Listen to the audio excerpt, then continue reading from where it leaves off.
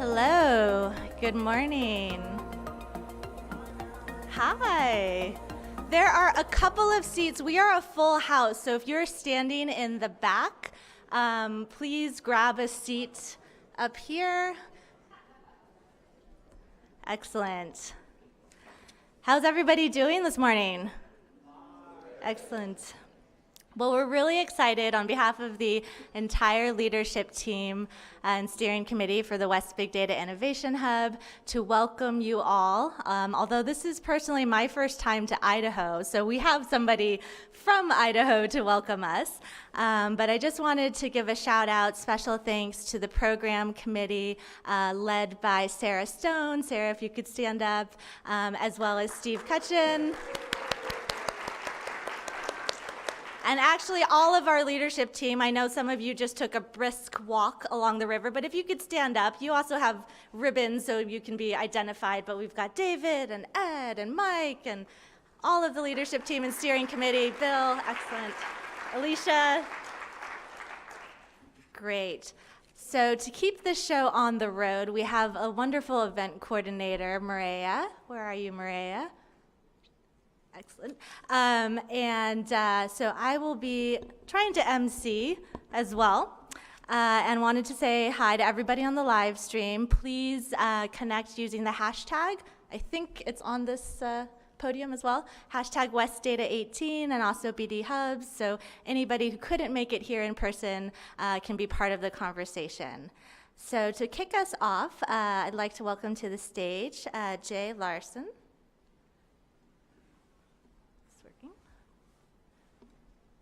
Jay is the CEO of the Idaho Technology Council and a longtime resident of Boise. He has taken his time out of his schedule. He's going to be on a plane shortly to come give us a brief welcome and tell us a little bit more about where we are. Jay. Thanks, Meredith. Yeah, I was telling Meredith I'm going to be heading back where she's from, down in the Bay Area here in a few hours. But thank you for letting me come speak to you. I'm going to grab a mic. So we are so honored. Steve, thanks for letting me come speak and to talk a little bit to you today. We're so honored to have you in Boise. So just as a quick deal, how many people are in Boise for the first time? Very nice. Very nice. What do you guys think? What do you think of Boise? Great. It's a neat place. And you know, there are a lot of wonderful places to live in the United States, and you probably represent a lot of those. But Boise is a special place. How many people are from the Western United States? Okay, good. So this is another one. How many people are from outside of the United States? I heard there was somebody from Prague, but I don't. Okay. And then, is this it right here, really? All right. Thank you very much. And then I heard aloha. Where's our Hawaii? Thank you, brother. I lived in Hawaii for a period. It's a beautiful place. Okay, so let's talk a little bit about what's going on. In order to get you guys all jazzed up, I need to sit there and let you know that humor in Idaho is alive and well. So just listen to these. All right. So recently I was reading a book about anti-gravity, and I just couldn't put it down. Thank you very much. Thank you. All right, I'm going to test you again. Okay, if you don't laugh on this, I'm going to call somebody up here to give me another joke. All right. I was also, we're really big into software. I'm going to tell you about something that happened in software at Boise State as we go along here, because big data is really critical. But I'm going to tell you, we have this individual who is a software developer who was really interested in software development. So he went to the local coffee shop here to get a little Java. I know. Thank you. That was so much of a humor laugh. I love it. All right. So we have an opportunity to go. There are amazing things that are taking place. Let me tell you a little bit about what's happening here. Steve knows all about this because he has it firsthand at Boise State. Boise State 5 years ago had approximately 9 faculty members, which they had for 11 years. We got the College of Engineering here at Boise State because Micron and HP said we need talent development that takes place within the engineering components here and is vital for our long-term success. Talent, as we all know, is the #1 driver that runs how companies and the ecosystem of an economy. So what happened is we sat there and we started talking about, okay, we only have 9. The industry advisory board was really a checkoff for, for as you go and look at accreditation purposes. So we said, what can we do to change this? So the first thing we do is we got a group of industry experts that came around and we made a really, really strong industry advisory board, probably the strongest in the state on any unit, on any campus. And at that point, we said, what can we do to change it? We need to scale the program. We need to make sure the quality of the program is always there, and we have to make sure that it meets the needs. And the biggest needs that we end up have is around the area of analytics, big data, and everything that you were talking about here at the Hub. And thank you, NSF, for the energy that you put into this program, because it's vital to the long-term success of all of our regions in the United States and for the United States. So what we ended up doing is we got millions of dollars ultimately over the last 6 years that came into the program. We put a program downtown, so it really connected closely to a lot of, probably within 6-block radius, there's probably about 40 really good companies that have started, several of which have garnered hundreds of millions of dollars of venture capital funds from some of the top venture capital funds on the planet. And we've had the ability to be able to look at about 27 faculty members now, growing from 9, sorry. And we also probably went from about 20 graduates to approximately 110, on its way to 200. And so it's really, that's a talent pipeline that we really needed to have in the area. And about 97% of those graduates stay and work for Idaho locally based companies because the demand is so strong in that area. Now, let me go, and I'm going to jump through a couple things. The tech scene is a very strong one, and part of the tech scene that's going to be taking place here has to be around software. You probably know this part already, but according to code.org, all of the new jobs that are being generated within the engineering space in the United States specifically, 70+% of them are coming in the software space. Because that's so strong, we have to make sure we look at the ways to get talent. So not only do we look at the way we're doing it here, but there's also a lot of programs that we're implementing, and Idaho is considered by code.org as one of the top states, along with Washington, Arkansas, as far as getting computer science in our K through 12 system. So whatever we're doing in any of our areas, our biggest objective that we have to have is to be able to change the way that it's worked in K through 12. Only about 10% of high schools, probably about 5 years ago, even offered computer science. It's up significantly now because there's a lot of work being done in this space. Let me, I better do this right because I know if I'm not pointing. I wanted to, sorry about this, you guys. I didn't mean to. This is the part that I want to make sure. The only thing, if you leave here today, if you leave Boise and you go back to your normal activities that you do, I want you to look and think about what you do and the difference that it makes in the things that you do. And this is a big quote that is, one of the biggest things you have is working hard for something we don't care about is called stress. But the thing that corrects is working hard for something we love is called passion. And my take on probably everybody that's in this room is that you're very passionate about what you do and how important this is, because everything that takes place in our, we were just talking about with Idaho National Laboratory, everything we do that takes place in any society we have. So let's all agree we've got a capitalist society. People need to make money to be able to do this. It helps take care of our tax system. It pays our ability to be able to do a lot of things with our universities. All these things are extremely important. But the biggest part that takes place is that the transformation that's taken place in our country and our world, our globe, is it's flat, and the ability to be able to use analytics and informatics, it's in everything. Whether I'm sitting there, I'm trying to figure out if I'm Facebook and I'm trying to find out what's the best, most effective way to be able to reach a marketplace, analytics is big in that. Everything you do, whether it's material science, it's monster in that space. Every platform, Idaho has monster platforms right now going, but it's really, because we're a small state, right? we don't really look at one area, but we have a big software platform that optimizes big data around areas on fintech, on Internet of Things. We've got some of the top companies that are rivaling any company that you can on some of the wireless areas that are located here. You've got some things on e-commerce, on healthcare.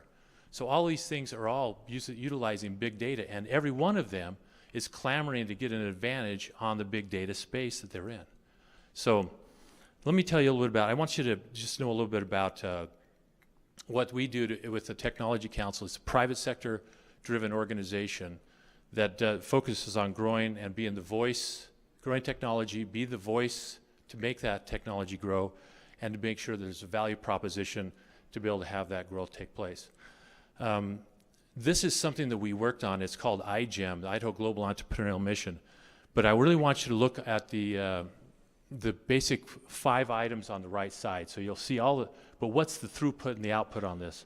The output is you get more research and specific disciplines for your area, that you're going to have more opportunity to have enhanced the competitiveness of your Idaho system, because you're generating the next generation of products and services, which all tie back to big data. And then the other part of this is that you create the next generation of global jobs, which is critical because you want your area to be able to play in that global market space for where jobs are created.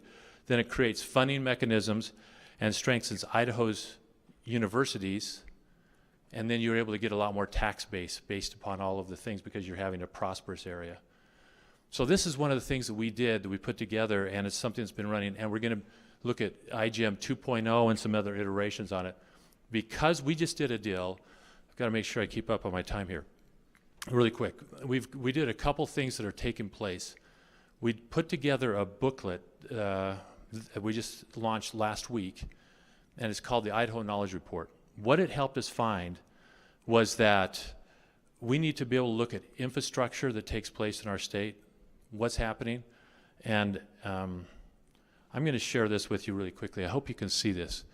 What this basically talks about is that back in the early 1920s, Idaho was really a natural-based, resource-based economy. And if you just take a look at that, we basically went and we grew, and these are what are called non-farm jobs. In Idaho, we basically went from, in 1997, we went from having about a $28 billion economy. Today, it's at about $72 billion. So there's been a lot of growth that's taken place recently. And let me tell you why this explosion takes place is because what you've done is you change things around a little bit. And it makes it so Boise got in 1970 2 divisions of HP, which was unusual. No place in the United States has ever had 2 divisions of HP located here. And then what happened is Micron started. It took 15 years for that to explode out and to be able to make good things happen. So if you take a look at this chart, after that's taken place, in 1992, there was a major recession that took place in the United States. Idaho powered through it. And during that time, the Milken Institute said that Idaho was a tech center. All right? Then what happened is we came into the 2000s and we kind of lost our way a little bit. And part of that had to do is because we didn't stay current on a lot of things that need to take place.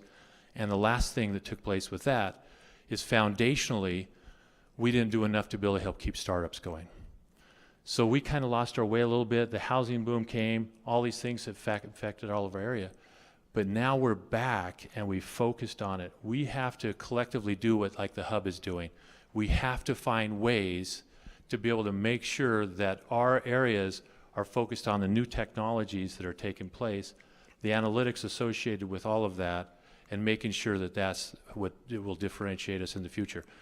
So here's the last message that I have for you.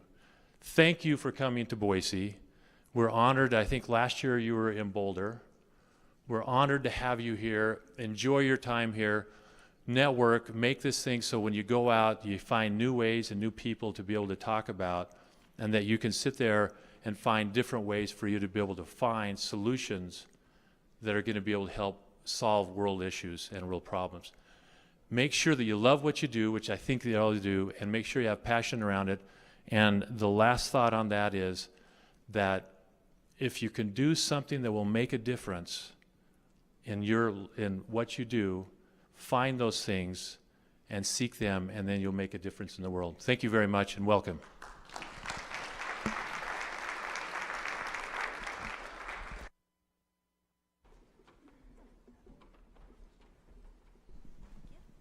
Don't walk away with the clicker, please. Thank you. That would have been trouble. We'll need that for the rest of the day. Thank you so much, Jay.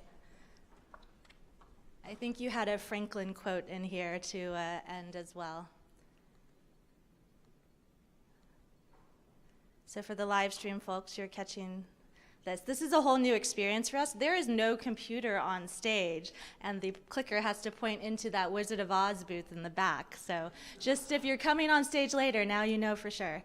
I'm excited to introduce our next panel moderator. We decided to kick off this all-hands meeting a little bit differently than ones in the past, and to draw some of the regional and global stories from the folks before you hear the State of the Hub address. So if we could come to the stage, we have Eric Lindquist from Boise State University, Debbie Franco here from the California Governor's Office of Planning and Research, Natalie Evans-Harris from BrightHive.io, David Culler from UC Berkeley Division of Data Sciences, as well as Sarah Stone, our Deputy Director based out of the University of Washington.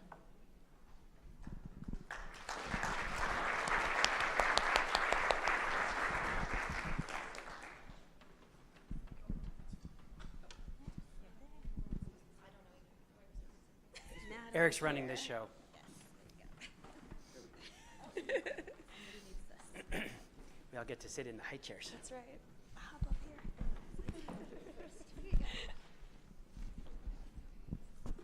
All right, good morning. Welcome to Boise State. How many people here work at Boise State? Okay, good. Who's teaching your classes? Okay. All right, like Meredith said, thank you, Meredith. My name's Eric Lindquist. I'm an associate professor in the School of Public Service, and I was tasked to moderate this panel because I actually have a planning grant through the NSF West Hub. We're finishing up our first year, and we have a supplemental funding to do some additional work. So I wanted just to talk for a second about that. That's not the important thing that I wanted to convey. You can see on the agenda what the title is, and but I wanted to tell you that what we're doing with the Hub is so much more than just one planning grant. What this experience has provided for me and graduate students and other folks at Boise State is an incredible amount of access and support from the West Hub and from NSF at large. And that's the main message I wanted to convey, particularly since the title for this panel is "This is Your Hub." The NSF West Hub is here to help, as they say, and I can't express enough appreciation for all the assistance and support that they've given us. In fact, I told people this is the least amount of money I've ever received from NSF, but it's the most and best productive project I've worked on. So the access and the benefit from this experience far outweighs the financial support, and I think that's a real positive. They're invested in us, and we're invested in them. So quickly, just a couple of highlights, and then I'm going to move along. I just wanted to share some of those benefits, so you get an idea of how this hub works. First of all, it helped pay for a graduate student that actually she did most of the writing for our proposal. Kimberly Gardner, she's sitting back there. Wave your hand higher. Hi, there you go. So if you have specific questions about our big data and criminal justice project, Kimberly's the one to talk to. I don't want to spend time on the nuts and bolts of that project. So we had graduate support. The West Hub actually paid for Kimberly to attend FATML last year, which is above and beyond the resources that I had. we've been given access to the minds and ideas within the West Hub and the broader NSF with regard to big data. They graciously sent me to Versailles last fall to engage with the joint NSF European Union, 2 workshops that they were holding back in November, above and beyond what I expected. They've been supportive of other proposals that we've developed in writing letters and providing contacts. And they've also encouraged us to grow our ideas. What started as a small, focused project on the use of big data in criminal justice decision making, we've ramped that up to look at the same concepts with regard to public safety, broadly speaking. We've expanded to look at, then this is an area that I'm really focused on right now, big data, cities, and climate change. The Intergovernmental Panel on Climate Change recently discovered that cities are important, and they held their first cities and climate change meeting earlier this year in Edmonton. Very interested in big data and what cities can use big data for with regard to resiliency, et cetera. And we're also, what I'm most excited about, the supplemental award is allowing us to work with the city of Boise and their IT people as they explore and try to address challenges of data governance and data sharing. I've got a small class of undergraduates and 1 graduate student that's helping me with that. And we're just starting on that project and very excited about those opportunities. So the NSF meets Boise. It's been an incredible opportunity and experience. I know Meredith and Beth are going to talk in a little bit about the state of the hub and what's coming up, and I really encourage you to engage with these folks. It's been an amazing experience. So now I'm going to stop talking, and I'm going to pass it down to David, and their bios or their titles are in here. I'm not going to go through those, but if you want to spend a second introducing yourself before your slide. And then once they've gone through their slides, I've got a short list of questions to encourage some conversation, and then if we have time, we'll take some questions. But everybody talk to everybody. This is a small crowd. We should have ample opportunity to engage. So thank you very much, and welcome to Boise again. Okay, thank you, Eric. And we'll test whether it does work. Great. Well, I guess by way of introduction, I'm David Culler. Thinking in the opening, when you first came to Boise, I guess that was hitchhiking through as a teenager on the way to Minneapolis. I kind of similarly stepped into the co-PI role in the hub partway through when Mike Franklin went to Chicago, so there's a Midwest connection here. So I'm currently interim dean for data sciences at Berkeley, and I wanted to just do 2 thoughts so we can really have some discussion. And this is hub as an amplifier, hub as a magnet or magnifier. So let me give you a picture of the freshman foundations of data science first day of class a couple of weeks ago. 3.5 years ago, this was 94 students. There's 1,600 people in the Performing Arts Center because there is no lecture hall big enough for them. So we've been building out this education program at Berkeley, and incidentally, and that's really starting with no assumptions about K-12, in that no prior programming, no calculus, really thinking about how do you really diversify the participation to it's part of what it means to have a college education. We've been building that out, and this is a plug for a session coming up with Anthony Swen and Chris Holgraf, looking at parts of the education program in those 3 years. The major is approved. 750 students will declare next week. 30 new courses, modules in 50 other courses. We're touching 8,000 students out of in a given semester. So we're very proud of what we've accomplished, but it's one thing to do that at Berkeley. The real value is what it brings to the broader world. And in many ways, I think the word I heard about the hub stepping in was, it's a kind of national service, and it's really important in how it engages with communities. So just purely from a self-centered point of view, I wanted to speak to the value to the institution in being engaged in that. So we did decide to pull together a workshop over the summer, and NSF supported that to begin to disseminate and really discuss. And the key to doing that was the community that the hub, or rather the hubs, really the national network of hubs had built. We brought faculty in from 45 universities throughout the country. You can kind of get a sense of that distribution.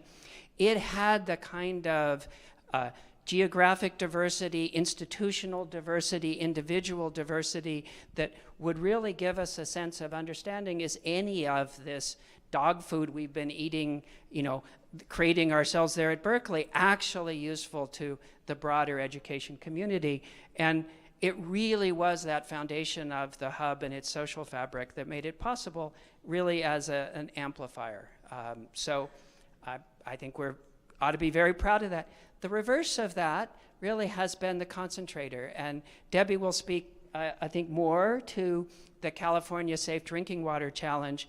But this involvement out there in communities, in the world, with government organizations and others, in this case, the classic one, and steal a word of thunder, I was so struck at the kickoff where we talk about the unicorns, but all of the stakeholders were there.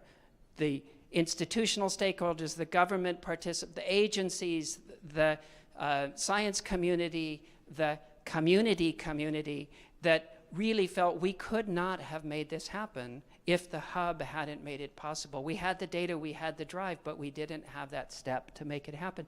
Well, in bringing that into campus, it really has concentrated the research and the student enthusiasm around that problem. Picture here in the hackathon at the Berkeley Institute for Data Science, but also the Water Center and many other parts. So this is a case where the research that's happening within the university, I don't believe would have happened. We wouldn't have Alicia there coming and spending time getting us focused on these issues in disaster recovery if it wasn't the hub kind of concentrating those questions. So we appreciate you. Thanks. I have the mic. Oh, you do? You need that one. I need the clicker. Is this on? It Hi. My name is Natalie Evans Harris, and I am co-founder and COO of a startup called Bright Hive. I also used to work at the White House, and I don't know, I've done a ton of things, all related around how do you maximize the value of data, and how do you build up the capacity of the various sectors in its use of data. So the premise is that data is no longer just for data scientists. Data is something that everybody is involved with, and we've gotten to this point in society where the use of data and the increased use of data has brought up these challenges around how do we do this responsibly? How do we do this ethically? How do we make sure that as we collect data and as we apply data and analysis and as we disseminate data, we're being thoughtful about the unintended consequences and thoughtful about how it's used and how the message is being delivered. So towards the end of the administration, I had a bunch of conversations with a bunch of different people, and I said, you know what? There's a ton of oaths out there. There's a ton of research that's been done. There's a ton of literature that's out there about it.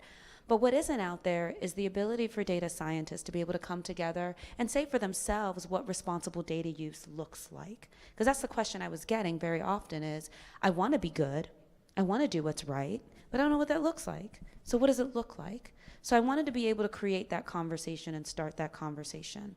So we started something called CPEDS, the Community-Driven Principles for Ethical Data Sharing. And by we, I mean myself, Gideon Mann from Bloomberg, and Jonathan Morgan from Data for Democracy. And we wanted it to be as broad as possible. We wanted anybody who felt they had some use of data to be able to come together and be able to say, these are my greatest challenges when it comes to using data. This is what I'm most concerned about. And then do the literature reviews, have the conversations, and then come up with a set of guiding principles. But more important than the guiding principles that you see up here is the community that was formed because of this. This is now about 800 strong of individuals across a variety of sectors. It sits in Data for Democracy, and they talk all the time. I've had to put my Slack on mute a couple times. They talk all the time about these challenges and ways to solve them. Mo Johnson back there is now the head of this effort, and it's now called the Global Data Ethics Principles. Yes, the Global Data Ethics Principles. And it's a program now.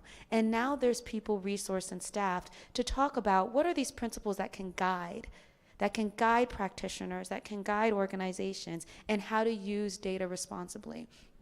And as a result of this effort, what we're seeing universities begin to think about what is the curriculum that needs to be put in place? What do we need to start thinking about to make sure that we're growing and developing ethical data scientists?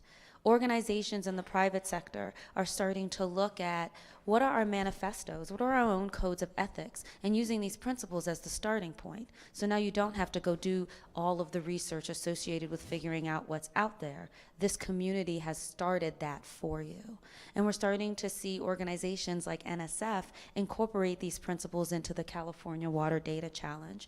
We're starting to see the Code for America, the Code Brigades, and all of these other groups that are doing these hackathons and really coming together and bringing people together to be able to use data to advance social initiatives, use these principles as a starting point.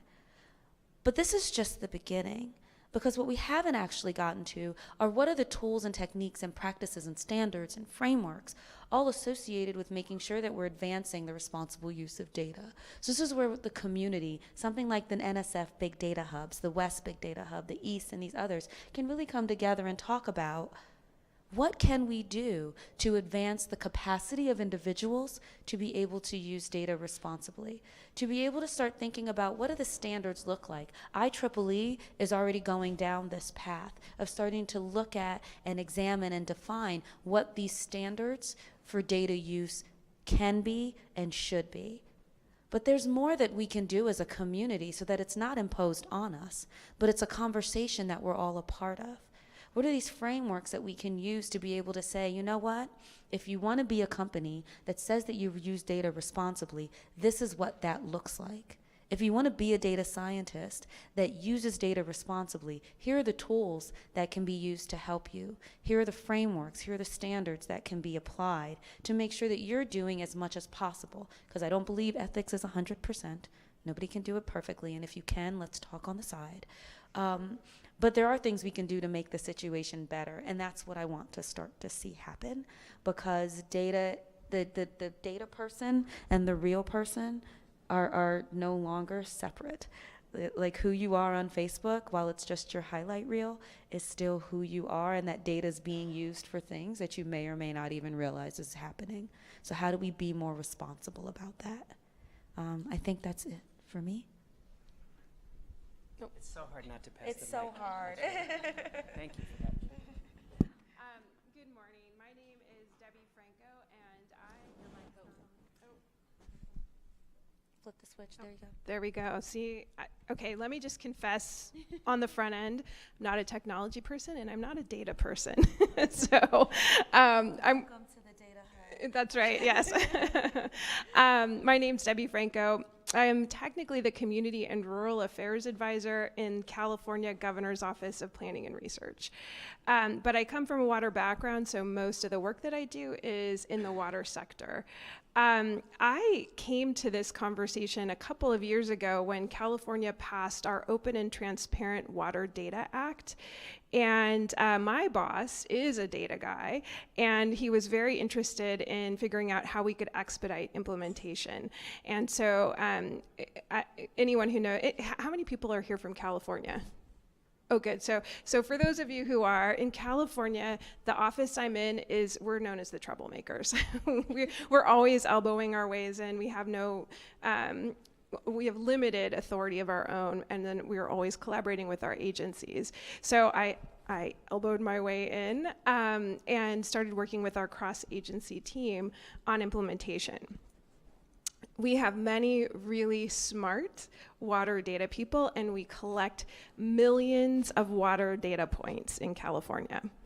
And I think everyone agrees that we do a limited job of applying those data points in a meaningful way. We have way more potential than we actually make use of.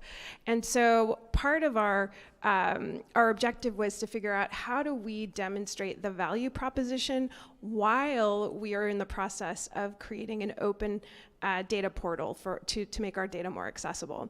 And so arrived this brilliant idea to do the Safe Drinking Water Data Challenge. We have a great cross-agency team, a great team of philanthropists who wanted to fund it, and we had absolutely no idea how to actually do it. So magically and mysteriously in comes the Data Hub. And I just have to give a special shout out to Meredith Lee, who, yes, she deserves applause. Meredith, she was the magic sauce that she joined our team and really directed us. It helped us to understand what it was we were trying to accomplish.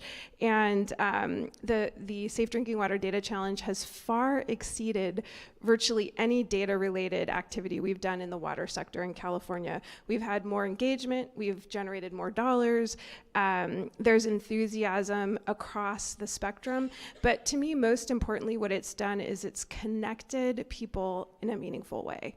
So where you would otherwise have your data scientists in their, I don't know, where do you hang out? In your computer labs, in your online, tip-tapping away, and you'd have the community folks on the ground struggling, and you'd have the policy folks sitting at our desks, also behind our computers. We had everyone in the same room, and that really does change the conversation. There have been, I don't have time to go through all of the amazing activities that the Safe Drinking Water Challenge has launched, but there's just been a buzz of activity around safe drinking water and data in California, and an interest in continuing the community beyond the scope of this challenge. So just amazing things happening. And the other piece I just want to point out is the graphic facilitation that Steph does from 10X. Also a discussion changer. So it's not just the data points, it's also the means of communicating the information that's been so important.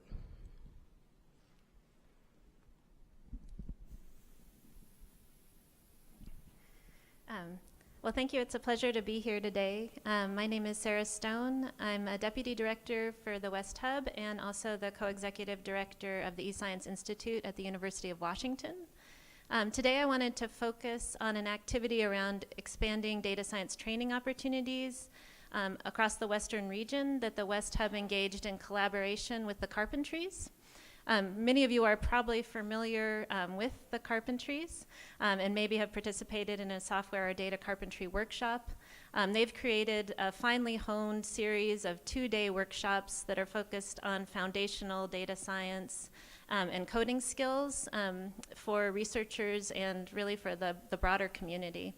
You'll have an opportunity to hear from Carrie Jordan later today, who's the Director of Assessment and Community Equity with the Carpentries. I wanted to focus on 2 events that we sponsored with the West Hub. The first of which was a data carpentry instructor training session that was held in Seattle, and we were able to fund participants from 7 states, teams of 3 to 4 people representing folks from academia, government, and community organizations to become data carpentry instructors. So all the participants left this workshop able to equipped and to run their own workshops for their regional community. And not just a single individual, but a team of folks, so that they could really create a community around continued offerings of data carpentry. Data carpentry is structured around volunteer instructors, and these sorts of trainings expand that community of instructors, and we hope have a multiplicative kind of effect across the region in creating data science training opportunities. And I should note, we often think of, David talked about kind of formal curriculum that's developing in data science, and we see that, of course, across the country at various different levels. But I think one of the interesting gaps that's filled by organizations or programs like Data Carpentry is to educate both like the current researchers, some of the folks who may are senior faculty who would like to come in and get this training, as well as current workforce. And so this is an exciting opportunity and kind of a novel way to get education in more of an informal setting. The second event I wanted to mention was held on the Pala Reservation in collaboration with the Southern California Tribal Digital Village.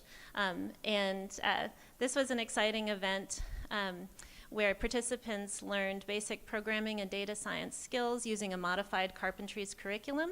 And actually we have one of the participants, actually participants of both the workshops here today in the audience, so you can probably get a chance to talk to them about what the participation was like in these workshops. This was the first Carpentries style engagement with the tribal community and was a really exciting event. And you can find out more about it. There's a link there to a spotlight from one of the participants.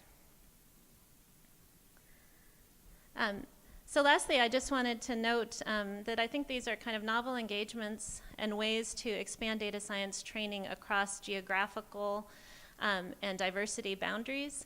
I also wanted to note here that since he wasn't able to be here today, Ariel Rokem, who's shown in that upper right photo, was the instructor for both of these training programs. He's a co-PI on the West Hub and a data scientist at the eScience Institute.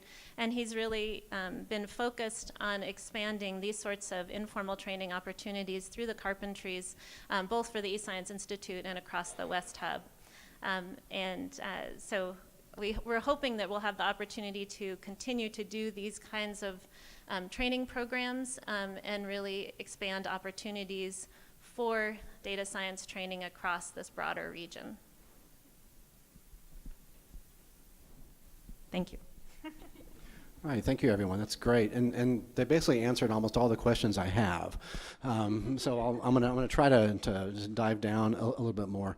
I do want to ask Meredith, how are you going to keep us to 10 o'clock? Are we going to be able to go a little bit over? Okay, good. Time management Depends skills. how lively it is. Pardon? Depends how lively it is. Yeah. All right, great. If you fall asleep, we will leave. Yeah. Well, tell you what. Let me just ask one question and kind of follow up on some of the points, and then why don't we open it up for the audience? That might be the best use of time. One thing I wanted to focus on, and I have a question about how our experiences with the hub have helped us catalyze, the regional, national, and international engagements. And I wanted to point out that the West Hub is one of 4 hubs, and you're going to get a broader picture here in a few minutes. But there's no border wall between us and the Midwest or us and the South. Every hub is doing similar things, but they're also doing a lot of different things, and we're encouraged to cross hubs and engage and collaborate and partner. So it's not just the West Hub that's helping us. We have an entire national system, and so I wanted to ask experiences of engaging within the West Hub, maybe some public-private relationships, interdisciplinary academic type relationships, and then what have you done more broadly with the hub system? Oh, yeah.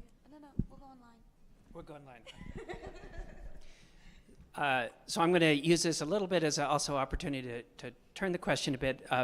So we're finding, for example, the hub is a vehicle, but in many ways it's really the topic, the mission, that's driving those collaborations and partnerships. So I think the picture around the Safe Drinking Water Challenge was a nice example of that, in that it would not have happened without the hub, and at the same time the hub in some sense is the context, it's the background, it's the vehicle where those but I want to riff off that a little bit, because there was also a theme of, I think, what's kind of unique about what the hub brings in this space of, and let me generalize ethics to human context and ethics, kind of the setting around it. And Because part of what it does is it also causes us to think about these questions. It's not just, am I as an individual behaving ethically, doing the best I can and really thinking through, but also the implications of that, are they in the public interest? And so really a sense of critical thinking through data. And a beautiful example coming out of the Water Act, the legal regime, as I understand it from the meeting, it's not like the usual IEEE standard of so many parts per million of this toxin.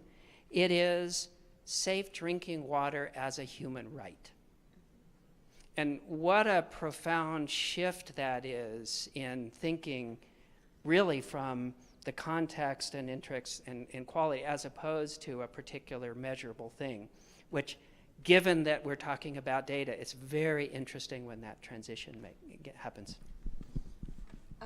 I would agree. I think the biggest positive, impactful energy that comes from working with the hubs is that we can take a concept like data ethics or a concept like water data, which I had not realized was such a huge challenge until Meredith said, you need to start learning about and doing something with the California water. So it's just one of those things where with the hub, they can take an idea and talk about how to apply it. That's been, like, there were members of the hub that participated in the CPED's work. But when Meredith and I would riff on, well, what can we do with this? That's when we started talking about there's legal challenges to doing this. And so we need to bring in these people. And there's these human side of it. So we would write on how do we have these conversations at the dinner table.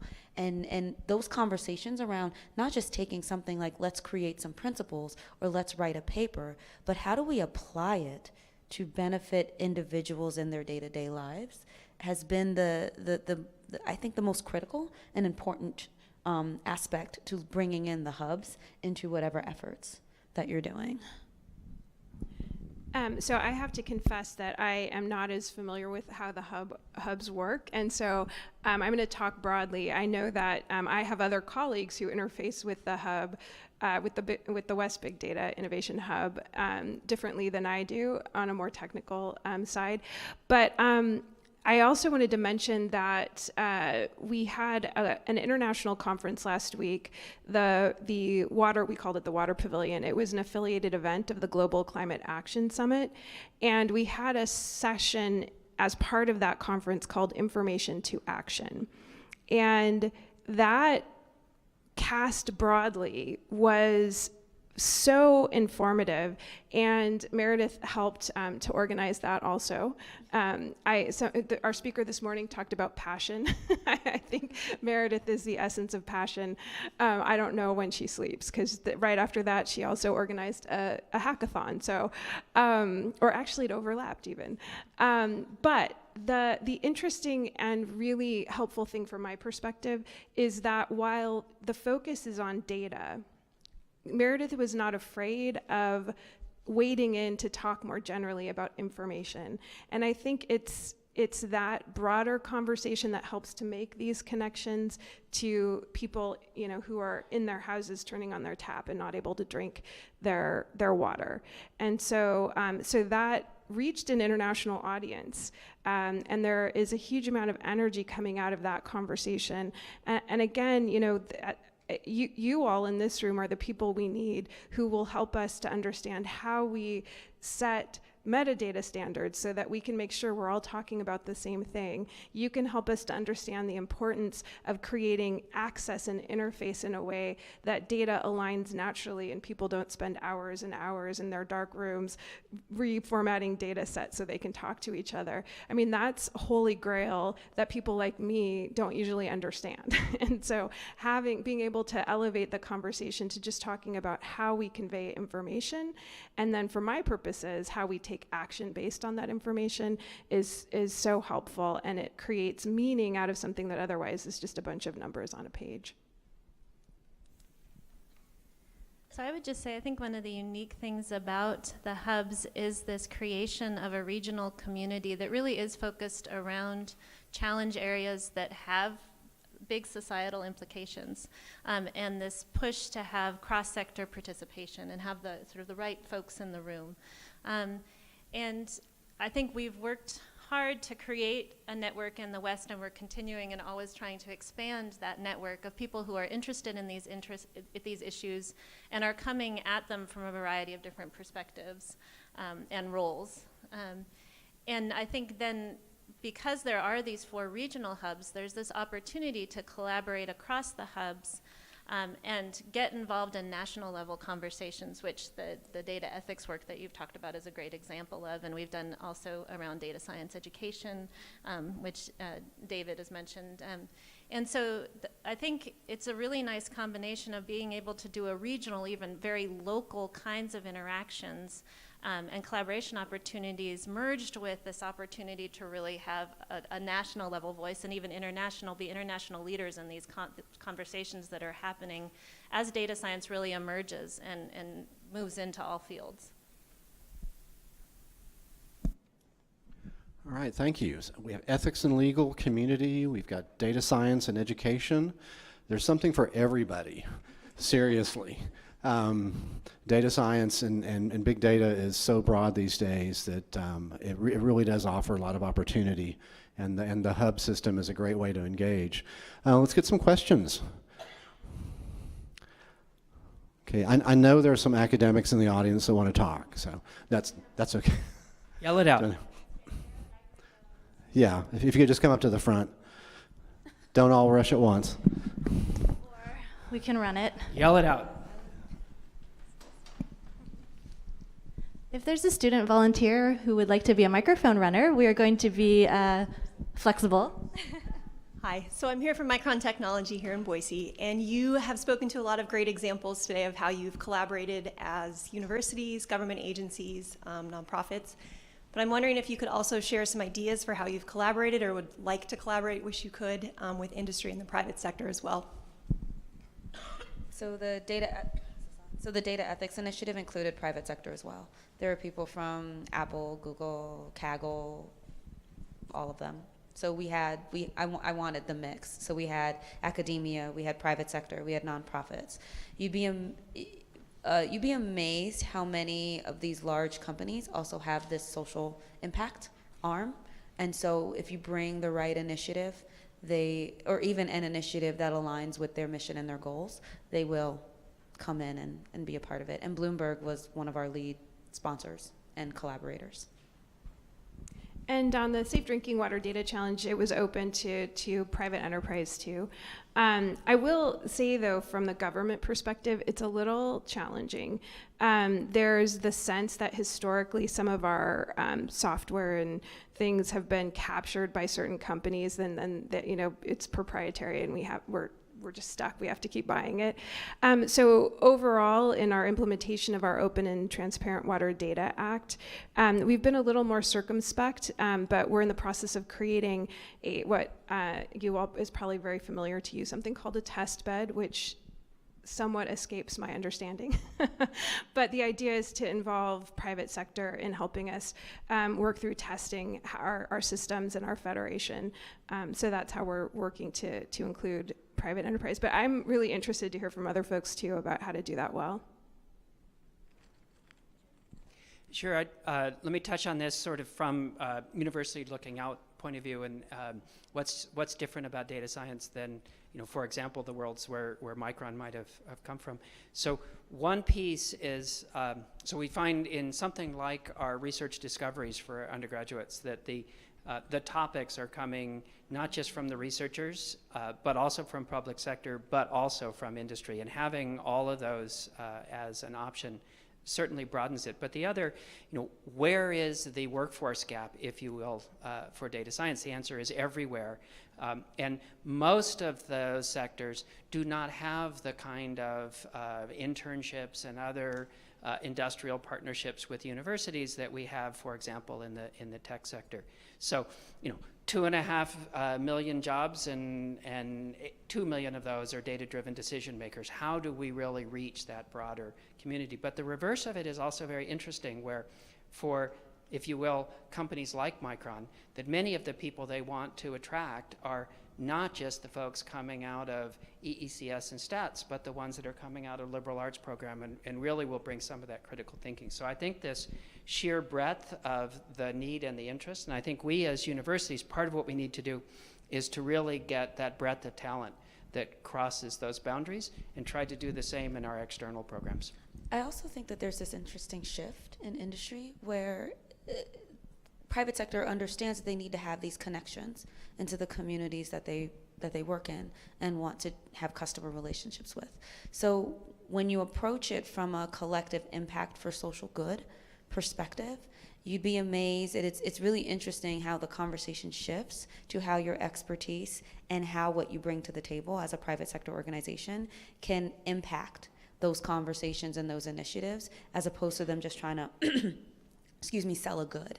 So I think it's really about what the mission is and what role those companies can play. But I think there's this shift that's happened where there's a respect and understanding that you can't just be an entity that's sitting over here and not have connections and ties into social good initiatives. Actually, just one more piece on there oh, you can, please. If you look at some of the activities like some of the student-driven efforts around social good, those are, we know it's always about teamsmanship and whatnot. Part of what we're hearing from the students is that they wish their industrial partners actually would let them come in as a team, even over the summer. So I think a lot of this community building that's more typical in the public sector is something that we can benefit on the private side too.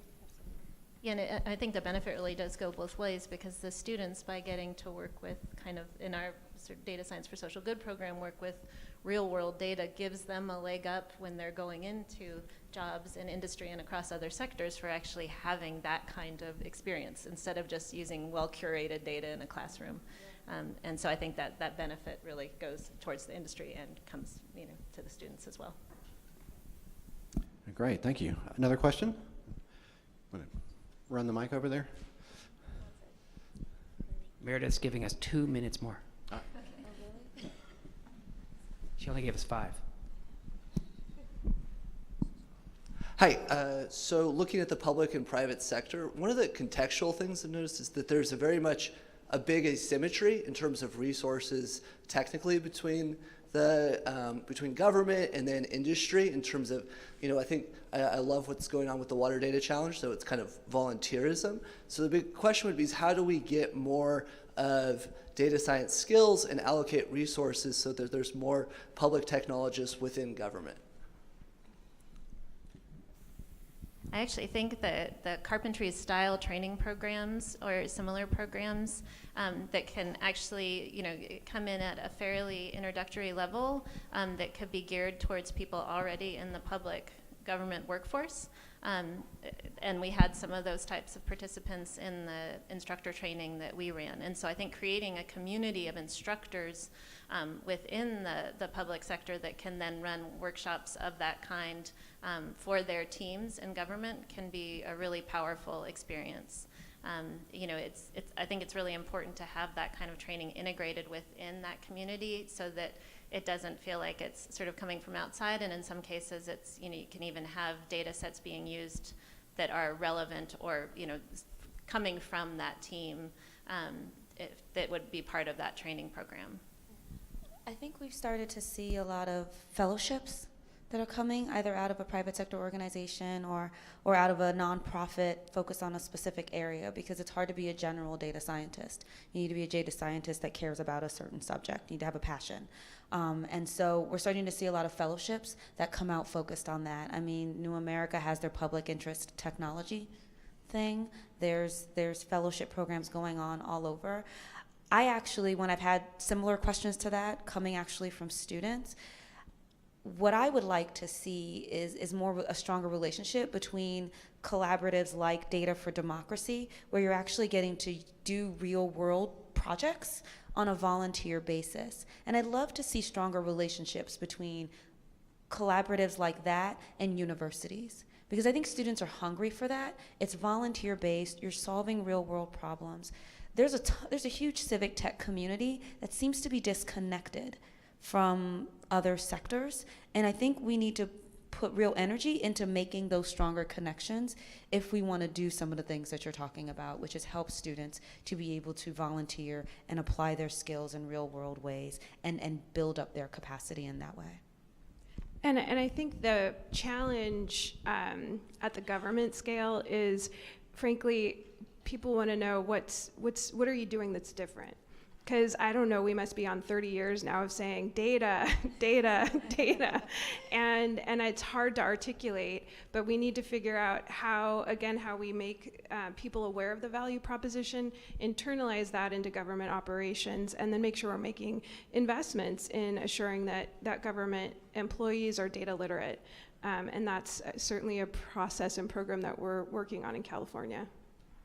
So there is also a movement in specifically this notion of public interest technology, which data science is one slice of that, but as we think of genomics and others, much of our institutional structure really is built up around the needs, of the industrial advance and the post-World War II. So we've only barely begun to scratch the surface. We have public policy schools. We don't have public interest technologist schools and so forth. Those institutional structures need to get built.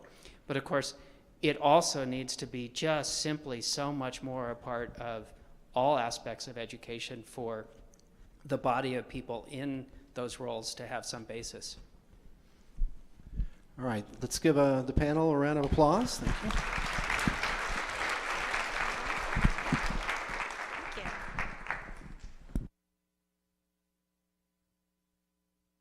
Hello. Okay, great. Thanks so much. So we're hearing all of these themes come about. I'm hearing that the strength is in our diversity. I 100% agree. There's something for everyone. Okay, that wasn't a chair falling off the stage. That's good. It's just a microphone. No worries. Somebody really wanted to have the mic drop after that panel. I heard also that the strength is how we work together creatively across sectors, across geographic boundaries. Really, I've seen over the last 2.5 years at the Hub that we're getting to be more fluent with working together both formally in funded projects and informally in these coalitions of the willing. So that's been really rewarding to see. I was actually reflecting on our first ever all-hands meeting in Berkeley about 2 years ago. And I watched myself on videotape, which is always, a fun thing to do. And I was pleasantly surprised that what we said there on what we wanted to accomplish, looking at, what's one measure of success of our first ever all-hands meeting. How many of you were at the first all-hands meeting in Berkeley? Good, good. How many of you were at the second all-hands meeting? And I know Maria has put together a bingo card, so now you found people to sign for those blocks. Well, in the first all-hands meeting, we talked about meeting 5 people who you had never met before. And maybe a test of the Hub is if you've had a meaningful connection and those 5 people, or some fraction thereof, become compelling collaborators when you fast forward a couple of years. I've seen that happen, and it's one of those things that is difficult to capture. I remember having a conversation with Chris Munsell from the Moore and Sloan Data Science Environments, and he said, infrastructure, when it's really good, tends to be seamless or invisible. And I'm asking your help, and Steph is here as well, to try to think about how the Hub has helped you or how you have helped the Hub. And we'd love to capture some of those stories throughout the day by video or with Post-its. I know for the folks, Debbie mentioned being used to just looking at a screen and tapping away. I know for some folks, this type of design thinking, how might we exercise, is pushing the boundary a little bit, but we're here to help. And hopefully it will be a great way to start conversation. Everybody has a name tag that says, let's chat about, and 3 things. So lots of little design elements. So the spirit of collaboration that we heard in this panel continues to drive very meaningful conversations and projects and different initiatives. We don't have time to go through all of them today, but hopefully through the networking break, she'll get a sense. In reflecting on the progress since the first all-hands meeting. Back then, we were talking about wanting to elect a steering committee, figuring out how to recruit for that. I'm happy to say we had our public online voting elections that went fine. No voting issues, no hacking going on. And many of our steering committee members are here today. We also have our first ever West Hub Senior Fellow, Alicia Johnson, who is here. She still works for the city of San Francisco, but taking a passion project with the West Hub and really helping scope out teams of many of those undergrad students that David mentioned at Berkeley campus. We hope that this is something that can scale up after this first pilot to other universities, bringing in industry, bringing in nonprofits, and government. So I know that some folks are eager, if you've heard, that there is an announcement coming up. So I'm going to be quick through these slides. But just to give you a little bit of a flavor, I guess I'm introducing myself. There we go. So you're here at the West Hub, but it is part of a national network, and we very much are united 4 hubs and 1 mission. That mission is to build and strengthen the types of partnerships that you heard in these vignettes across industry, academia, nonprofits, and government. And we're banding together to address societal and scientific challenges. You heard about water, you heard about transportation a little bit. We have deep dives throughout lunch to hear about some other aspects. We're working to help spur economic development and really to foster a stronger big data ecosystem. We do this in these areas since I know there's some people who are new to the hub. We have a handy postcard that also captures some of this. And we've found that in the process of working through both formal and informal ways to collaborate, it's been really effective to leverage this network. I think somebody had a shout out to the South Hub that we've partnered with for data science storytelling, as well as No Boundaries Between the Midwest. Well, the Northeast Hub is actually in the house. Renee is here. So that completes the set of 4. This was one of the first projects that we worked on together across hubs formally, the National Transportation Data Challenge. And some folks from DOT will be joining in a bit. For this challenge, we started out thinking that we would have a launch in Seattle, bring the community together around the topic of transportation safety. We would divide and conquer and have some teams working on bike and pedestrian safety. We'd have some teams working on building a ready-to-go curriculum for high school students around transportation data. Or maybe we'd have some folks looking at autonomous vehicles and both the tech and the policy side. What we thought would be just a 3-month sort of hackathon set actually ended up stretching. Nobody wanted the end of the road. Pun intended, I'll take a note from Jay. And so this essentially went for 6 months. We covered 10 different cities, a number of different in-person and online community engagement opportunities. And I'm starting to see a pattern now that I've been in this gig for 2.5 years, that we start something and we have a group of logos. And then by the time we're done, we're adding more and more and more logos and more meaningful partnerships and data sets being opened and teams getting excited. And so one of the really compelling outputs of this challenge was really the grassroots governance that got stood up. We had people who were from the Nevada Governor's Office. I know Rose is here representing Nevada. We had one of your colleagues from Nevada leading a team. We had somebody who was doing this from, their sort of nights and weekends, and to the extent that they could integrate it into their 9-to-5 at Google. We had folks at startups where we started working with one team member, and then they left the startup, and then we partnered with the director of engineering, and they left. And by the time we had the end of the Transportation Challenge Summit, we had the CTO representing that partnership. And so that flexibility of bringing in more folks to the table has been one of our strengths. in the hub that has been particularly rewarding.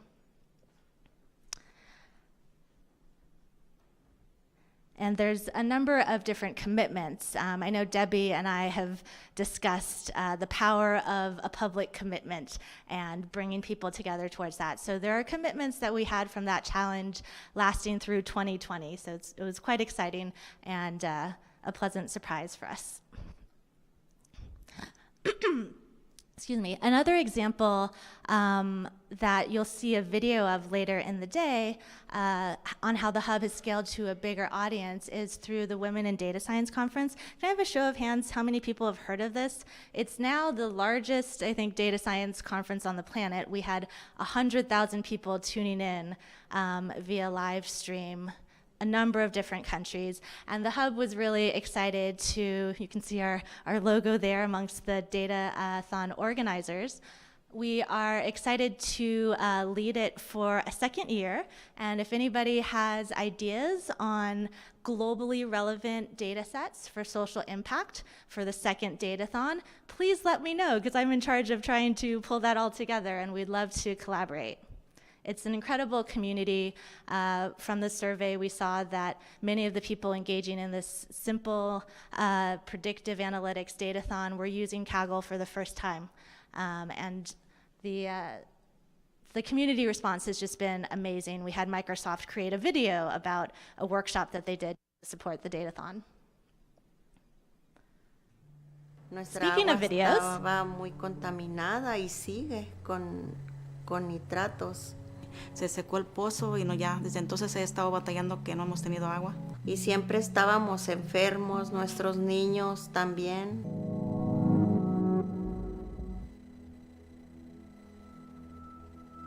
Every day, many Californians face an unacceptable reality. The water that comes out of their taps is unsafe to drink and may be unsafe for basic needs like bathing and washing dishes. The state estimates that around 200,000 people are exposed to unsafe tap water on any given day. Up to 1 million Californians are exposed to unsafe tap water at some point during the year. Some communities have been exposed to unsafe water for more than a decade.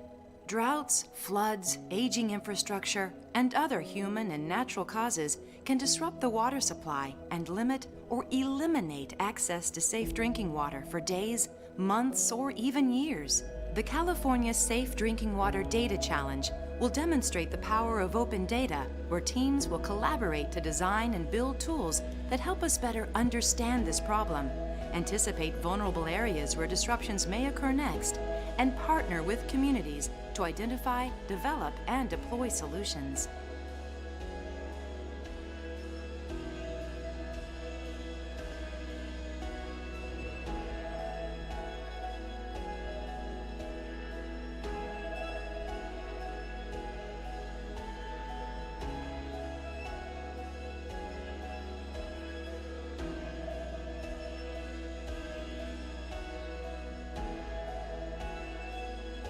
So I remember showing David Culler this video in the airport flying back from the PI meeting that we had at NSF in DC, and he was commenting that, wow, you know, I read the script for this, I read the one-pager that you put together, but when you actually see some of these images and you hear from the community stakeholders, the community, as someone said, it really becomes so compelling and powerful.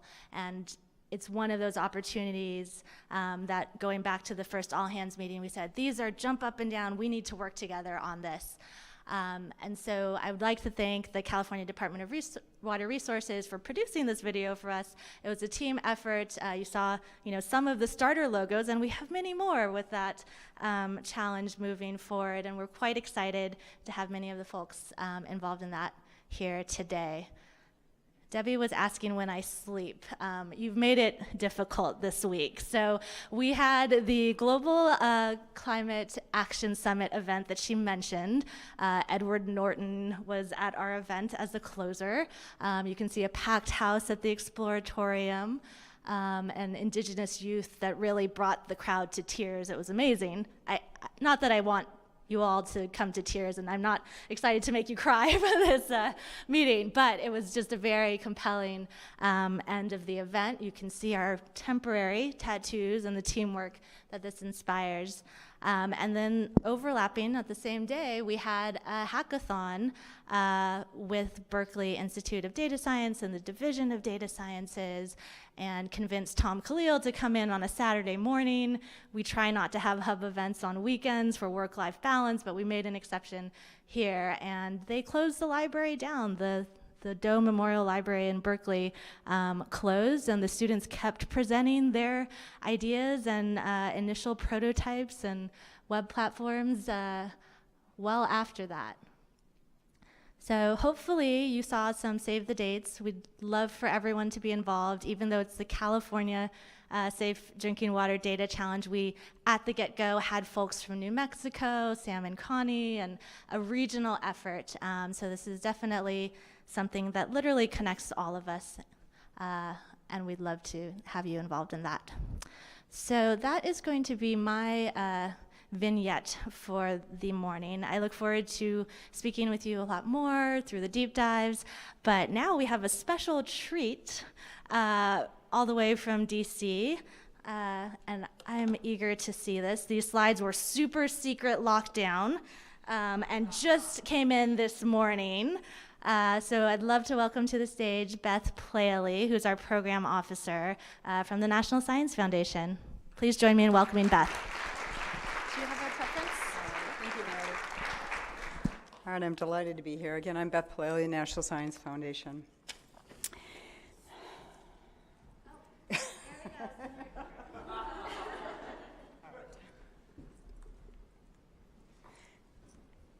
All right, I think we've heard enough of the hubs and spokes organization into basically divided by census regions. So, we're in the West region right now, geographically probably the largest region, complemented by the Midwest, the Northeast, and the South, led by top data scientists in the country. Columbia's in the Northeast.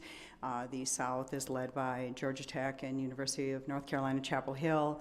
Midwest by University of Illinois, Urbana-Champaign. And then, as we know here, led by University of California, San Diego, UC Berkeley, and University of Washington. In fiscal year 2018, which is the fiscal year that just ended, we had about $12 million in awards go out.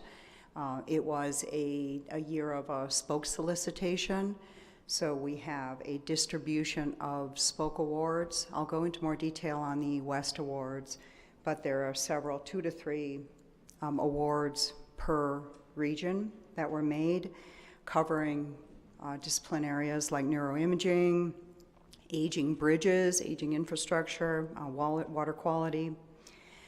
We also periodically fund smaller early exploratory activity. So you'll see across the bottom there are several EGRA grants, where EGRA is these early exploratory activities in smart community, big data, privacy preserving data, and then the Open Software Network, which I think some of you are familiar with. So the OSN network, as you see on the lower left-hand corner, is an award that was funded through Johns Hopkins that has representation from each of the hubs that is laying a foundation of infrastructure for data sharing. So if we look at the kind of the West-oriented, recently funded activity, one of them is in partnership in Los Angeles to bring the public to California, LA-based public data, government data, doing this through organization and through training. And the idea is, with citizen involvement, these open data portals, which are available, open and available, can become sustainable and independent, of changes, and thus based on the fact that that this data is an asset, and it's an asset upon which decisions can be made. Therefore, open as a value to citizens. The second Spoke Award is to Russell Poldrak, and it's on neuroimaging data analysis, gathering neuroimaging data, and putting tools and infrastructure in place to make that reproducible. We're seeing quite a bit of activity. I think part of the responsible data use that we heard in the panel, reproducibility is an important piece of that. And then finally, the Open Storage Network, again, which I was delighted to see has representation from the hubs, and I believe there's a working group that Christine Kirkpatrick is running that is pushing that activity along. I see this as really strong synergies with the hub and something that can be built on. So for people who have looked at the hubs and spokes activity from the beginning, it started in 2015, and the hubs were established as regional resources for facilitating activity. Again, we've heard quite a bit about this. I think I won't go into some of the things that they were targeting. I think you heard in the panel and Meredith's remarks that the nature of the activity that's going on, which I think is important.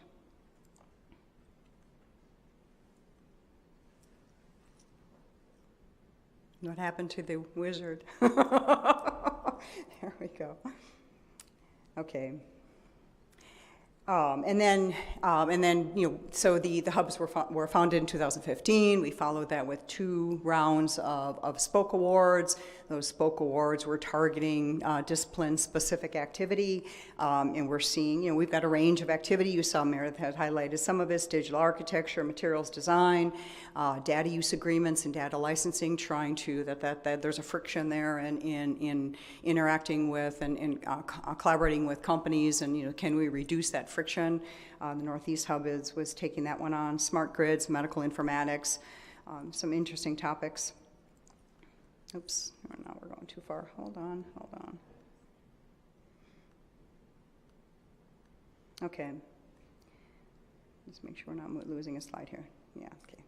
All right, so where are we now?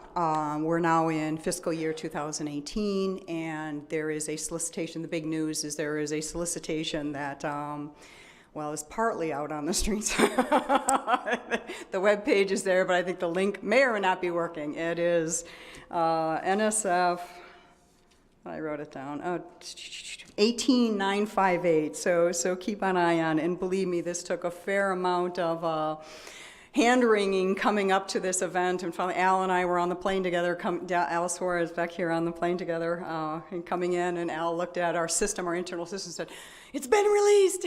Anyway, they did it for us. So anyway, do look for it. But this is where we're at right now, is that we've got an opportunity to look at the hubs in there, as we move forward, and it's something I'm extremely excited about. There's been, as people know, the solicitation has been delayed, and there is a lot of internal conversation that as you look, I'll give an overview, but as you look at that, I think you'll see some of the substantive changes that have gone into the solicitation that I think will make it stronger.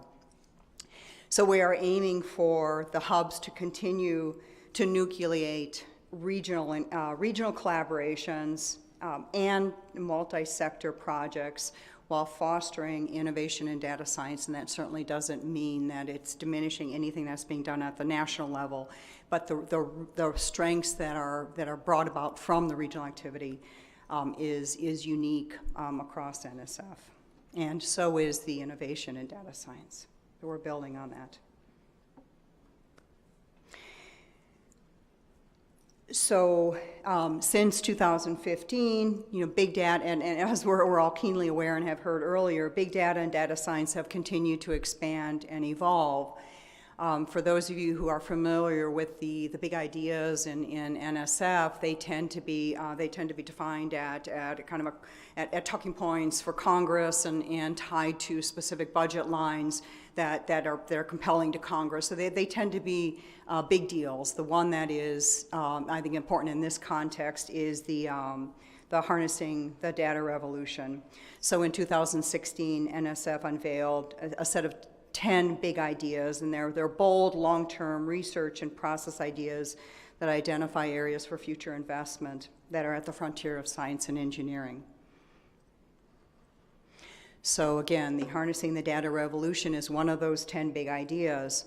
So its aims, I'm peering over the, when you're a person at NSF, I've been at NSF for a year now, you're very careful in what you say, so I have to be. And I'm a faculty member, and we tend to just sort of wander in different areas, so I'm gonna do that. Okay, what's that? Yeah.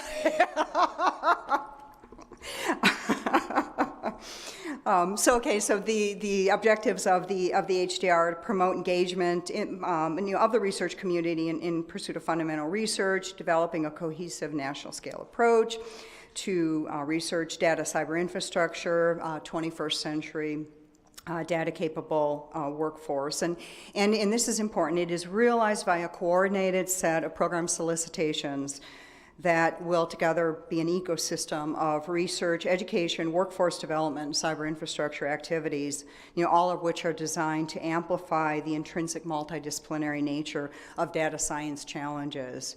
So, and here's a key statement right at the bottom, the NSF BD Hubs is aligned with this big idea. So, now I think what that suggests is the kinds of organizational activities and collaborations that are taking place in the hubs are, I think, position the hubs to be responsive in this space, and that is recognized.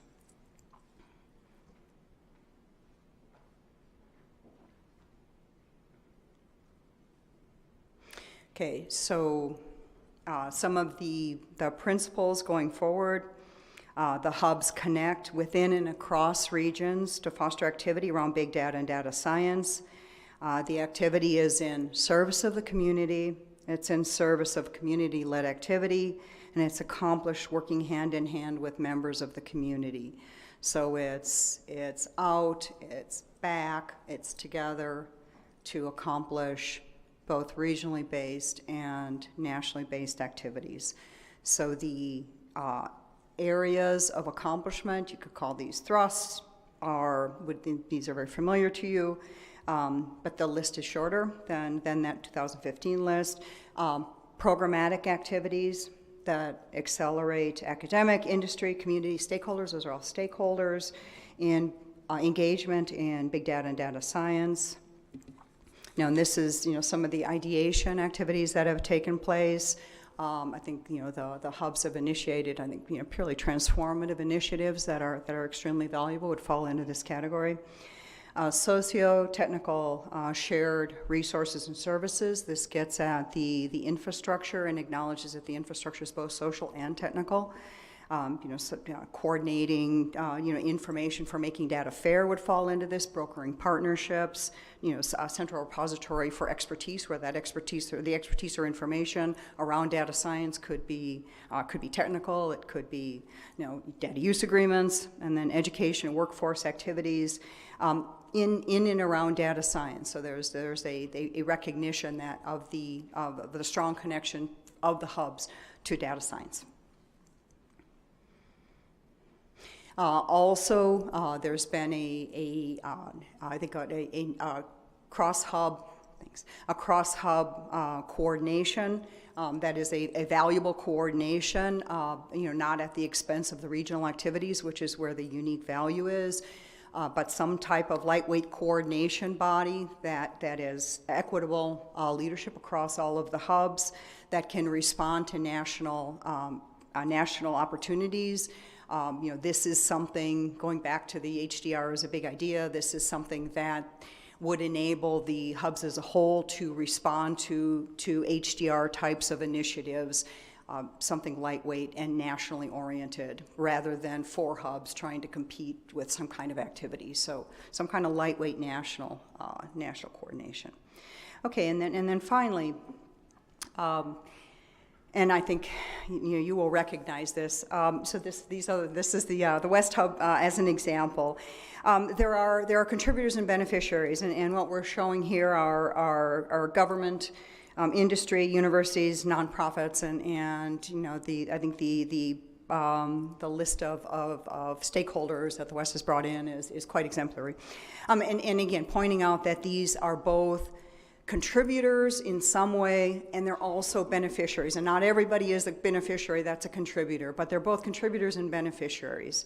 And then the West Hub is in a sense kind of serving them with activities.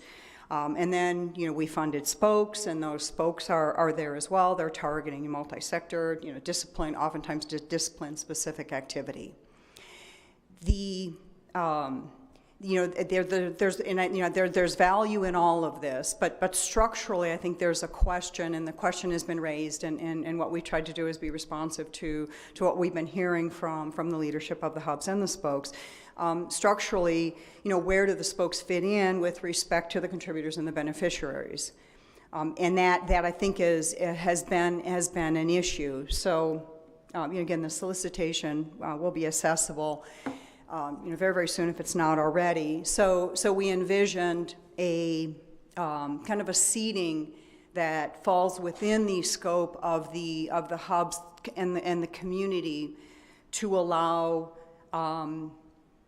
okay, so how do we say this? To basically foster activities, to give the community within a hub the ability to foster activities that are not through the spoke mechanism, because the spoke mechanism has yielded good research and good work, but the hubs themselves have been fairly starved, if I can, and that's a word I've heard over and over and over again. So this is trying to address that, this trying to give the hubs more capability, basically, and the community more of a voice to foster and facilitate more of the very positive kinds of things that the hubs have already been doing.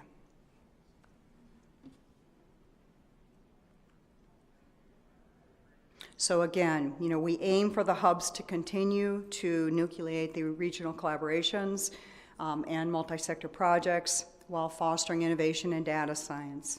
So regional collaborations, multi-sector, data science, keywords, and then we see the hubs as being aligned with the harnessing the data revolution, which I think which opens opportunities. So the points of contact are myself. I'm here. Al Suarez. Al, do you want to raise your hand here? Who some of you know from the PI meeting. We are absolutely behind this and absolutely behind the successes, and I'm delighted to be here and listen throughout the day and available for questions.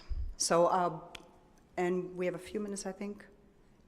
Meredith, we have a few minutes for questions? Okay, so we can take some questions.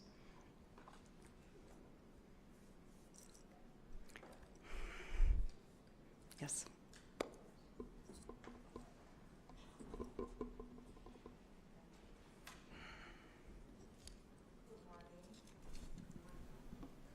Good morning. Good morning. I'm Carrie Jordan. I work for the Carpentries, and something that we've noticed is a lot of institutions write us into their grants for training and, data science training and workshops and things like that. We're wondering how we can go about writing our own grants, and what you talked a little bit about these keywords, regional collaborations, multi-sector, and things like that. What are some of the programs that a nonprofit interested in, training and pushing these data skills forward? What are some of the programs that we should pay attention to so that we could write our own solicitations? So now,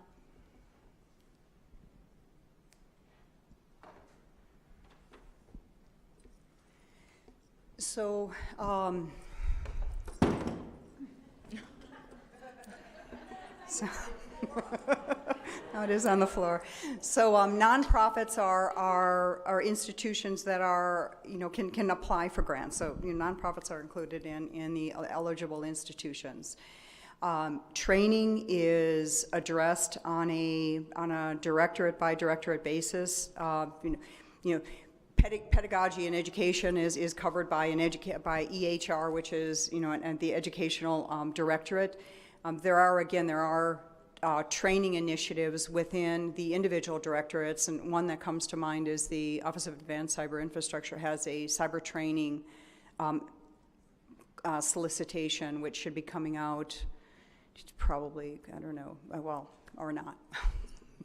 It has been there in the past. But there are. I would look for specific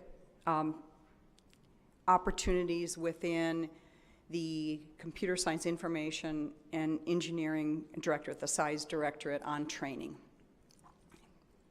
And if your organization is not registered, it will need to be registered before the solicitation, the proposal goes in.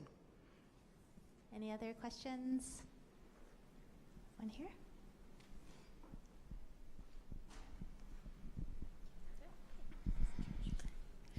My name is Connie Maxwell. I'm coming from New Mexico today. I'm introducing myself. Per Meredith's request, I'm here with Sam Fernald. We're part of the New Mexico Water Resources Research Institute. And we're very excited about the specific community approach that this organization has taken. And as Debbie Franco said, how do we actually create action? How do we target action out of information? And how do we try to change the world? So one of the questions I have is NSF specific. Some of the goals that we're looking to target in some of our research is related to, for example, one program, the Coupled Natural Human Systems program at NSF. But big data and convergence, those big ideas, those NSF big ideas, are quite important to what we're looking at.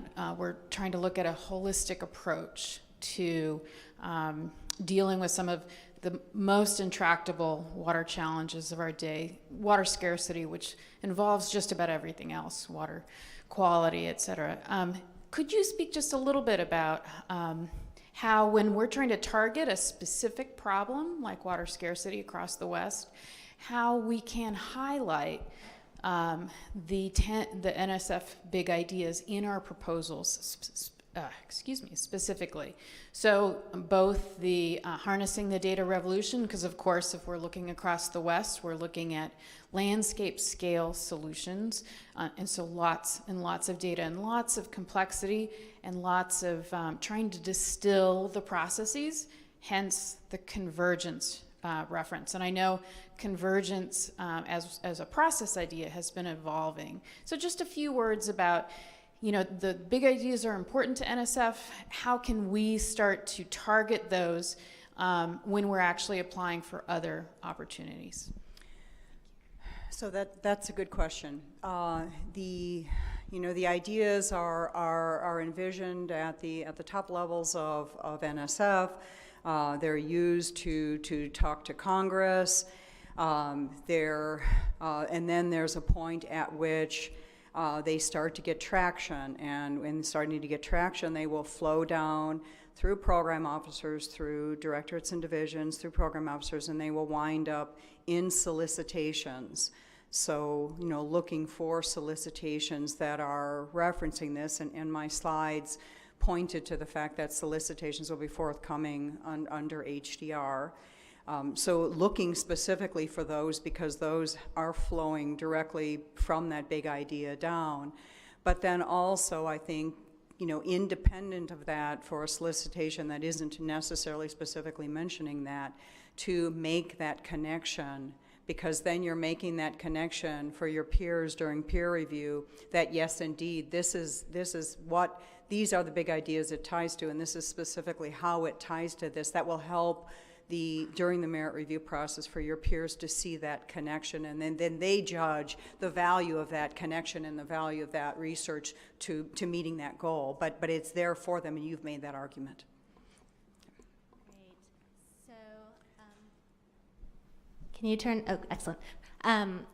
So in the interest of time, given that so many of us really appreciate the networking, we'll have all the other questions off the stage.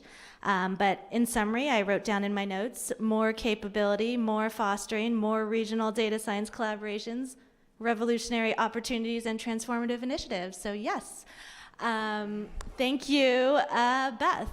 And we are now going to have a networking break until 11. Thanks.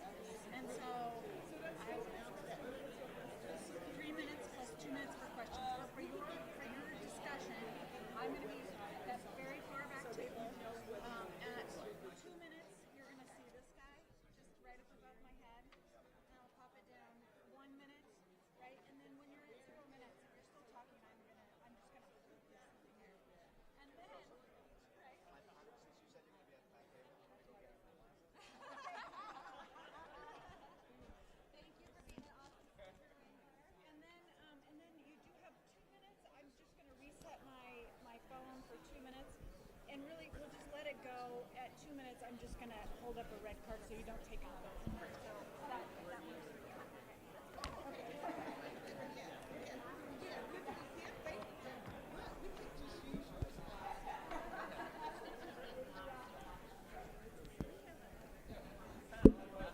You got all the instructions about who has the clicker is the key.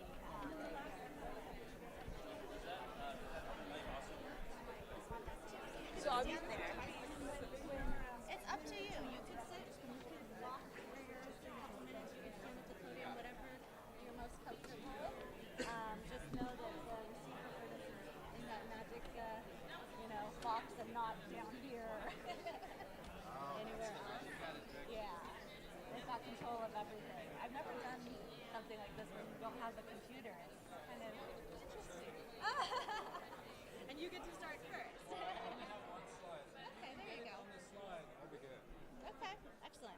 Would you want me to control your slide? I mean, I was just going to plan that you guys would. I need the clicker. I have a few Yeah, slides. okay. How do we proceed? Oh, so when we Is get it back, on or? I could do like I'm going to do a thing with introduction. That's Okay, fine. Yeah, alright, so it's just literally teed up for the next. How do you say, I'm Meredith, by the way. Yeah. How do you pronounce your name? Kobus? Kobus? Vandermeer.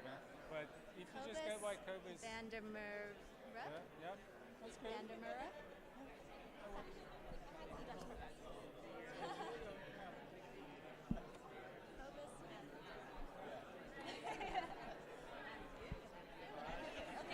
I've got all the names under. Good to see you.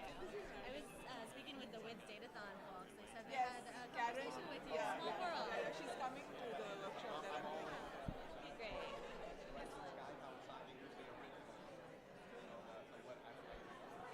Such great conversations. I hate to.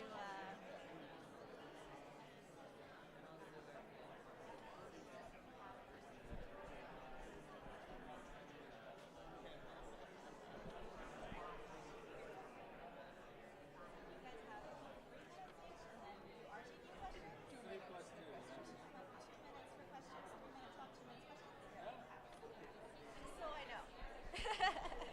I thought you set that up. No? I have an event coordinator now. I probably approved that at some point.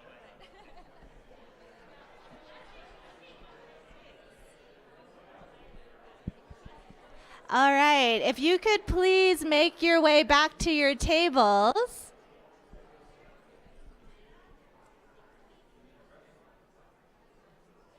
Great to hear all of the buzz. Welcome back. Hopefully you enjoyed a little bit of coffee. We now have a lightning round session. All of our four next panelists will give a quick slide presentation or verbal presentation for 3 minutes, and then they have 2 minutes for quick questions. So the mic runners are going to get a workout in this session. I'm pleased to help kick this off by introducing Kobus Vandermeer. How was that? Pretty good. Excellent. We just met, but Kobus is here from Utah, and he represents a very exciting, newly funded by the National Science Foundation and US Ignite opportunity. So let's hand it over to Kobus. Here you go. Thank you.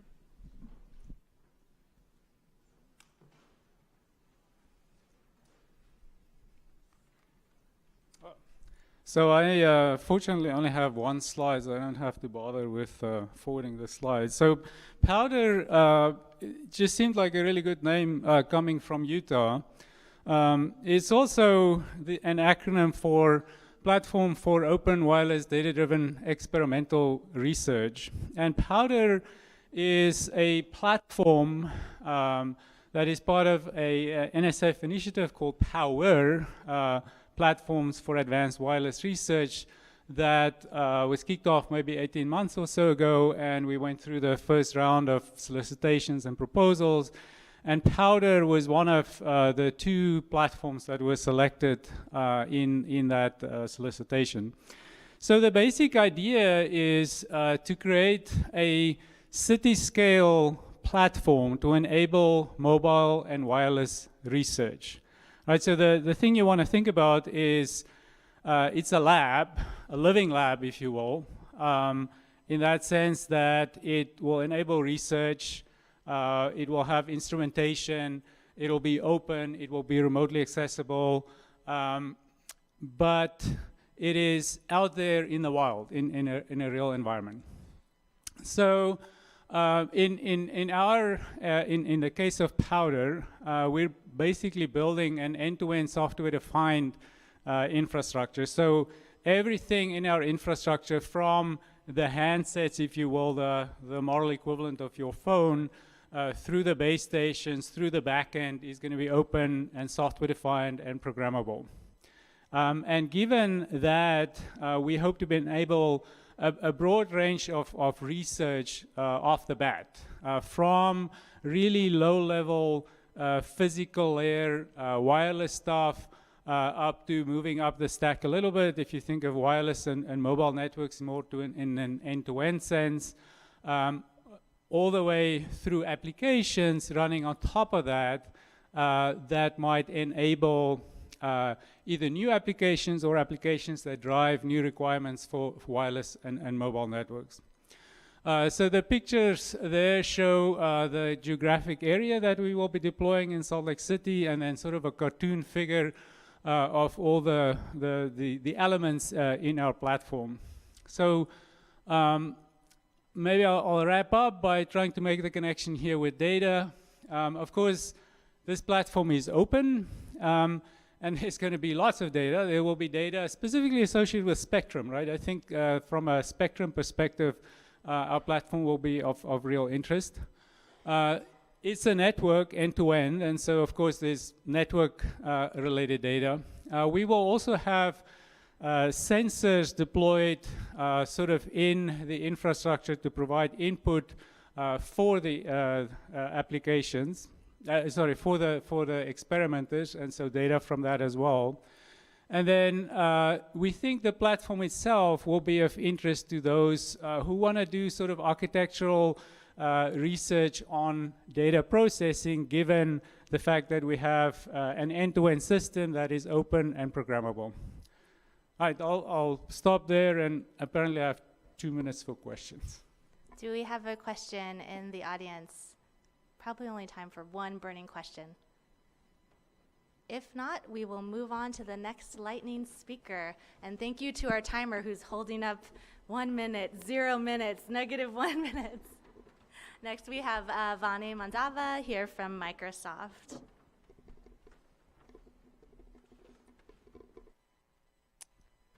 Hi everyone.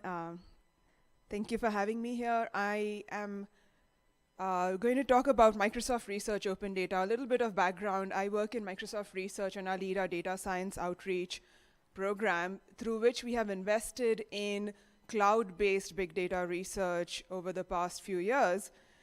In doing that, we noticed that there is a real need for meaningful data sets for doing research.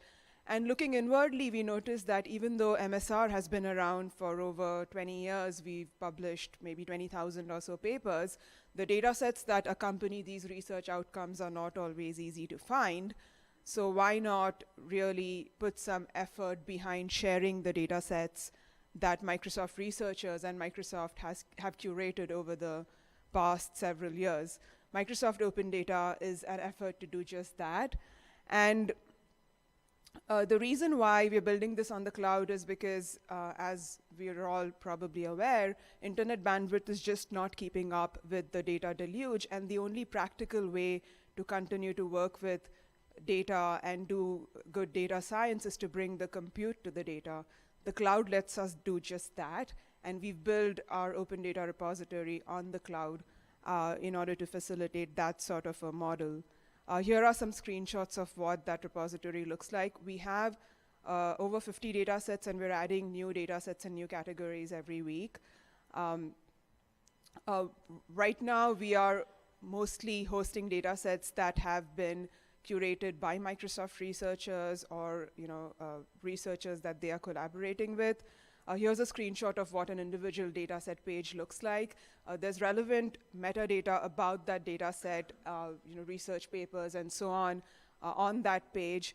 In addition to being able to download the data set for free, users can also deploy the data set to a cloud-hosted Linux or just a data science virtual machine that comes preloaded with a variety of very powerful data science tools, deep learning frameworks, and so on. So I'll continue working in this area at least in the foreseeable future, and I hope to have some powerful demos to show at a longer talk sometime in the future. With that, if there are any questions, I'll be happy to take them now. Is there a question for Vani? All right. Moving down the line, we next have Alan Lee, who is here from Arizona and is one of the co-PIs for a West Hub Spoke project from round one. You have the clicker? Okay, excellent. I'm a computer scientist. I've been building software and cyber infrastructure for computational social science at Arizona State University since 2006. I'm happy to be here on behalf of ComSysNet. That's the network for computational modeling in the social and ecological sciences. We're an international research coordination network sponsored by NSF that with over 2,000 members dedicated to improving the state of computational modeling with a particular focus on agent-based models. These are computer simulations that explore the dynamics of complex systems and the emergent phenomena that can arise from typically simple local interactions between populations of autonomous agents. So the types of integrated environmental models that our researchers build and are interested in are generally characterized by nonlinearity, dynamics, and interdependent feedbacks across multiple scales, emergent properties, and uncertainty. All of these, as well as the fact that findings from these models can and have been politicized, like climate models, means that transparent provenance, reproducibility, and replicability are especially important. At our inception over a decade ago, we built a community web portal for researchers to discover and share good practices, good modeling practices, and a model library that allowed researchers to exchange code and cite or reuse each other's work. So we joined the West Big Data Hub as a spoke in 2016, and that's been a great opportunity to help us scale up our efforts to integrate with other open science initiatives and build relationships with the Earth modeling systems communities, trying to establish community standards and coalesce support for good practices surrounding software citation, archival, documentation standards and protocols, clearly outlining your assumptions and test beds for sample data sets and expected inputs and outputs. And as well, we're interested in building shareable, reparameterizable modeling pipelines and computational graphs that go from model to data to analysis and visualization. There's a lot of startups that are doing interesting work in this space, and we're hopefully we'll be borrowing liberally from them. I guess all of this is in the name of constructing more scientifically rigorous scenarios of our impending doom, but it's an important task. So we've also been secretly compiling a bibliometric database capturing the state of software archival for publications that reference agent-based models. Out of over 6,000 publications that we've looked at so far from 1990 to 2016, we've found only 10% have made their code available. So please make your code available. This is obviously a place where we've got a lot of work to do.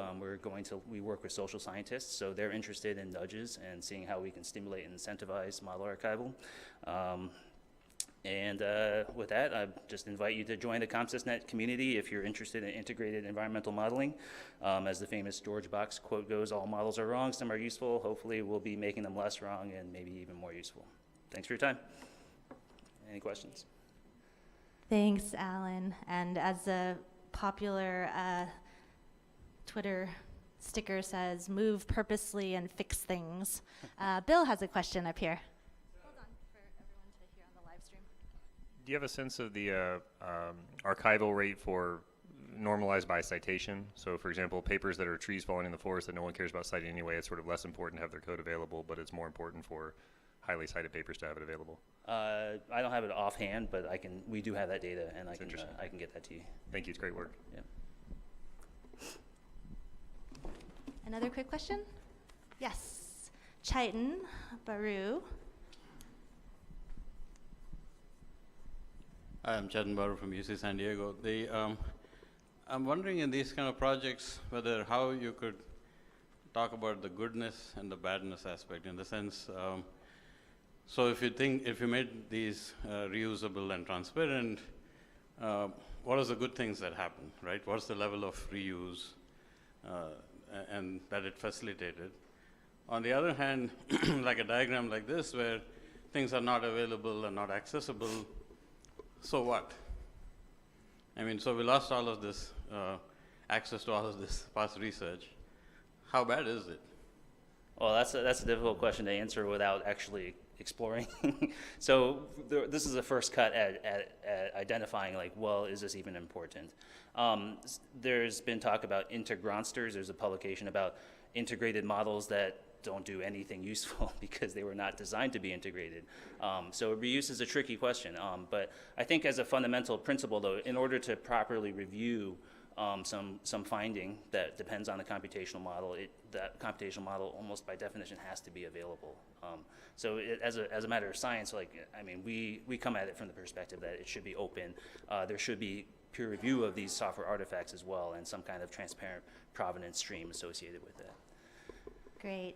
Thanks, Alan. And next we have Renee Beston, who is the Executive Director of the Northeast Big Data Hub, and he'll be sharing a little bit about a collaborative effort of translational data science workshops. Renee. Hi, everybody. I need more than that. I got to do this in 3 minutes. I need energy to speak like a New Yorker. Come on. Hi, everybody. Hi. All right. So you already know who I am. I'm here to tell you about an opportunity to join us for a translational data science workshop, which is going to be held on October 25th and 26th. Oh, I didn't even click that. October 25th and 26th at NYU, at the Center for Urban Science and Progress at NYU. This is part of a series that's been funded by the NSF, so this is the third in the series. And Juliana Frere and I are the co-PIs for this workshop. There's some information about where to find it, and you'll see that throughout the slide presentation, how to get information. So just to give you a sense of who else has been involved in the series, these are all of the different types of organizations that have been involved for all three series. These are the ones that are involved in the last of the series. So you see representation here from industry, academia, government, as you would expect from the hubs. This is a really sensitive clicker, I guess. So just to give you a sense of what the previous workshops have focused on, you see TDS1, Translational Data Science 1, focused on understanding the definitions of what translational data science means, things like war stories, successes and failures, research challenges, what the education agenda should look like in this context. TDS2 focused on things like ethics and reproducibility, education, citizen science, and interestingly, land grant systems, which resulted in another workshop, which was quite a good workshop that I attended as well. And this is where we're going to be focusing on TDS3, really two big areas, but with sub areas. So one is the challenges of translational data sciences and how to overcome them, focused on incentives. What are the different incentives between industry, academia, government, nonprofits, and how do we align those incentives? Organizational, cultural, and technical challenges as well. And then, keeping with the theme that's, I think, been spread throughout this event, responsible data science is gonna feature prominently in what we do. Not just in the general sense of how data science relates with society and links to social sciences and to law, but also within the context of translational data sciences, how do we embed responsible data science from the very beginning as we have these discussions. And then finally, there's a big emphasis on use cases throughout the event, so it's going to be broken up between panels and breakout sessions, and all of these are going to be use case driven. And speaking of driving, this is what we're driving at. So we want to come up with concrete recommendations for what an early translational data science framework should look like. It doesn't have to be perfect. It has to be good enough to engage the community around, because we want to focus on action. We really want to make sure that we understand what the low-hanging fruit are that we can start to act upon to really enable this ecosystem to work more effectively. And we want to get commitments from the folks who participate. So if you want to participate, this is the warning. We're going to actually ask you to do stuff for it. And just to give you a quick sense of what we're trying to get at, this is from the biomedical landscape. This is what the early paradigms used to look like in drug discovery. It's a pipeline paradigm. Notice, very linear. We're trying to get from that to something that looks more like this, right? Continuous knowledge exchange and co-creation and co-innovation, and understanding how this fits into complex ecosystems. And you see two images here that illustrate this.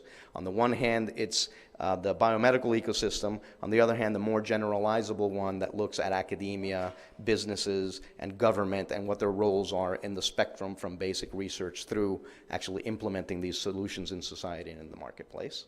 So thank you very much. This is where you can get more information. Happy to answer any questions about it, and hopefully we'll see some of you there. Do we have one quick question for Renee? All right, so we will thank you to all of the panelists. We have one more who is guaranteed to stay within their 3-minute time limit. If Andrew, you could cue the video for the 5th one, that's great, thank you. The demand for people who have knowledge and skills in data science is growing faster than the demand for pretty much anything else. And we will not meet that demand in this country or in any of the countries around the world where there's a WIDS event happening unless we have women there. It's cool to see people talking and we're all experiencing this at the same time. They're leaders in their industry, so it's not just about like women issues in data science, it's about actually the achievements of data science, which happens to be all women. I realized not only is there fascinating data about online interactions, but this is also telling us something about the world around us we can learn about. And today, I'm here to share some of the avenues that it could change life for millions of people. Many decisions right now in industry, in policy, in commerce, in the social sciences, in medicine, are made based on data science. The people that make these sort of decisions and analyze the data and draw the conclusions that are going to dominate and govern our lives, those people need to be diverse. I think it's great to put women together so that they can realize they can do the things their own way and to have an impact on where the field is going.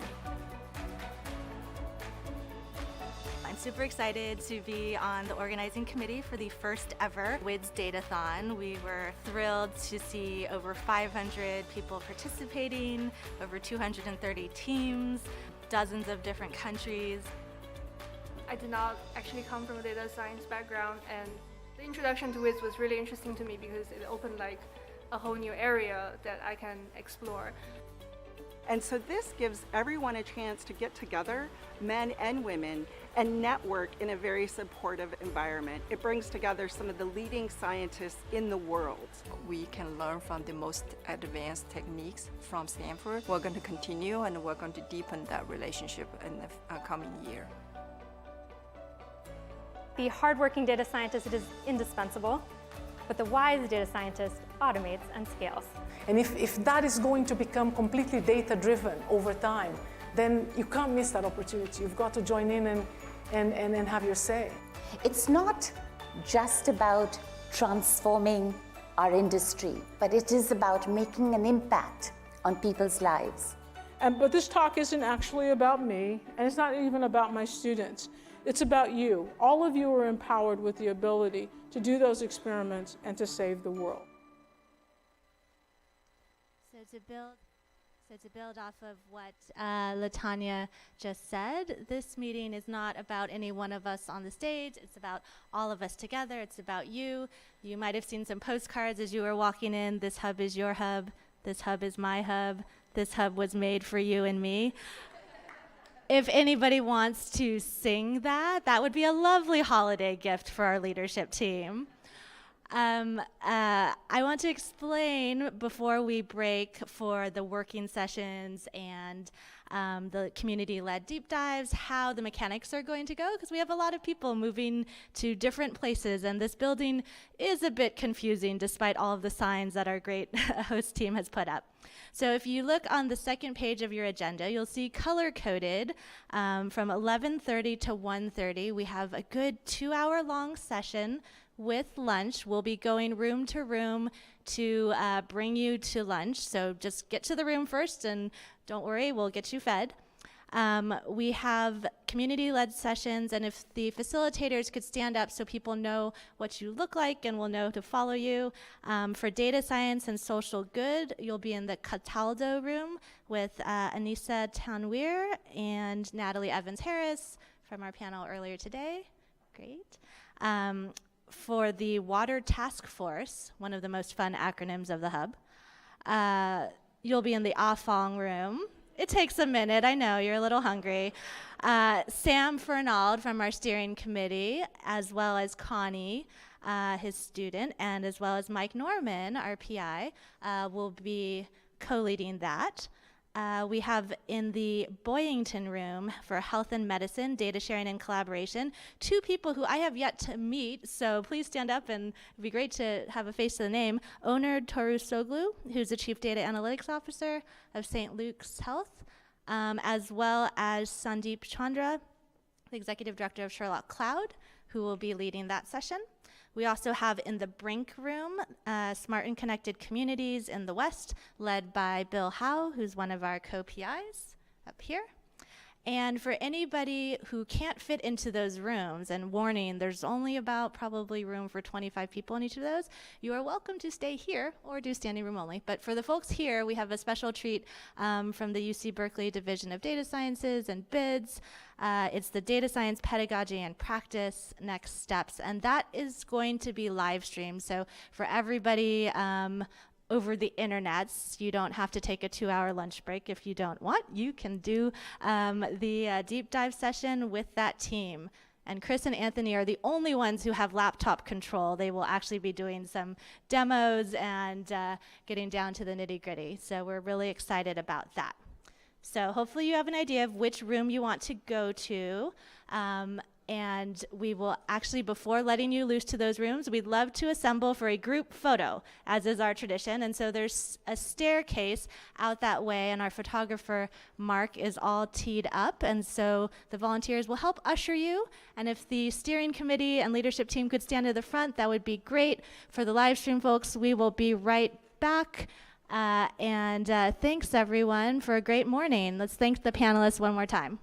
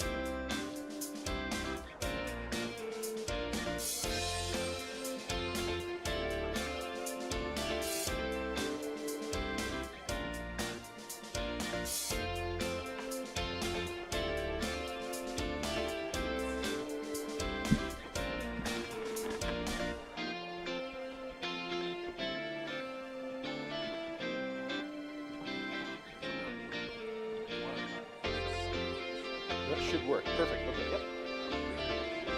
Hold on. I'll take a step down.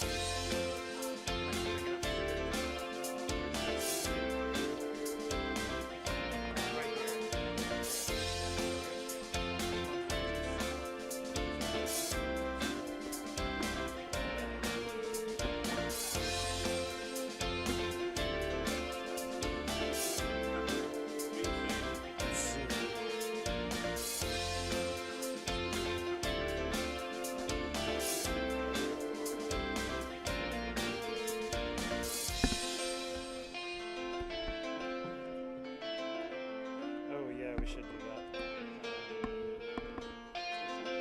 I want to make sure that it actually works. Yeah. Which we.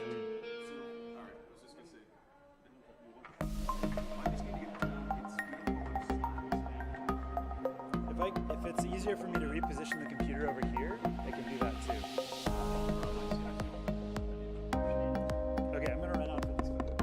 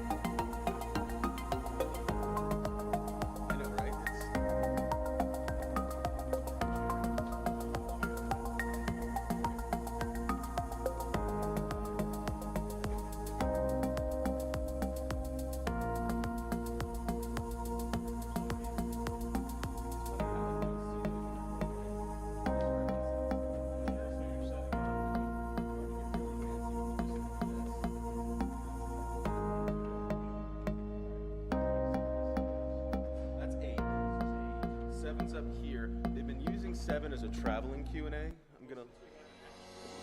I'm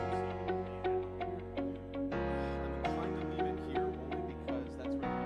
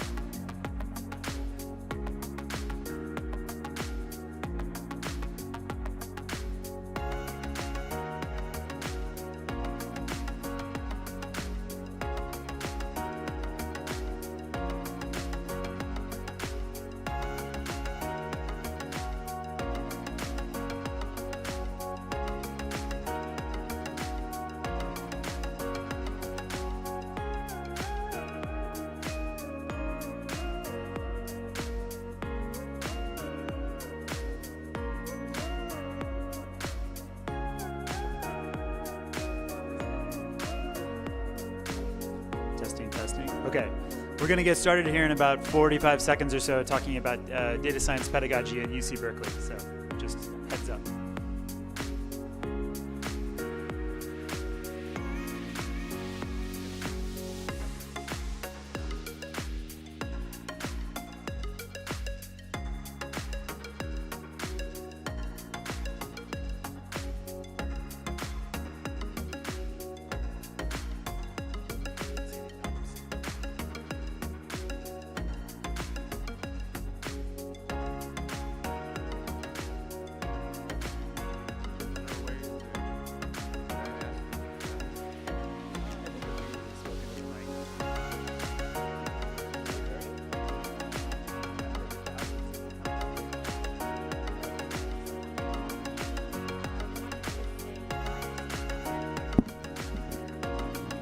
Hello, guys. Can we turn down the music? Thank you. Great how that works. So welcome back to the folks on the live stream. Sorry you couldn't join us for our fun group photo. Feel free to share a photo of you watching on a live stream party wherever you are. So just wanted to let people know before we get started that there is a Slack channel. It's WBDIH, the initials for West Big Data Innovation Hub, .slack.com. And we've got somebody live approving requests to join, and Vandana Janeja is actually going to be our remote facilitator. Vandana, if you could raise your hand. So for everybody on the live stream, if you have anything to add, we can actually have a voice for you in the room through Vandana. It's my pleasure to introduce both Chris Holdgraf and Anthony Swen from UC Berkeley. They have a really worthwhile and exciting session planned for you with a little bit of a lunch break so you can get a breather. But let's dive right into it. Chris and Anthony, thanks. Thanks very much, Meredith. And yeah, just for the live stream people, we're going to do about 30 minutes, and then we'll take a quick, well, and for the people in this room, and then we'll take a quick 5-10 minute break to grab lunch. So it will come, I promise. So my name is Chris Holdgraf. I'm a fellow at the Berkeley Institute for Data Science and also work with Project Jupiter. This is my colleague, Anthony Swen. Do you want to say what you're... Sure. I'm currently the Director of Programs at the new Division of Data Sciences. And we also both work with the Data Science Education Program at UC Berkeley that's been doing a lot of interesting things, sort of combining open source development and open communities with the pedagogy and practice going on at the university. So what we're going to talk about are some of the things that we've been up to over the last couple of years with the goal of both improving data science pedagogy at Berkeley and then extending that and helping other communities grow in the sort of broader academic world.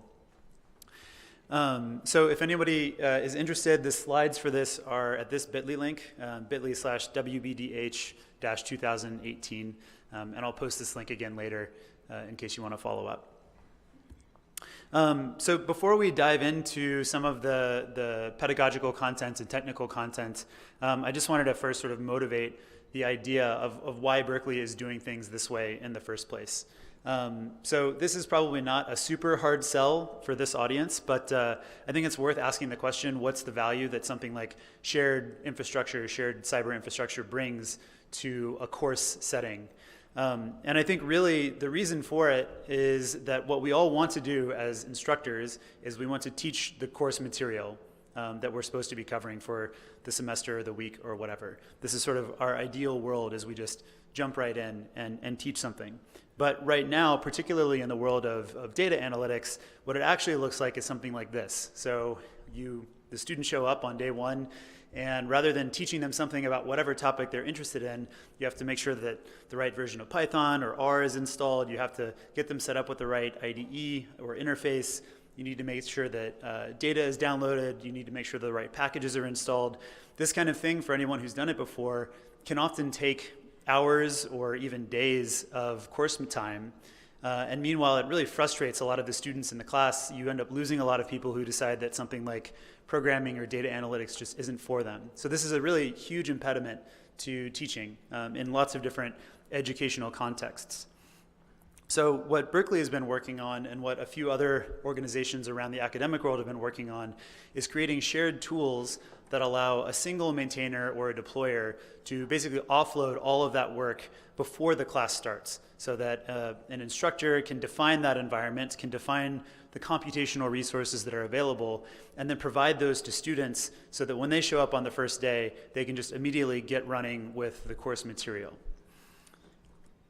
So the second question that I wanted to address is, why should all of this be open infrastructure? Why should we be using open source tools or leverage open communities in general? Why not, pay a company to do this kind of thing for us? And for that, I think that there are a couple of reasons. Firstly, open tools are really useful and they're extremely popular. These are two different plots, both from Stack Overflow, just showing a vague representation of popularity. On the left, I'm showing Python, on the right, with the blue arrow, I'm showing R. And in both cases, the main takeaway is just that they're growing pretty quickly, and they're overtaking other languages that have been around for quite a bit longer in some cases. It's clear that the business community, the broader data science community, has embraced open tools. And I think that from Berkeley's perspective, there's both a pragmatic approach of these are the things that students need to learn, and also sort of an eat your own dog food approach of, if we're teaching people to use open tools, then we should be using open tools in our own courses and course infrastructure. The next reason is that using open infrastructure ultimately saves time and often results in higher quality tools that let us do things we wouldn't be able to do if we were relying on like a single team of developers to create everything for us. This could be a whole other 2-hour-long conversation about the value of using open communities and open source software, but the punchline is that it often means that you're using something better because you're leveraging the work of a much larger community than just your own team or a small company or something like that. For anyone who's interested in this, there's a really interesting essay called The Cathedral and the Bazaar that I would recommend checking out if you want to learn a little bit more about how open tools and communities can create really useful products for use. And then the final reason is that using these sort of open infrastructure and open source tools gives people a lot more flexibility and choice over how they want to deploy their class. Right now, I think one of the biggest challenges that we face is vendor lock-in. So universities that unintentionally start to depend too much on any one single provider such that they no longer have the ability to easily switch to other providers.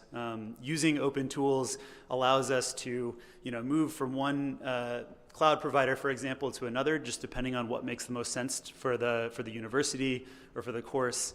And it also makes it a lot easier for us to share our resources with other people because another university may not have access to the same resources that we do, or may have access to just different resources. So open tools make all of that possible.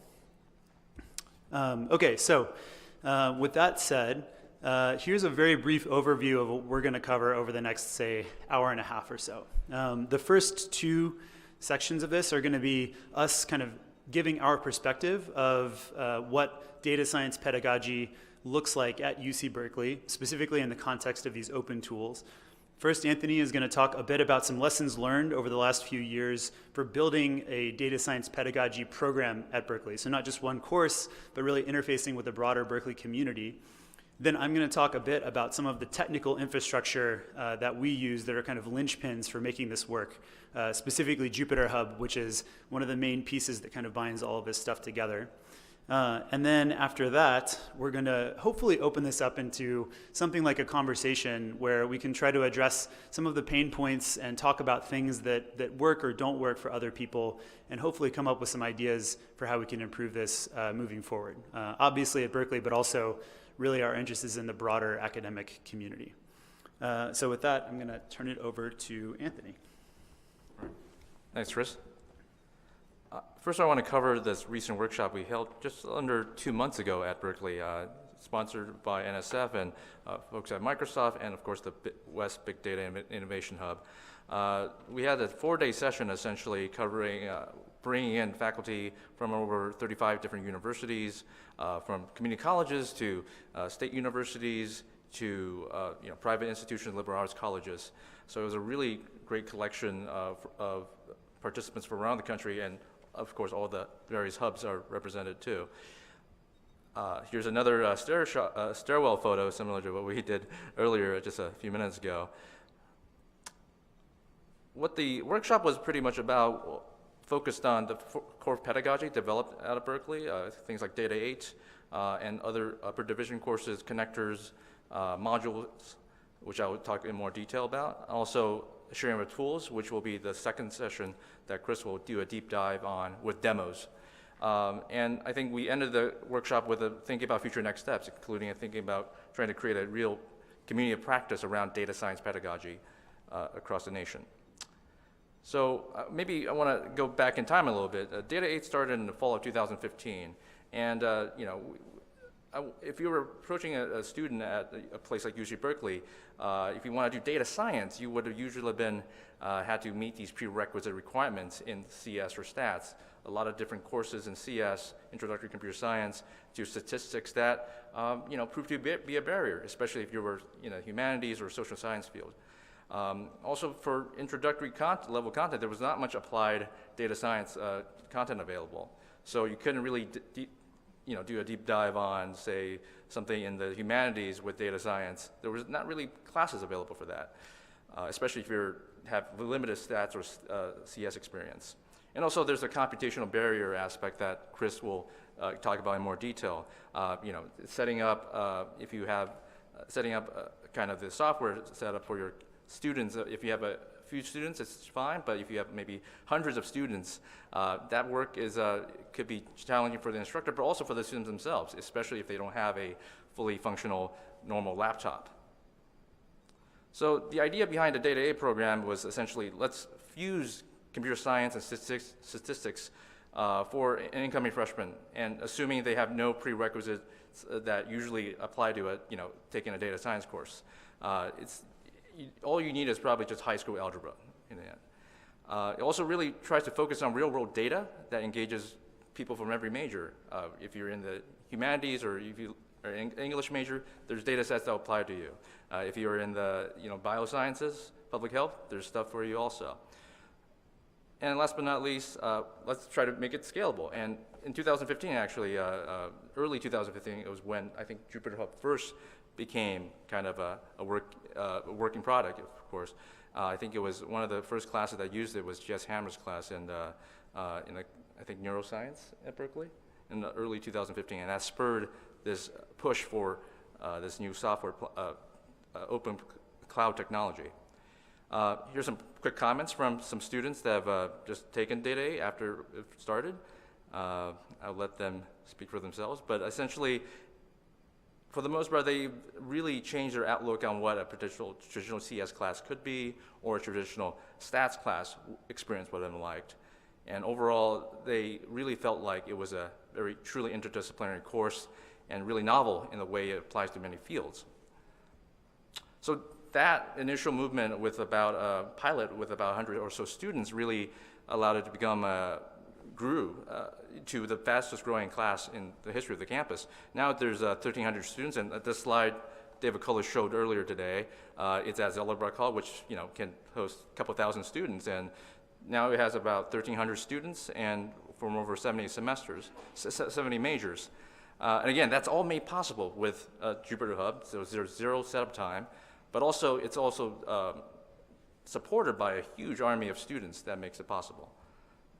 One thing I want to just detail a little bit is the one part of the pedagogy that makes it also possible beyond just the infrastructure bit is the tables library. It's really inspired by both Excel, SQL, R, Pandas, NumPy. It creates a simple, elegant structure for students to just dive into the data without having to learn more advanced libraries. I want to follow up with that with the Data 100 course, which is follow-ups what Data 8 tries to do. Essentially, now a student should have been more advanced, maybe take a few more computer science or stats courses. And in this course, it covers the whole life cycle of data science. And again, it's focused on real-world applications. There are many students from many different fields. It has grown almost as fast as Data 8. It's now its third or fourth iteration, and there's about 800 students or so in the class. And in many ways, it's also kind of a gateway course for all graduate students too, to be introduced into data sciences. Here's some examples of what they do from sentiment analysis on using Tweetbee, and also testing bootstrap hypotheses on the Heroku Cloud. So it's a lot more advanced than what a student would do in just Data 8, but it does cover the whole cycle, and yeah, I think it's a really interesting class. It's taught this semester by Fernando Perez, who's created the Jupyter Hub, Jupyter itself and IPython. Now I will give you an overview of the rest of the kind of the scaffold environment data science at Berkeley, beyond Data 8 and Data 100. There's the connectors program, modules, and human content ethics efforts I can dive quickly about. First, there's a connector program that is connected to Data 8. Essentially, students that take Data 8, not only will they be introduced to content in the class that's relevant to their field of interest, they can do deep dives in these 2 to 3 unit courses that cover the wide range of subjects, and from cognitive science to geospatial, children's development, sports, immunotherapy, the list goes on. And we have about at least more than half of the students in Data 8 take a connector course. Here's some examples like civil for data science for smart cities that covers infrastructure modeling demand, relatively sophisticated stuff for incoming students. Here's another one about time series analysis on coastal flooding and climate change. Another recent introduction in the past year or two was the creation of DS modules, which really is only made possible by the Jupyter Hub ecosystem we have at Berkeley. It essentially allows embedding data science notebooks into existing coursework that does not have data science. I mean, at least 1,500 students have been part of this program overall, and in about 40 or so courses, and they really span the spectrum. And a lot of these courses are not traditional data science courses, coming in from rhetoric, gender and women's studies, ethnic studies, linguistics, legal studies, demography, English. One of my favorite examples is this sociology class, American Cultures, focusing on social inequalities. They try to model a classic study from UChicago, essentially, having students go out into their neighborhoods on this bus line, actually, to check out what's happening on the scene. They collected data and they inputted it into the Jupyter Hub. And in that day, we were able to have them do a geospatial analysis on the data collected with their individual data points and reflections. And again, none of these students have used node programming, with maybe a few exceptions, but over 200 or 300 students in that class were able to visualize and really create a new data set out of this work. Berkeley also has a big emphasis on the human content and ethics. We have several ethics courses now focusing on data science. And it's also really embedded in the core data science classes itself, like Data 8. There's a very great example in one of the lectures covering using a notebook to find out where the mayor's of Oakland's car is, actually, and the social implications of that, actually. So to just wrap up this portion, I want to talk about just how it all kind of fits into the major in data science that we developed at Berkeley. Again, there's integrated foundational courses like Data 8, Data 100 that really allow students, not only majoring data science, but any student really to dive into data sciences, but also these connectors, modules, and these data-enabled courses that we help support. That focus on domain areas that allows data science to be spread more widely across all fields. And of course, the human content and ethics requirements that we have all students take. So maybe to also describe one of the key reasons why we're able to develop such a program is we have student teams. We have a lot of students. We have about 150 students, undergraduate TAs, tutors, and developers and infrastructure staff and lab assistants for Data 8, 150 or so, and maybe 50 for Data 100 also. We also have a bunch of students working on curriculum support, like develop these modules or connector courses They essentially serve as that workforce that makes it all possible.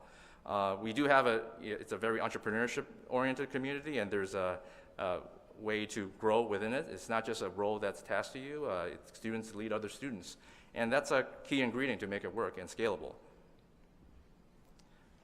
We also work across the campus in it's not just, these classes just don't come together organically often.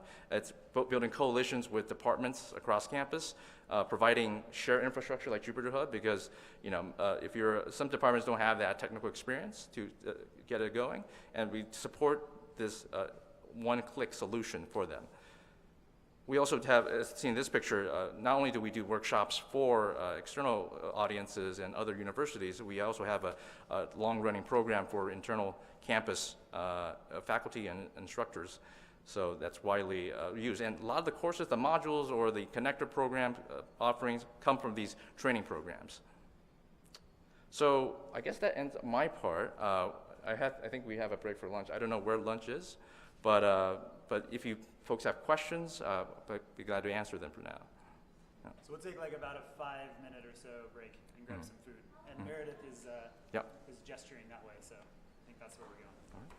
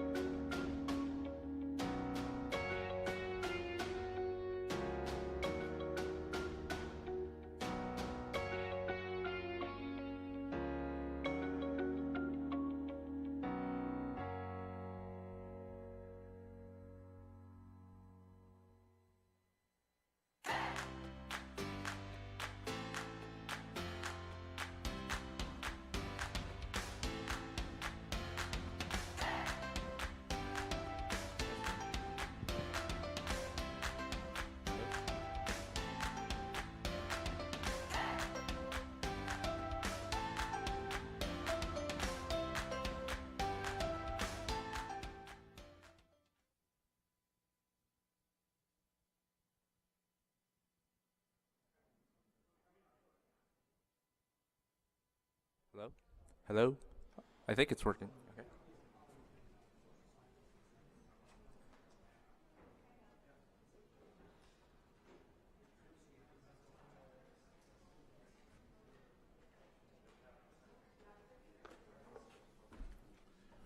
Okay, this works now.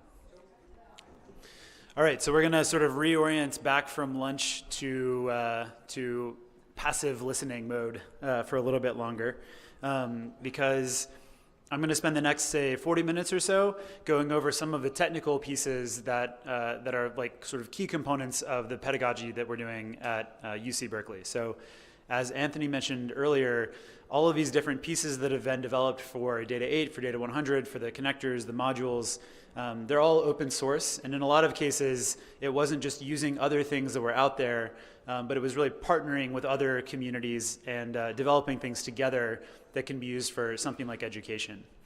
I'm going to focus mostly on Jupyter Hub, since that's my background is with the Jupyter team. But if you have questions about any of the other pieces that we talk about, we're happy to chat about it after this talk or later on in one of the sessions. So before I dive into all of that, I just want to really quickly highlight the sort of community aspect of this. So Jupyter Hub is a gigantic open source project. It's got people certainly at UC Berkeley, but from all over the world that contribute to it. Some of them are in academia, some of them are in industry, some of them just work as freelancers or on their own time. And so really everything that we're going to be talking about is only possible because of that community. They're the ones that are really doing all of the work here.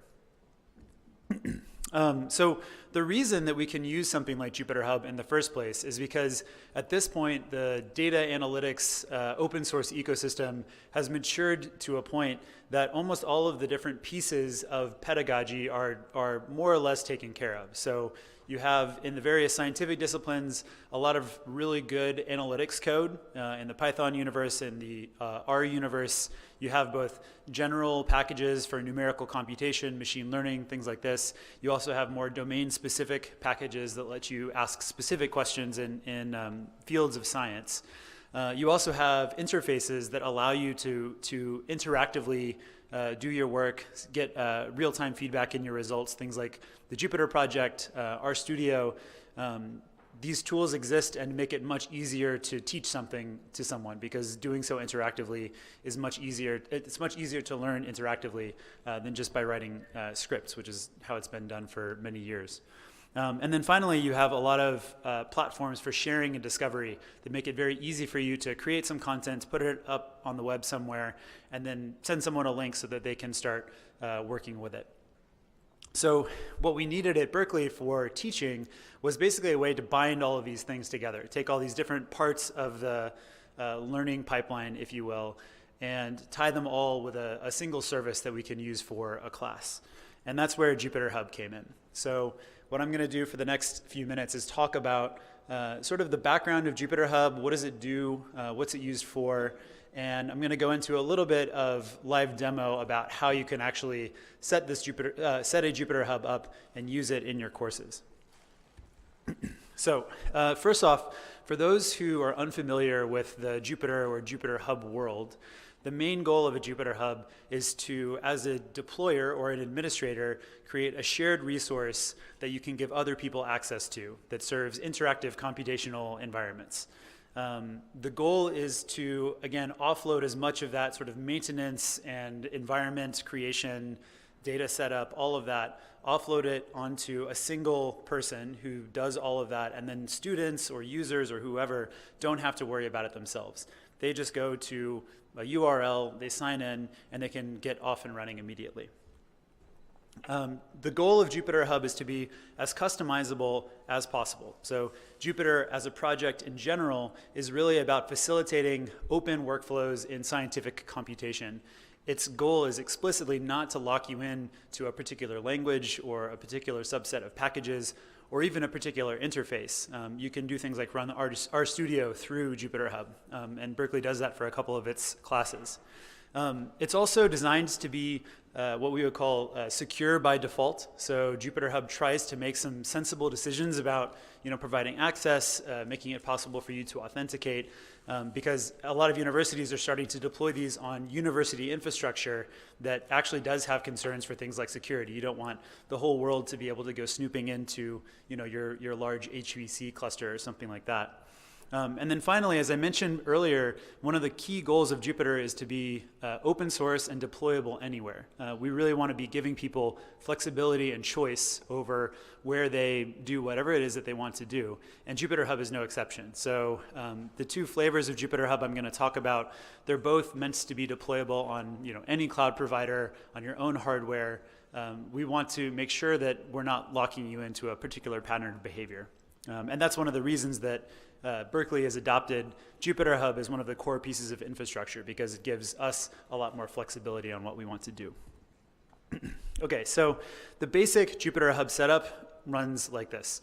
You go to a cloud provider or your own institutional hardware, you set up a Jupyter Hub, and it's got the environment that you want for, say, a course or for a research lab, and it lives at a public URL. You give that public URL to students or to other people in your lab or research group.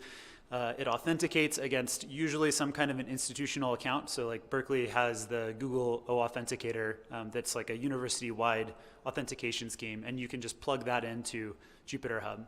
And then finally, from the student's perspective or from the user's perspective, they're working from the same Jupyter Notebook or Jupyter Lab or RStudio interface that they would see as if they were working on their own computer.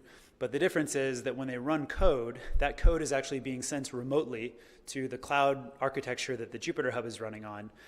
It crunches the numbers, it gets an answer, and it returns it back to the user at their laptop. And what that means is that you can access these computational resources from anywhere in the world. All you need is a computer or even a phone with internet access.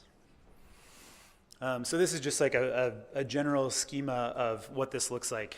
You have users at the bottom, a layer of authentication on top, an environment that's defined, and then a Jupyter Hub that sort of connects all of these things together. And each piece of this is pluggable and extensible. So you can use different kinds of authentication, you can use different kinds of coding environments, different kinds of user interfaces. So that's a Jupyter Hub once it has been set up. And then the question is, how do I actually get something like this up and running? So there are two main what we call distributions of Jupyter Hub, which is, by distribution, I just mean a particular way of deploying a Jupyter Hub with some sort of pre-configured decisions made for you to try to make your life a little bit easier. And I'm going to go in a little bit more detail for each one of them. The first is what we call Jupyter Hub on Kubernetes. This is a scalable Jupyter Hub that can run up to thousands or even theoretically tens of thousands of users. It's what Data 8 uses at Berkeley. As Anthony showed earlier, it's a gigantic course, and so you need to have special considerations for the technical infrastructure that's used to support that many people. The second one is called the littlest Jupyter Hub, and this is a single virtual machine deployment of a Jupyter Hub that's meant to be much more lightweight, much more flexible, easier to deploy, but also has, it becomes more difficult to use as your course grows in size. And we'll cover a little bit about some best practices that we've learned in using this for our courses. So the first thing I want to do is go into Jupyter Hub and Kubernetes. Why is this a tool that we've decided to use? So for anyone who's not familiar, Kubernetes is the sort of hot cloud orchestration tool du jour currently. A lot of the business analytics community and the tech community has started using it, and that's because it's an open source tool. It has a pretty good, thriving community behind it, so it's robust and it's stable, and it's getting new features added to it all the time. And effectively, what Kubernetes does is it allows you to manage resources in the cloud in a way that's much more sort of human-friendly. So in something like Data 8, we have tons of students that are logging in, some are logging out. Sometimes we need to ask Google or Amazon or Azure for more resources as needed so that we're not paying for more than we need. And Kubernetes kind of semi-magically handles all of that stuff under the hood. But because it's open source, it means that we can deploy it on almost any cloud architecture that's out there. And so, for example, Data 8 has actually switched the different cloud providers at least, I think it's gone through at least one cycle of making sure that it all runs, whether it be Google or Amazon or Azure or our own institutional hardware. And again, that's because we don't want to be unintentionally locking people into a specific provider. So Jupyter Hub on Kubernetes is effectively two things. One is something called a Helm chart, and this is basically like an installation script for Kubernetes. It allows you to quickly deploy an application on a Kubernetes cluster. And what this basically means is that you can run this script and it'll give you a relatively vanilla but relatively sensible Jupyter Hub distribution. So you'll be able to, you spin up your Kubernetes cluster, you run this a set of Helm commands that installs Jupyter Hub, and then it just dumps out to you an IP address that you can start to send to other people, and they can access your Jupyter Hub. You can obviously customize this quite a bit, and there are lots of different bells and whistles that you can use if you so choose. And so that takes me to the second piece of this puzzle, which is a community-maintained guide for both deploying and customizing Jupyter Hub on Kubernetes. So you can access this guide at z2jh.jupyter.org. This is also community-maintained open source documentation, so lots of different people contribute to this. As different use cases are sort of tested out, people return back with like what worked, what didn't work, what are some tricks and tips that people have learned. So I encourage you all to check out this guide if you're interested in deploying Jupyter Hub on Kubernetes and really dive into it, but also open issues, open pull requests if you see things that are confusing or if you think that should be done differently. We would love to hear from you and work with you.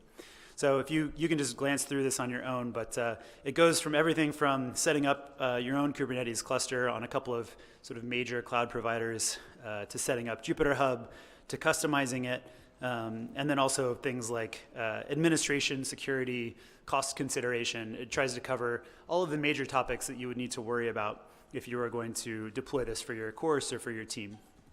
Okay. Okay, so as I mentioned before, UC Berkeley, for at least Data 8, has a huge variance of usage. So this is just one example over the last couple of months, the daily usage over the course of the semester. And you can see that it goes from everywhere, from having 20, 25 users on the Data Hub at Berkeley to 400 or 450 users all at once. And it's pretty hard to manage cloud infrastructure that can handle both those like small scale use cases and the large scale use cases in a flexible manner. And that's really what Kubernetes is there for. It's for those kinds of use cases.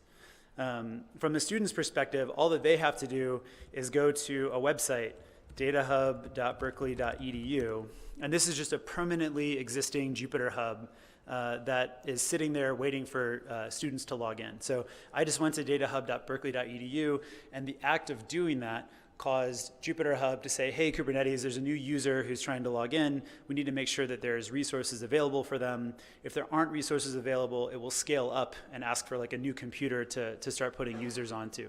So a lot of that happens, again, semi-magically under the hood. So from a user's perspective, I basically just have a little sandbox where I can do whatever I want to. The Data Hub is pre-configured with the environment needed for Data 8. So you can do things like import the data science package, should work. This is the tables that Anthony mentioned before. So this package is written and maintained by the Data 8 team. It's also open source code, and every student at UC Berkeley has access to this as a resource that they can use. Okay, so a really quick overview, Jupyter Hub on Kubernetes. The main reason that you would want Jupyter Hub on Kubernetes is if you want scalability. If you have a decently large course, say over 100 students or something like this, or you have a lot of variability in the computational resources that you need, it might be worth checking out Jupyter Hub on Kubernetes. At that scale, it's going to be more cost effective, and the reason for that is that if you need sometimes very little resources and sometimes a lot of resources, you want to be able to flexibly scale up and down what you're asking from the different cloud providers. If you can't scale, then what you have to do is basically constantly be running the maximum allotable resources that you might ever need. And so that means that most of the time you're paying for resources that you're not actually using. So Kubernetes gives you that sort of like flexibility there. And that's what we need for a course like Data 8. The problem is that Kubernetes is itself its own kind of technical beast. It requires a different set of skills in order to maintain and deploy.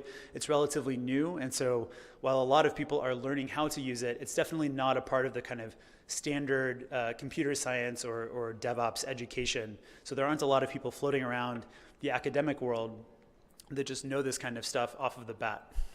This is one of the ways in which we really hope that the data hubs, by creating these kind of communities where we're sharing experiences and ideas and skills, can help grow this kind of knowledge from within. But then that takes me to the next, let me go back here. That takes me to the next tool that the Jupyter Hub community has been working on, which is the Littlest Jupyter Hub. And this is the same general idea. You're still providing a public interface to a Jupyter Hub for users, but in this case, it's really focused on making it lightweight and flexible and nimble. So easy to create, easy to destroy, and relatively less technical expertise and maintenance time needed. The idea of the Littlest Jupyter Hub is we just want to be able to run something quickly on a single virtual machine. So a single machine that's running in the cloud. We don't need to worry about scaling up and down and asking for more nodes as necessary. We just want to get something done fast.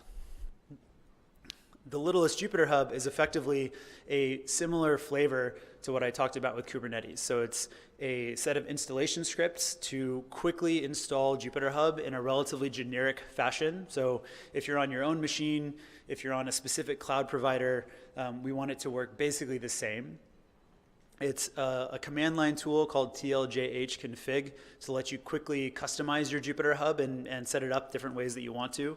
So you can do things like set up your authentication, set up the default user interface that students or that users see, and I'll demonstrate that in a little bit. And then finally, as with Zero to Jupyter Hub, there is also a strong emphasis placed on community guides, community documentation to help people get up and running and learn how to deploy these kinds of things. And that exists at tljh.jupyter.org. So I want to, again, highlight the fact that one of the main reasons that we created the Littlest Jupyter Hub is because it's much easier to get something like this up and running on university hardware. So for one, almost any cloud provider has some concept of ask me for a virtual machine and I'll give you an IP address where you can access that virtual machine. That means that it's much easier to get this sort of working with pre-existing cyber infrastructure or pre-existing workflows that people have in the cloud. This is an example of DigitalOcean. I'll show you an example of how this kind of thing works next on Azure. So let me go through a really quick demo and show you, at least from my perspective, how simple this is relative to some of the other ways that you would provision and share these shared resources with someone. So this is the Microsoft Azure portal. And I'm partially showing this because the West Big Data Hub has done a good job of partnering with Microsoft and providing some computational resources for people within the sort of hub umbrella. But if I wanted to set up a Jupyter Hub on Azure, then what I first need to do is go to the Microsoft portal, click on the Virtual Machines tab, and just go through the pretty much standard Azure setup for just a vanilla VM. It needs to run on Ubuntu, on a relatively recent version of Ubuntu. And then the only other thing that you need to do, other than choosing a name for it and stuff like this, is, so I'm just going to choose some semi-random things here. Set up a password, set up a username, stuff like that. The only other thing you need to do is open up HTTP, HTTPS, and SSH access to this virtual machine. So I'm not going to go through this whole process because I've already set something up beforehand. But you just configure it a little bit. You choose what kind of a machine you want. You copy and paste a little command that says, okay, when you create this virtual machine, I want you to just run this one-liner. And then and then you tell Microsoft to create the virtual machine that we've just created. or that we've just configured. And at the end of it, it's going to give you, let me show you here. If I look at my list of virtual machines here, this is one that I've already set up prior to this demo. Usually it takes like 10 to 15 minutes to actually create the virtual machine, which is why I'm not bothering with that right now. So if I click on my little VM menu here, you can see that there's a public IP address. So I'll just copy that and paste it into my browser. And what I get is a Jupyter interface. And here, I can actually log out to show you. This is what a user would see if they go to that IP address. So that whole process, it would have taken me about like 15 minutes or so to get that set up on Azure. And it's basically the same thing on all of the other major cloud providers as well. When I set it up, I configured it with my username as an administrator account, so I can log into it, and I can start to do different kinds of things. So what I'm going to do quickly is go to the Littlest Jupyter Hub guide. So this is the community-driven documentation that I mentioned before. And let's just think of a couple of things that we might want to do. So there's a section here on, for example, installing packages in the environment that your users have access to. And doing that is pretty straightforward. You just need to log in as an administrator and then pip install things. That's it. So I'm just going to open up a terminal here. I'm already logged in as an administrator account because that's what my account was configured when I set it up. And I'm just going to pip install NumPy. It goes through the standard installation process, and now NumPy is installed for all of the users that will ever log into this Jupyter Hub. If I want to add users, then I can use the Jupyter Hub control panel, which is just this button in the top right. And there's an admin pane. And what this does is it gives me a sort of top level view of a lot of the stuff that's going on the hub. This is a list of all of the users that are authenticated on this hub. And if I wanted to add somebody new, I could just click on this button and come up with whatever usernames that I wanted to. So what some classes do, for example, is they know who's going to be in the class ahead of time. They create a user account for each one of them. And then before the class, they just say, OK, go to this IP address, and when you log in, use this username. And then students get access to this. The other thing that I wanted to mention is that, again, the goal of Jupyter Hub is to be as pluggable and extensible as possible. So say I didn't want to, say I wanted to set a password so that people had to log in with a specific password. The way that you could do this is by using the TLJH config tool that I mentioned before. So I'm just going to copy this text here. I'm going to go back to my terminal window on the Jupyter Hub, and let's see if that works. I'm going to paste a random password. We'll just call it test. So what I've just done is told, OK, Jupyter Hub, when you use what's called a dummy authenticator, this is the authenticator we use for just a single password access to the Jupyter Hub.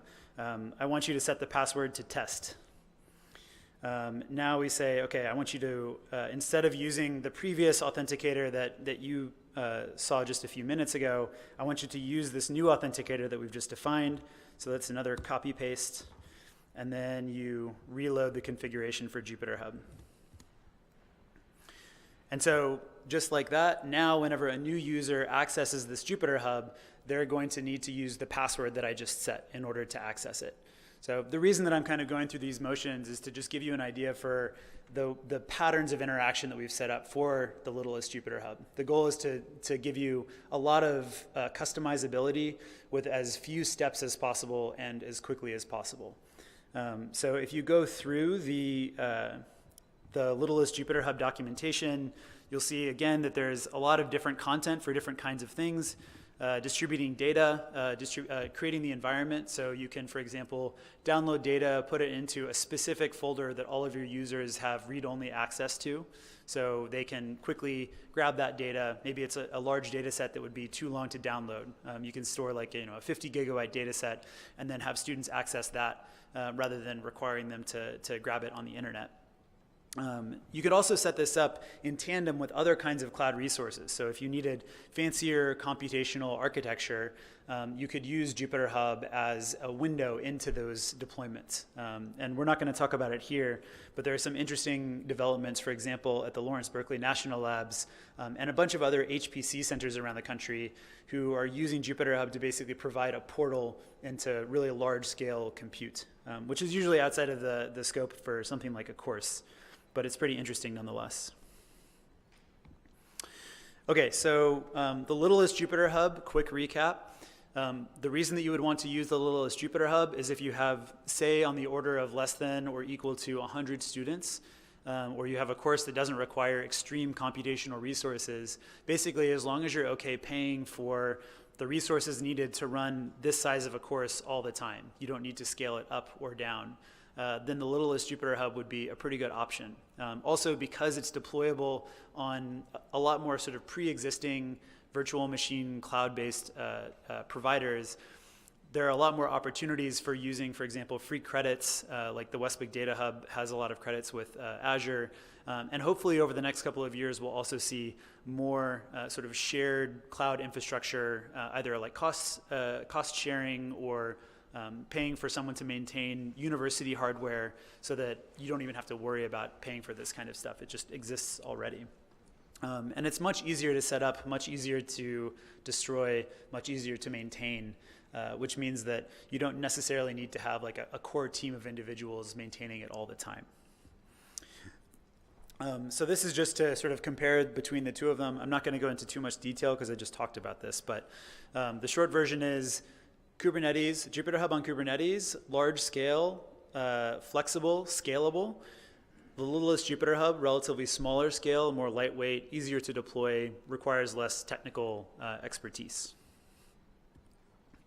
So for an example, I want to show you how this infrastructure interfaces with the actual content of Data 8. And I'm going to do that by showing you the Data 8 textbook. So as I mentioned before, the goal of Data 8 and the goal of the data science education program is to create not only tools that are open and forkable and deployable elsewhere, but also content. Like the course itself should be something that others can leverage for their own purposes. And you can see that in the textbook itself. So right here, I'm showing you a link to the textbook. The whole thing exists as a collection of Markdown files and Jupyter notebooks, and they're all up on GitHub. So whenever we make modifications to the textbook, that just means that we're finishing a pull request on this Git repository right here. The whole thing is built with Jekyll, and it's served with GitHub Pages. Both of those are open tools that anybody has free access to. And those were intentional decisions that were made to make this relatively easy for other people to deploy for whatever purposes they may have. And then the whole thing is built on a sort of modification of Jekyll. It's like a template for Jekyll that lets you create a textbook-like interface and website that uses Jupyter notebooks under the hood. And the link for that's down there at the bottom. So that's not unique to Data 8. It's just the underlying tech that the Data 8 textbook uses. But you could deploy it for whatever course you wanted to. So the main way that the content in Data 8 interacts with the computational resources that we put together is via what we call interact links.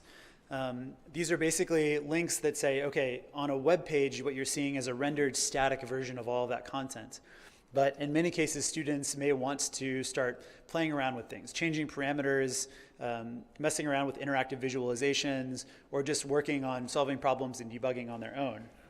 So the way that we do that is by providing a way to quickly dump them into a live Jupyter Hub session that's running the content that they were seeing on a static page. And I'll show you an example right now. If I click that link, I'm taken to the inferentialthinking.com site. That's just where the textbook is shown for people to access. And as you'll see, this is a Jupyter Notebook-like page. The content is actually written in a Jupyter Notebook originally, and it's converted into this static website form. So I have code cells, I have markdown text in here as well. And if I look at the top, I'll see that there's this interact button here. And this is the thing that's meant to be like a quick way for students to start messing around with all of the content that's on this page. Currently, because we want this available for anybody to play around with, it points to a service called Binder at mybinder.org. And this is basically a free public service that lets you define and share computational environments with other people. And it uses a Jupyter Hub under the hood. So that's why it's relatively straightforward to do this. So if I click on that interact button, it takes me to this mybinder.org page. It says, okay, you want to run the Data 8 textbook. It creates a little session for me, and it dumps me into a live session where I can start running all of the content that I was looking at in a static form before. So this is all the same content that was there before, and as you can see now, it was all originally written as a Jupyter notebook and just converted into a static markdown page. But as I mentioned before, the goal of Data 8 and the content in Data 8 is for other people to be able to deploy it for whatever purpose they want. And so we've actually built into this textbooks with Jupyter distribution the ability for you to define your own hub. So this is the same link that I showed you before, but in this case, there is one difference, which is that I've added this hub equals datahub.berkeley.edu section at the end. And so now if I go to this link, it's the same page, the same content, but now this interact button actually points to a Jupyter Hub. In this case, it points to the UC Berkeley Jupyter Hub that I showed you before. So now if I click that link, then it takes me to the Data Hub. Our goal here is that as an instructor at another university or within a small group or even just on your own, you can quickly connect this public resource, this textbook, to the computational resources that you've set up. And a number of other universities have deployed this kind of thing for sort of their flavor of Data 8. A lot of people use it just in order to interact with the textbook itself because it's a pretty useful resource for learning this kind of stuff. And it's been really interesting to see different people using this content that we've put together. I think it's great because it means that there aren't a bunch of people out there reinventing the wheel. They can use something that's sort of a community resource that many people can utilize for their purposes. Okay, and then to that note, if you're interested in deploying either the content or the infrastructure or the combination of both that I've been talking about, we've also been working on a guide called 0 to Data 8, which tries to step through all of the major things that you need to consider in deploying this kind of a course, whether it be for a large-scale university course like Data 8, which is like 1,400 students, or a smaller scale one. We're trying to figure out how to expose pathways through this technology in a way that makes it relatively straightforward for the diversity that is there in the academy, because not everybody has the resources that say UC Berkeley has built up for deploying and maintaining and administering these kinds of materials. Okay, so then I want to end with two quick considerations that are basically the first thing on everybody's mind whenever I talk about this, and those are personnel and cost, which really are two of the big challenges in this space. The first thing that I want to do is just really quickly give an idea for the kinds of people involved in maintaining this infrastructure at UC Berkeley. And I very generally break it down into three different groups of increasing size. So I should say increasing size and decreasing technical expertise. So at the very top, you have someone who is pretty comfortable with cloud deployments. Maybe they've deployed Jupyter Hub before on their own. If it's something like Data 8, maybe they're comfortable with Kubernetes. And that's a person that's seen as the sort of like deployer, the maintainer, the grand master, if you will, of the Jupyter Hub deployment. And that's someone who you want to protect their time, basically, as much as possible. And I should say often those people are doing this for multiple courses or multiple Jupyter Hubs. Underneath, you have a layer of people who are kind of technically skilled. They have familiarity with Jupyter Hub, maybe more from a user's perspective. And maybe they've taken the course before and they're familiar with Python or R or whatever you're teaching. And that's a group of people that can help with maintenance and administrative tasks that don't require like really digging into the Jupyter Hub base code itself. And then finally, underneath that, you have a larger group of students who are mostly just helping other students figure out more kind of common routine coding problems and this kind of thing. I think one of the challenges here is that oftentimes students don't know when an error is like their error or if it's actually like a bug that's in Jupyter Hub. They have no way of disambiguating those two. And so a lot of times this initial group of students can help talk to them, figure out if they've just like got an indentation error in their Python, or if there's something that you need to kind of escalate up the chain to people who know a little bit more about the guts of Jupyter Hub.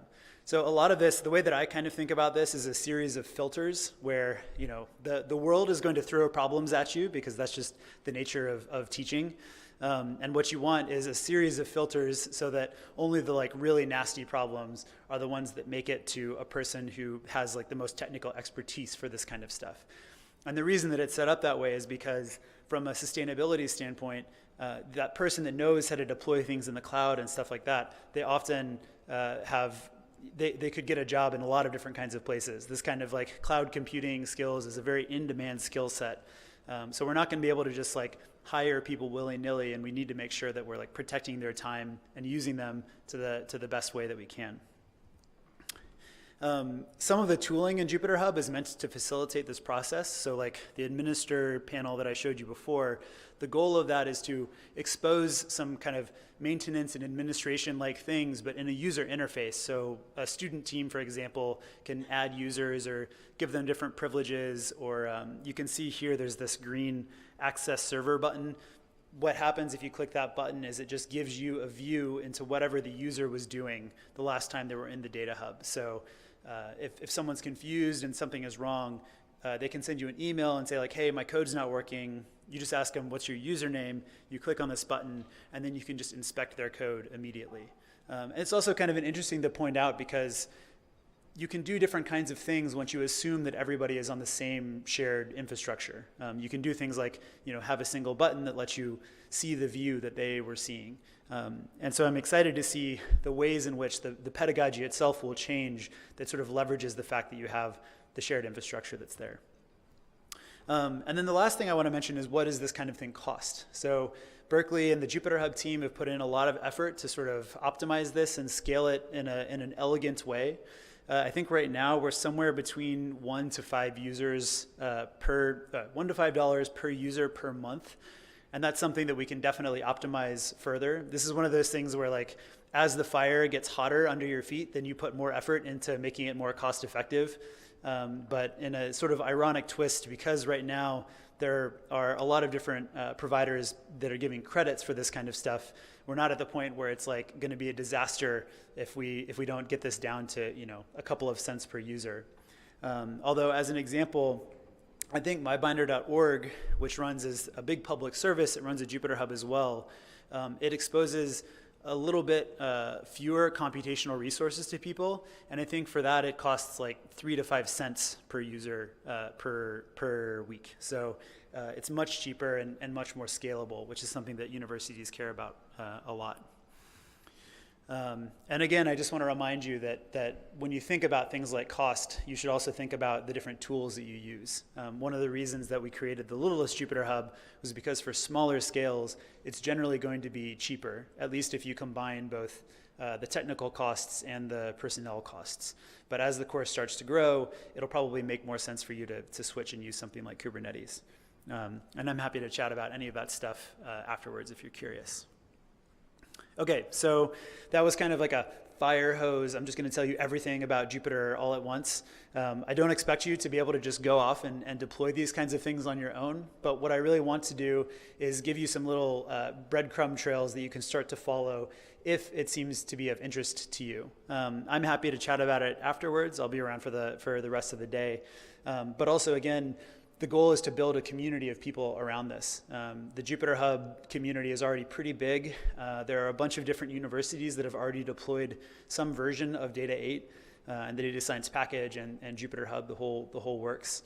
And so our goal is to help people make connections and to connect them with others that can help them along the way.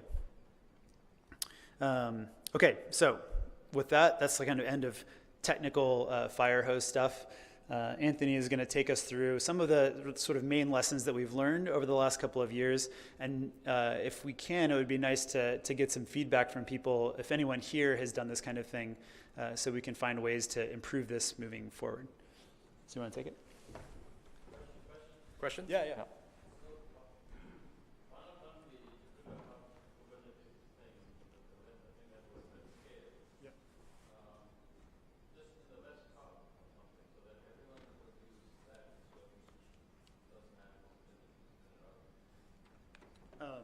Yeah, so for people who are listening on the live stream, the question was about doing something like a shared Jupyter hub on Kubernetes using West Hub infrastructure. I think that makes a lot of sense. I think that, the challenges are both like technical, but also kind of organizational, and you got to figure out, where money comes from and stuff like this. My guess is that in a couple of years, we'll have something like that. I think that a lot of different, whether it be universities or like regions of the country or organizations like the data hubs or the big data hubs, you're seeing movement in that direction, because in a lot of cases, it's a lot easier to, it's easier to go from an N of 1 to an N of like 4 Jupyter hubs than it is to go from an N of 0 to N of 1. So once you have the first one and you have someone with the expertise to maintain it, and in a sense, that's the whole point of like Kubernetes and all this cloud infrastructure, is that it's easy to scale. And so I think that having like national infrastructure that's dedicated to things like research and education will be very helpful. Yeah.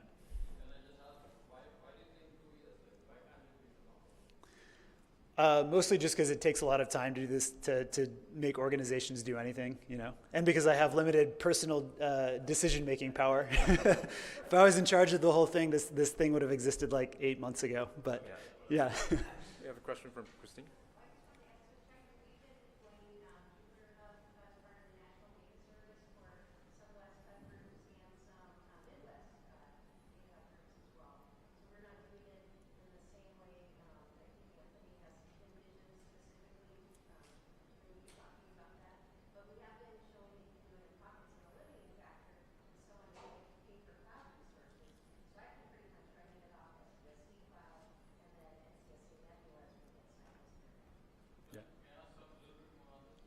Yeah.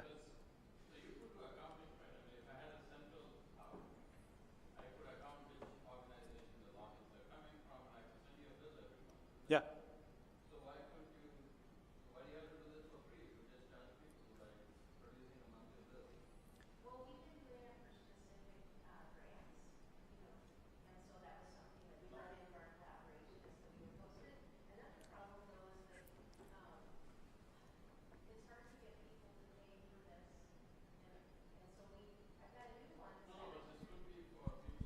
Hello?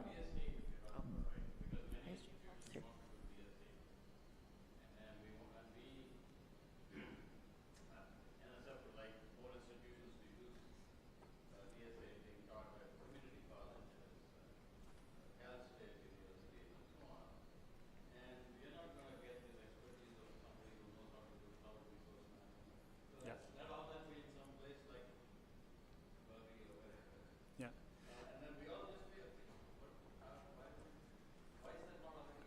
Well, so one thing that I would say is that in these kinds of situations, it's like relatively new technology. It's a relatively new kind of pattern of interaction in courses.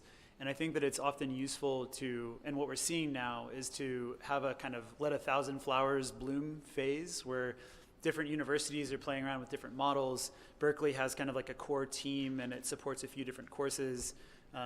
Canada actually has a really interesting deployment that maybe Anthony can speak to in a bit, where they actually have like a core team that manages multiple universities.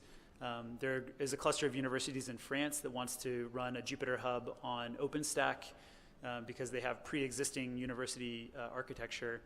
And so I think that right now, the way that I think about it is that we're in like a data collection phase, and the trick, our challenge is to connect and speak to all the different groups out there that are trying this, and then to try to synthesize something that seems like a good model to follow at a larger scale.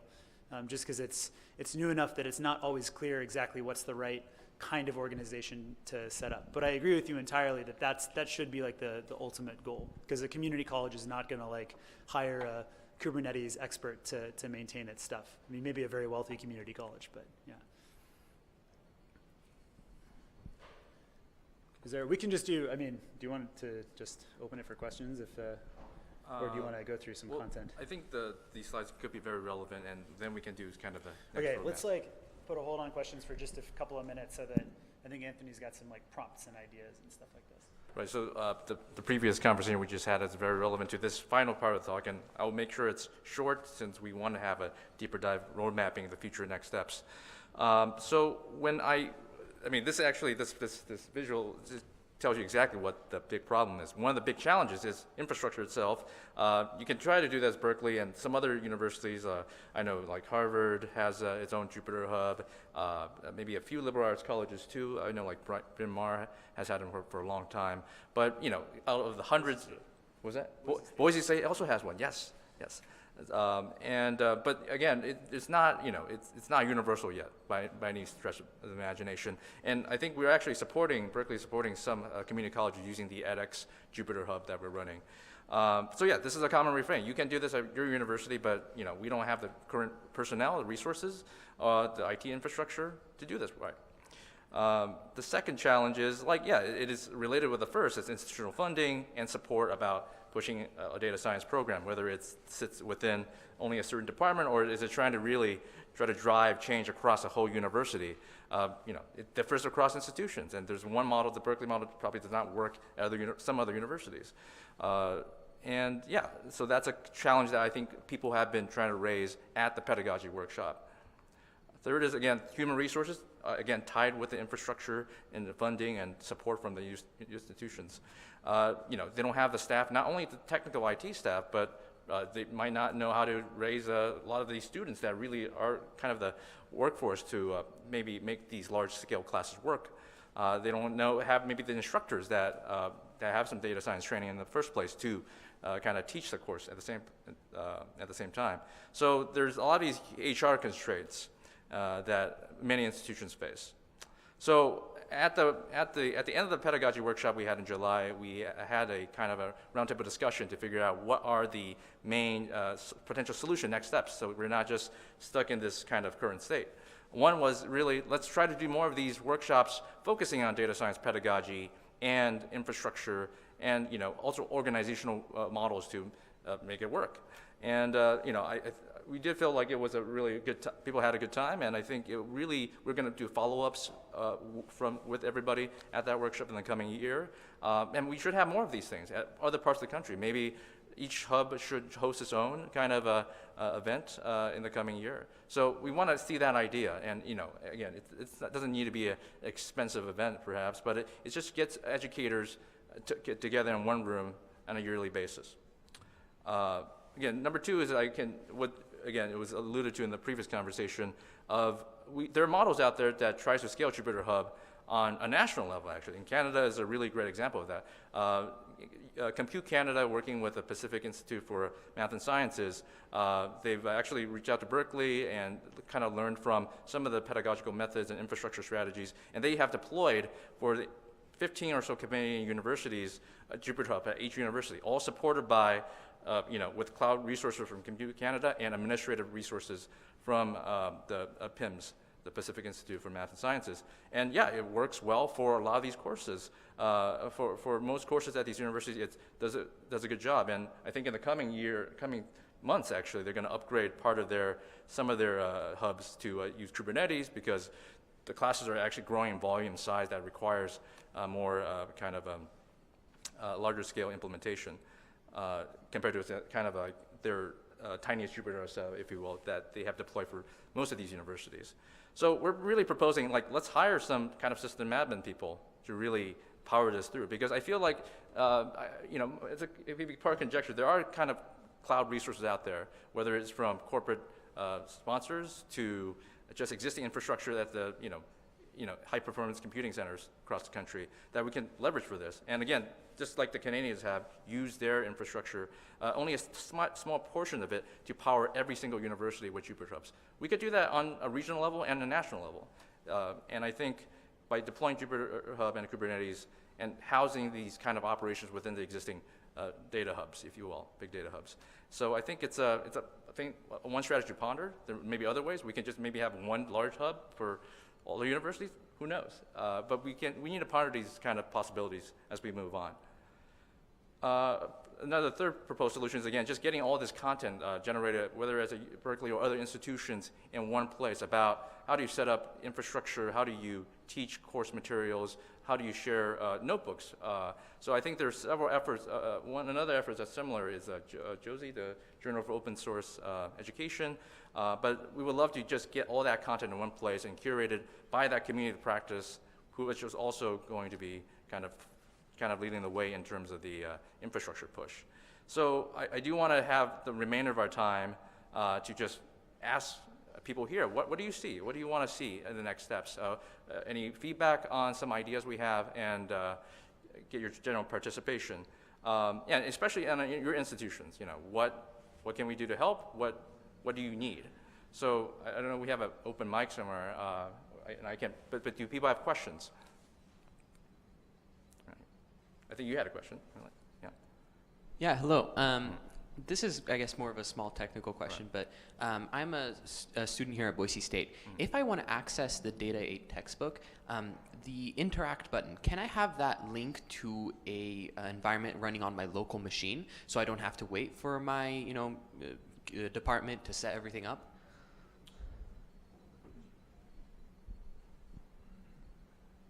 That's a good question. That's a good question. I'm not sure, but that would be really cool if it existed. And I feel like it should be possible, so let's talk offline about it. Yeah. So I think this kind of something like that did exist before in the early days of the Data 8 textbook, where you had multiple options of just running on the hub, but also just downloading the notebook information by itself and then running on your local instance. So that's potentially another way. But again, I think, something that I think we should be more built into these existing systems. Yeah, I think that would definitely help students like me who want to get a head start on this, want to look into these resources, but maybe our institution isn't there yet or is getting there. Right. But again, the Data 8 textbook does run on binders, so you should be able to access it all in an interactive notebook without having to be part of another institution that might have a hub. So yeah, so it does run. I think that was an update made a year ago or so. Now everything runs on binder, at least the external public-facing textbook. So, yeah. But can you remember to come and talk to me afterwards? Because I feel like that would be a pretty easy little tutorial guide to put together. So yeah, sounds good. Thank you. Oh, yeah. Hi, great talk. Mike Henry at Boise State. I was curious if you're with Jupyter Hub being backed by Docker. And the containers being then destroyed when a student leaves. Have you ever looked into having sort of like a scratch space per user that sticks around for? Because I know that we've been leveraging it in some courses and some workshops, but some a challenge to a lot of students' mental model is things aren't saved. When the container goes away, or depending how timeouts are working and the internet drops, you lose what you've been working on. So I was just curious if you've ever thought about adding an extra storage kind of bit to it. So all of that stuff should be configurable. The way the Jupyter Hub works is that it has a little process running in the background called a cull, CULL, and it basically checks for some conditions on activity levels for different users and says, okay, the administrator said that I want any user who's been inactive for more than 10 minutes to assume that they've walked away from their computer and to destroy their session so that resources free up, basically. If you're less concerned about that, then you can make a more liberal allotment of time, or even just say never call any user sessions. Is that the kind of thing that you're talking about? Yeah, but I'm curious, can you have it instead of calling it, just swap it out and write it to disk? So that way, because then memory is expensive. So eventually you end up with an issue of scaling where you're spending more money on resources, but people aren't there. Right. But so you mean just dump the yeah, current state I'm of thinking memory like to using disk. like a and binding, then- like for like spinning up. That's like, a cool idea. Yeah. Yeah, with like S3 something. Like We the don't little- do that, but that is also a cool idea. So, yeah, we should talk after this as well. Cool. That's how this works, right? That's why it's useful Yeah, exactly. to talk this to is, people this in is this case. really great. Yeah. So yeah. Yeah. Thank you. Paul Jabo, Micron Technology. I was curious if you evaluated additional notebook technologies like Zeppelin before you landed on Jupyter. Well, so maybe it's a question for Anthony. I'm a part of the Jupyter project, so like we have like an obvious reason to also use notebooks. One thing that I will note though is that Jupyter Hub is definitely not just designed to serve Jupyter notebooks. So it's designed to basically work with any interface that could be run via a web browser. Jupyter notebooks are obviously a first-class citizen because the teams are heavily overlapping, but there's a course at Berkeley that uses RStudio. So when you go to that hub URL, instead of seeing a Jupyter notebook interface, it just dumps you into an RStudio interface. We've gotten one working with OpenRefine, like just a different interface that lets you do a different kind of pattern of interaction with the data. And so that is really just a question of the community, like writing extensible plugin style tools to properly tell Jupyter Hub, like, okay, here's how you should route people to the right web address that serves whatever interface that you want to. So we don't want to like preclude any interface that's out there. Interact is another user interface that people use. So yeah, it doesn't have to be Jupyter stuff at all. Yeah. Brendan? I can just share a little bit of my story after I attended the pedagogy workshop, which, a big shout out to you guys for putting that together. It was really wonderful, and the entire process, how you implemented. So I went back to UMBC this year, and I started having these conversations on campus, and people were very excited. The one thing that I wanted to mention for setting this up at your institution or even as a student, what I found really helpful was that I had these cloud credits that I could easily get from, let's say, Google Cloud or Azure and so on. They provide cloud credits for you as an instructor and even as a student. So there's a very easy form to fill out, which I had done. And the setup that at the pedagogy workshop that I was able to walk through with your Jupyter team was a 10-minute setup. So something like that is a very easy thing to do, like the littlest Jupyter Hub, but the Kubernetes is a bigger challenge. So what I'm doing right now is in my graduate class, I'm embedding some of the modules, but I'm planning for a bigger implementation for my undergraduate class because the material is more suited for the undergraduate classroom. And for the institutional part, what I've realized very quickly is faculty are very busy. They have tons of things to do and million directions they are being pulled in. The biggest thing to find is the right type of resources, not just the resources, but the right type of students, the right type of TAs. For me personally, I think that is a challenge because all of the really savvy students are picked up very quickly into big research projects, but then you have to really scramble for the right type of students who can help facilitate even some of the debugging that the students are facing. So I think that is a limiting factor. And I want to echo the point that Chetan made, and I think I spoke to Anthony at the end of the pedagogy workshop, that having an infrastructure like that where any institution can come and create a username and password and have their Jupyter Hub ready would be a game changer. And I've said this to anybody who will listen to me, and I've talked a lot about it, so I'm happy to talk more offline about it as well. I would recommend finding the people at this conference that are in some way attached to purses of money and just saying that. Yeah. So this year I'm an expert in NSF, so I really support this. I mean, I don't say that not in an official capacity. I'm just becoming an expert, so I have to be careful of what I say. But I think this is a very important pedagogical thing to think about of how smaller institutions can adapt as well. Yeah, it's actually, I think it's worth highlighting that. Like when Anthony was talking about shared infrastructure, I think one of the biggest beneficiaries of that would be shared cross-university infrastructure. I think one of the biggest beneficiaries of that would be like the smaller universities and the smaller colleges, because UC Berkeley, like the big kind of marquee R1 universities, they're going to be able to figure a way to make this happen. But it's an extremely useful pattern of learning for students. And I think that shared infrastructure has in many ways like the most implications for community colleges, for like underrepresented universities at the national level. And I think it would be a huge benefit to have this kind of thing. And my statement was a little bit tongue-in-cheek. I didn't really mean to say like you should go and demand cash for this kind of stuff, but I feel like I think that we still have a bit of work to do in growing not only like channels for funding, but also training programs for these kinds of skills. So I think even if I had like, $500,000 that I could hire a couple of people with, we still don't necessarily know what's the right way to teach people this kind of stuff. I mean, hiring like good cloud developers is hard at a company like who already has money for it. And we're competing with people like, we're not going to be able, we're in the Bay Area, right? So if a lot of people wanted to, they could just go and like make a couple $100,000 a year working for one of the tech companies because they all want to hire DevOps cloud people too. So I think that it's not enough to just have money for it. We also need to start creating training programs around these skills. And then we're trying to like move in that direction with some combination of these guides, events like this one, events like the pedagogy workshop. But I think we still have a ways to go to figure that out. And I personally would love to hear feedback and ideas about how we could do that.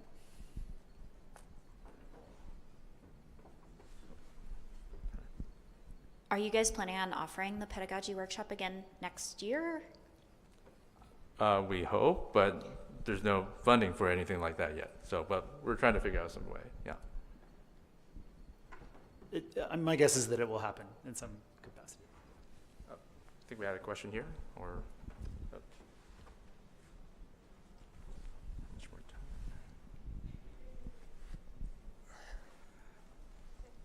So my question is, are there any efforts being made to preserve existing environments? So as a student, I love looking back, maybe like a couple years ago, I took a class and I have maybe this Jupyter Hub notebook that I want to go back to and rerun and try it again. And knowing the software tech world, there's always going to be the new biggest, hottest thing right now, and then things are going to decay or be abandoned over time. And there might be a case where you have this environment that no longer works anymore or exists even. Website goes down, move over to this new infrastructure. I'm just wondering, are there any efforts being made to, once you made this notebook, I can be kind of guaranteed I can rerun it and reuse it far into the future? So the short answer to that is that that's like a deceptively hard problem. To be able to know that something that works now will work, okay, a week from now, sure, a month from now, probably, a year from now, if you're like careful about how you design things, but like 5 years from now, 10 years from now, there are so many things that happen that are hard to foresee ahead of time. People use Docker as an example of like, oh, well, you could just put it in a Docker image and it'll work forever.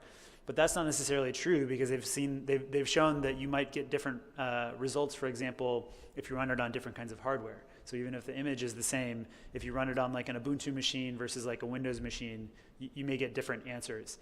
So the short answer to that problem is that it's really hard. But people are definitely trying to do that. One of the main goals of Binder is actually like reproducibility in the long term. So it uses a tool under the hood called repo2docker, and that will create a Docker image from whatever repository you want to build it from. And depending on how you set it up, that image could just persist indefinitely, right? So 5 years from now, that image is still up there. You can still pull it down and it'll be exactly the environment that was present at the last time that you ran it. Now, 10 years from now, if like quantum computing exists and it's like a completely different computer architecture, who knows if it'll actually run anymore. But I agree with you that this is a really importance problem. And the goal of Jupyter Hub or Binder is less to like focus on that as the core goal and more to make it possible as an administrator, if you want to focus on that, you could configure that as such, right? Like Berkeley's Data Hub it wants things to be persistent to a degree, but it doesn't need students to recreate it like 10 years from now. If you cared about that a lot more, you could configure it in order to make sure that things would stick around longer. I know that's kind of an unsatisfying answer because it's always like, oh, well, you can configure it. But that is kind of the point of Jupyter Hub. Any other questions, or? Okay. Well, next session starts in 5 minutes, so maybe we can call it a wrap. Yeah. Okay. Thanks very much. We'll be around if you guys want to chat or have ideas, or I definitely want to talk to. Oh, we will. Well, the slide, I'm just going to leave this up here for a little bit. But yeah, those are some links to sort of get you working or get you started, both deploying Jupyter Hub for your own university, deploying Jupyter Hub specifically for Data 8, and then at the, let's see, well, I don't have the Gitter channel on there, but if anyone's interested in getting involved in the community, like the developer, the maintainer community, I'd be happy to chat about that as well. So thanks very much for your time. Yeah. Thanks, Ed. And I'm just going to leave this up until someone tells me that I have to take it down. Yeah.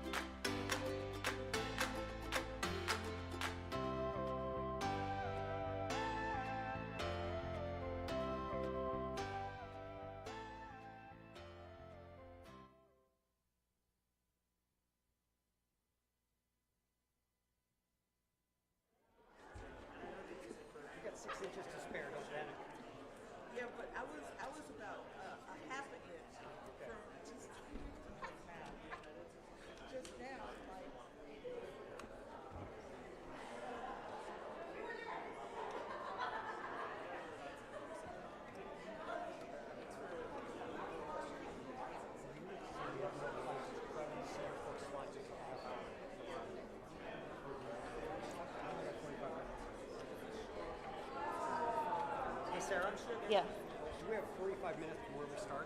We're 15 minutes late now, so can we go to half past? I think we can probably give you a little extra time, but probably not a whole lot. I'll signal. I'll check with Meredith on what the, because I think the live stream has to end promptly, and the live stream's after the second panel. Got it. Okay, so we have to hit all Yeah, together so for 3. I'm waiting for some signal from Meredith. Just start yelling.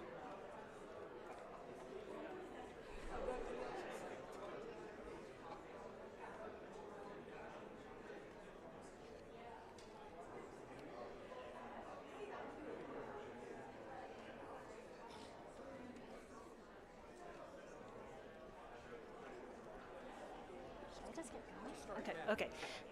If everyone can find your seats, please. Thank you all for participating in the community-led deep dive sessions.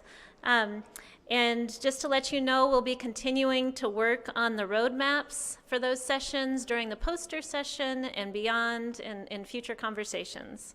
Now I'd like to take this opportunity to move into our next panel. This panel is a spotlight on data science education and training. I'm very honored to welcome our moderator for this panel, Ed Lazowska. Ed serves as the Bill and Melinda Gates Chair in the Computer Science and Engineering Department at the University of Washington. He's the founding director of the eScience Institute and a West Hub PI. Welcome, Ed. Great, thanks, Sarah.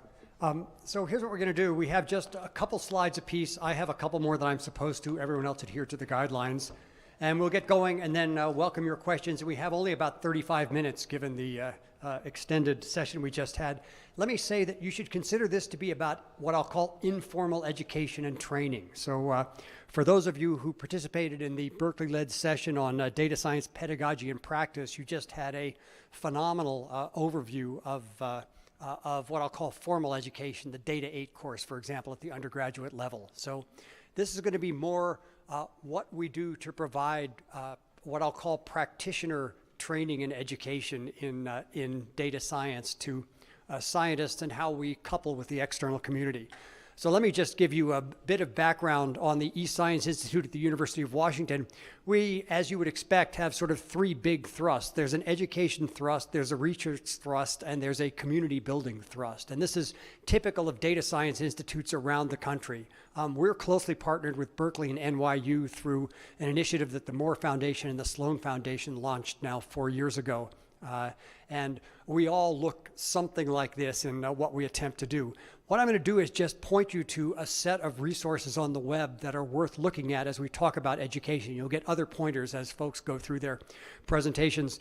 The first is that Berkeley and NYU and the University of Washington produced a paper about 9 months ago now that's on the web at that URL that describes the approaches we've taken to building our institutes. So it's sort of a what worked and what didn't work for us in education, in outreach and community building, and in research, what sorts of staff we hired, how we approached the educational programs, things like this. So think of it as, 18 pages from the trenches from some people who were in this earlier than some and have been collaborating together. And one of the great things about this Moore-Sloan collaboration is that we've agreed to share with each other what didn't work as well as what did work, although I have to say that this paper is longer on what did work.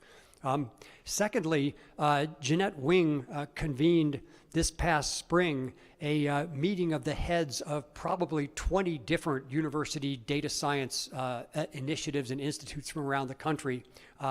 And there is a report from that data science leadership summit that has now just been cleared for release. So we'll make sure that that report is on the website of this meeting. Jeanette just got permission to distribute it a few days ago.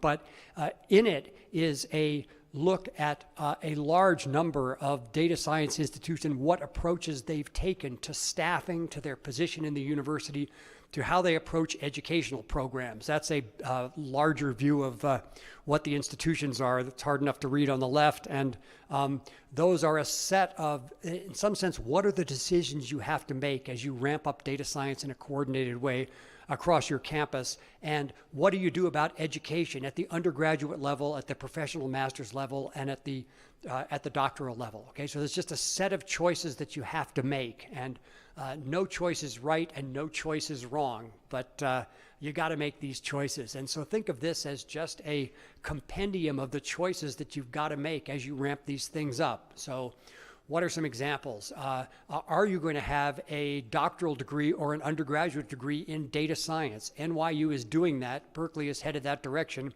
At the University of Washington, what we have is what we call transcripted options, in which a student in any major can get either an undergraduate or graduate degree that says, I did biology with the data science option. Okay? And that's just an approach. Right? It's not the right approach. It's not the wrong approach. We're all running a big distributed collaborative experiment here to see what works. Finally, there's a National Academies Committee that David Culler, who you heard from earlier this morning, was on, and a number of other people in the room, committee on envisioning the data science discipline, the undergraduate perspective. And that's a report that's on the web that describes data science educational initiatives at universities. So these are great resources just to think about education, both formal and informal education. Obviously, the NSF report is more geared towards formal education curricula. So, that's sort of our picture at the University of Washington of the education bubble is formal education and informal education. And let me now turn this over to other folks. And if you would take a minute, introduce yourselves, and then take it away.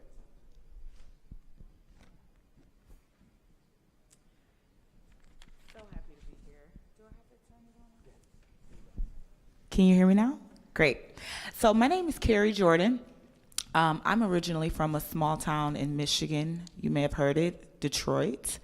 And my background is actually in mechanical engineering. I did my undergrad and master's at Michigan Tech University, master's in education, and then I did a PhD in engineering education at The Ohio State.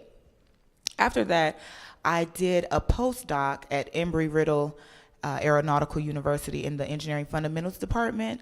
And from there, I transferred over to data carpentry to lead up their assessment efforts. So why did I go through all of my education? Because I know I'm in a room full of, academics. We all probably have, multiple masters and PhDs. The very first conversation that I had when I started working for data carpentry was, are you going to be using R or Python? And I was thinking to myself, I have a PhD. I thought I learned everything that I needed to learn. And so that is why the entire premise of education and training is so important, especially at the level of, what if I don't have time to get a data science degree? What if I don't have 4 years to do this thing, right? What if I just need a quick tutorial, a quick way to learn some skills that I can use immediately, that I can immediately apply? And so that's where we come in with the carpentries. So a lot of you have heard of software carpentry, data carpentry. Since 1998, we've developed curriculum to teach data skills, and not just data skills, but a lot of what we've been talking about today is community and passion. So helping you to solve problems that are important to you. We deploy a volunteer base of over 1,000 instructors worldwide to teach 2-day workshops on version control with Git, on R, Python, cloud computing. And so this is sort of a timeline of where we've come since 1998 and where we are now. What I want to get across today is the importance of that non-traditional approach. So I love what he said, where I'm doing biology, and data science. It's not about a pipeline. A pipeline constitutes that there's only one way in and one way out. But there are multiple ways that we can approach education and training, and it's up to all of us in this room to kind of push that forward. So that's what I do at the Carpentries, looking at our impact. Are we teaching these workshops for naught, or are we really teaching skills that can be used and that can be transferable? I would love to hear more from all of you. I have my card. I know we don't have a lot of time, but I love to talk more about our workshops and how they can make a difference. Let me just say that the data carpentry workshops have been probably the most popular, highest impact thing that we've hosted out of our data science initiative at the University of Washington. We do 3 or 4 of them a year. We also have sort of train the trainers workshops to create more educators, more teachers of these short courses, and every one of them is wildly oversubscribed, and we have flipped entire labs at the University of Washington again and again and again. People just flock to them, whether it's GitHub or Python or whatever. It's just been phenomenal. So if you're not utilizing data carpentry at your institution, you really should get on board, because these are just phenomenal short courses. Anybody can afford 2 days, and they learn a huge amount in a couple of days that they take back to their lab and take advantage of. I did not pay him to say that. Just but you will later. FYI. Go ahead, please. Good afternoon. I'm Pamela Scott Johnson. I'm the Dean of Natural and Social Sciences at California State University in Los Angeles. And it's really important for me to talk about just a brief of who we are as the CSU, the California State University system, and how the Cal State LA has been involved in this project and this process. Before I do that, I want to thank the National Science Foundation for funding us for this integrated idea.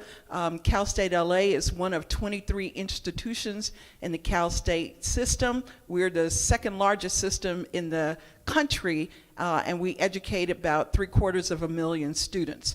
And so the students that California has invested in our educating really come from communities that want to make a difference. So we have students that will come from a radius of 20 miles, and they're committed to transforming their communities. Our institution is committed to transforming Los Angeles, and we're an anchor institution committed to transforming the region. So what does that really mean? So we see education as a social justice. We are committed to providing a high quality education. And what does that mean in terms of empowering our communities, increasing the capacity of our communities? So it's education for the public good, and we have a range of ways of doing that. So what's really important about this project is that this partnership we have a partnership between the City of Los Angeles. The City of Los Angeles has the LA Geo Hub. That is a repository of information, raw data that comes from each of their major departments: transportation, health, public safety, etc. Many of our students come with a commitment to be activists. In order to be activists in our communities, we have to know how to use data and information, if you will, to increase the capacity not only for ourselves to create agency for the students, but for those communities. And so many of the students, particularly in the social sciences, are interested in working with nonprofits and grassroots organizations. Hence our other partner, Community Partners. Community Partners is an organization which provides administrative support for hundreds of nonprofit organizations who aren't at the capacity of being able to do their books and administrative support or financial management support. And so they have a portfolio of nonprofits. So our students want to come in to see how they can be engaged in the community. Increasing the quantitative literacy and reasoning of our students, particularly students who are coming from working class backgrounds. I do want to put in a plug that Cal State LA is number one, is ranked number one in upward mobility. That means we educate students that come from the bottom fifth of the income ladder, and we propel them to the top 1/5 of the income ladder. And we do that by being very intentional about how we want to transform their lives as well as the lives of the communities that they want to impact. And so this GeoHub is designed, Garcetti actually uses this GeoHub for his strategic initiatives.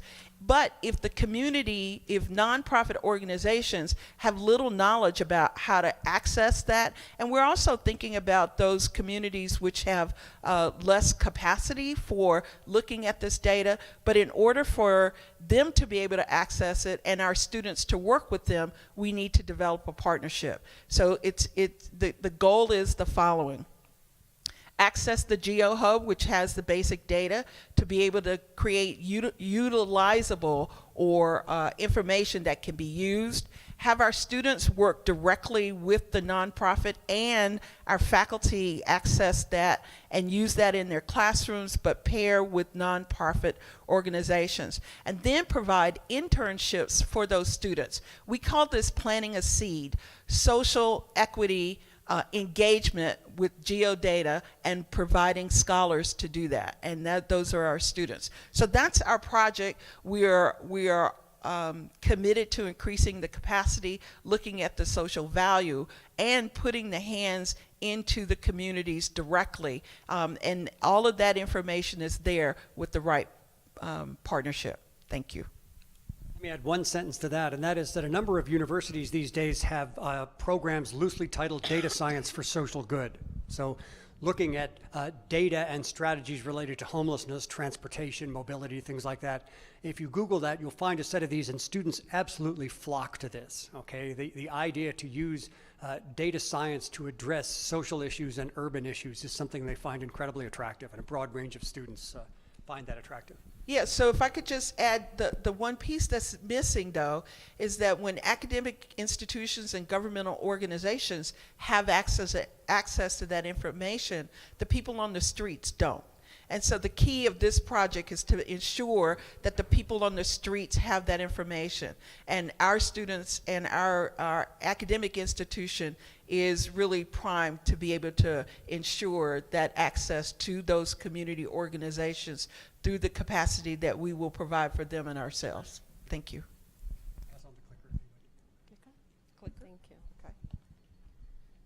Good afternoon, everyone. I'm Vandana Janeja. I'm from the University of Maryland, Baltimore County.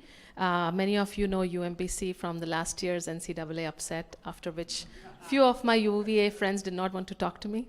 But UMBC is also known for its really vibrant push towards undergraduate education, so we pride ourselves on that. I'm also the graduate program director for our online program, so we have a growing population in our online programs in the information systems. Last year, in my sabbatical year, I was brave enough to go out and do a AAAS Science and Technology Policy Fellowship at the National Science Foundation, which was a very rewarding and fun thing to do. And my partner in crime, Chetan Baru, sitting back there, doing fun things on harnessing the data revolution big idea, and lots of workshops that sprouted around that.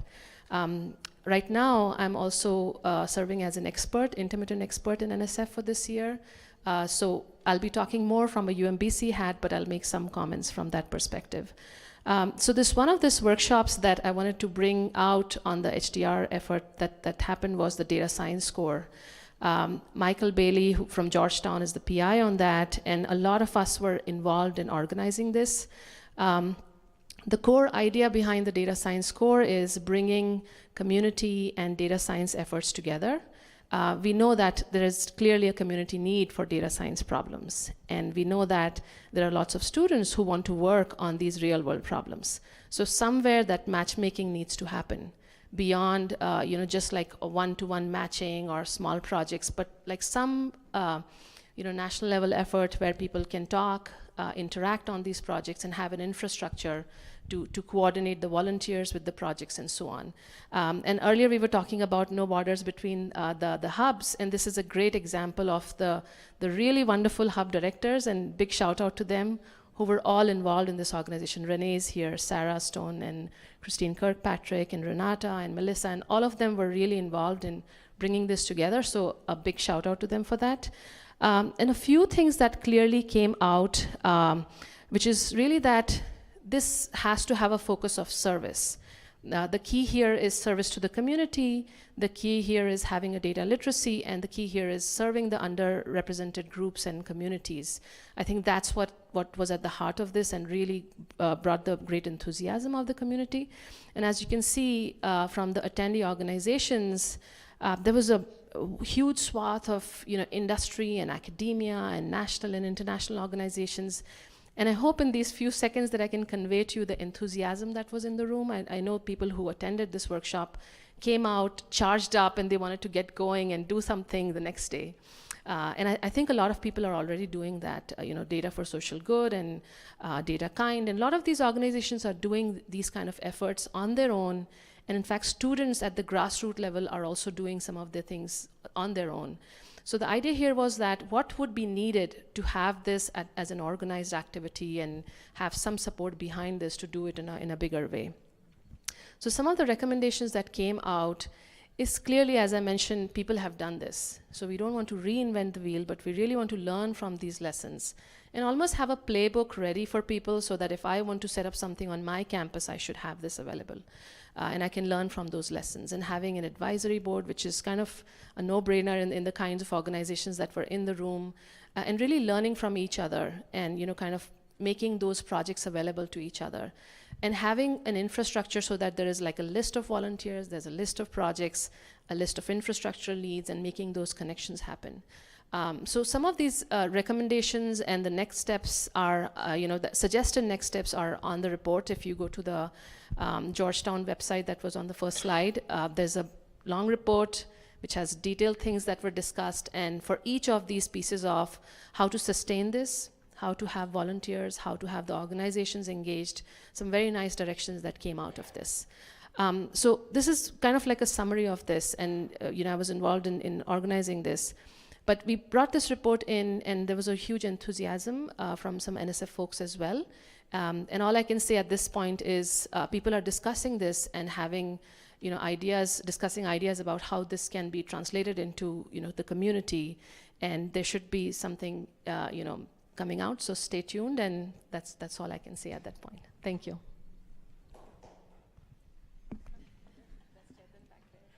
Does that go like that?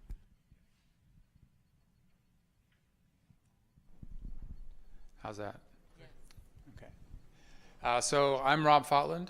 I'm a glaciologist by training, and I'm a research computing director at University of Washington. So I'm going to talk for a couple minutes about research and computing. My group tends to engage through consulting and through teaching and through invading. And so the invading is the fun part. That's where we become part of a research team and we try and contribute. So we had a postdoc come to us a couple years ago and say, I'm in this huge lab, we do molecular engineering, and I want to investigate proteins that are 10 amino acids long that connect back to themselves. And I have the software to do it, but the cluster down the hall of computers is always backed up and I can never do the jobs that I want to do.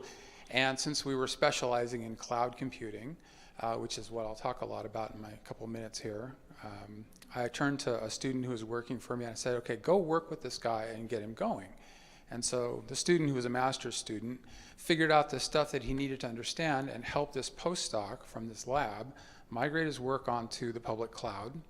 And the stats up there are that there were 5,900 virtual CPUs and 300,000 hours involved in a job that cost $3,500 that would have taken weeks and weeks and weeks for this researcher, but took 2 calendar days because, as you probably know, the cloud scales very well. You can grab as many computers as you like. And the result was 5 million new protein structures that this researcher can then publish to the community, again, through the cloud, make that available as a library of potential ways of delivering medicine to people. And he gets to use right-handed proteins because human beings don't digest those. And so there's all kinds of cool stuff that you get to sort of learn about in this process. So the point of my story, and lastly, he had 0 waiting time for his resources. So I guess I want to start off by making a sort of a polemical statement or normative statement that research that accelerates, that goes faster, is a public good. I'll make that assertion without any support. And our group is all about helping that process, doing that acceleration, and not only using the cloud, but other ways of doing that, building other technologies into what we do. And that feeds back into education in my view of things, because as a student gets into, for example, into college and they start doing their formal education steps, that gets them into a position to start contributing to research. And then when they get into research, then they learn a whole new set of skills, and the process never stops. So it's sort of a lifetime of learning. And so getting back to the cloud for a second, there's kind of 3 levels of arguments. But before I present those 3 arguments, I'll just say that research computing is moving to the cloud. It's this huge phase transition, kind of like the advent of the PC was a few decades ago. And so that's an important part of how we're trying to promote research acceleration. And the student, by the way, who helped out this guy then went on to get a job where he had on his resume, I'm good at cloud computing. So at the low level, there's kind of a discussion about the cost of the cloud, and you can have that discussion versus duty cycles and say, okay, well, there's a break-even point. But then there's a sort of higher level argument that you can make that the stuff that you can do on the cloud that's about community building, the kinds of things that this room is talking about, are facilitated by the fact that all that stuff is out there and pre-built for you. And at the very highest level, if you are not a cloud denier and you're like me, and you think that the cloud is kind of inevitable, then you can say, well, we're going to get ready for this happening because we want to be on the leading edge. But there's a downside or a problem with cloud adoption, which is that cloud is kind of Wild West now. There's a lot of details that you have to figure out, and as my illustration of the Red Queen up there shows, researchers don't have a lot of time. They spend a lot of time spinning their wheels and feeling like they're not making much progress. So we try and lower those barriers to entry. We try and build solutions, and that's why we invade groups so that we can actually figure out what the real problems are to solve, and then we try and leave those artifacts around. We have researchers who will leave the results of their work, this reproducible machine image, around for 5 years so that people can go and check their code, they can rerun their executions, and they can come up with the same results and even vary those and play around with them.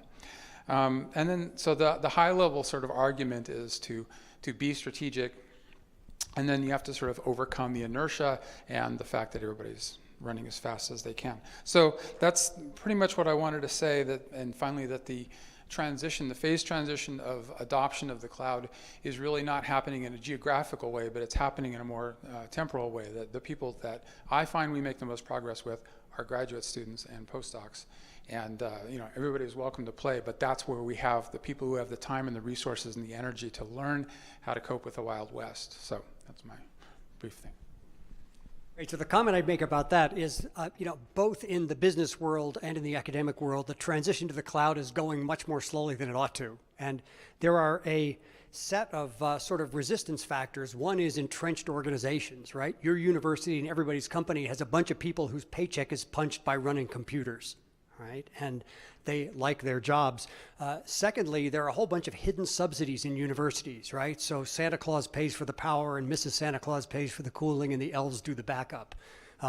And NSF contributes to this, for example, by policies that charge indirect cost on outsourced cloud services, but the purchase of hardware equipment, which actually requires cooling and power and tending, doesn't bear indirect cost. The University of Washington and UCSD have both unilaterally determined that they would not collect indirect cost on outsourced cloud services, and other universities should follow suit. You need to get that done before your cloud usage is large enough that your vice president for research has started collecting lots of money for doing nothing except writing checks to Microsoft or Amazon or Google, okay? So the time to take that step is now, because once you start getting chubby by collecting money for doing nothing, it is sort of habit forming.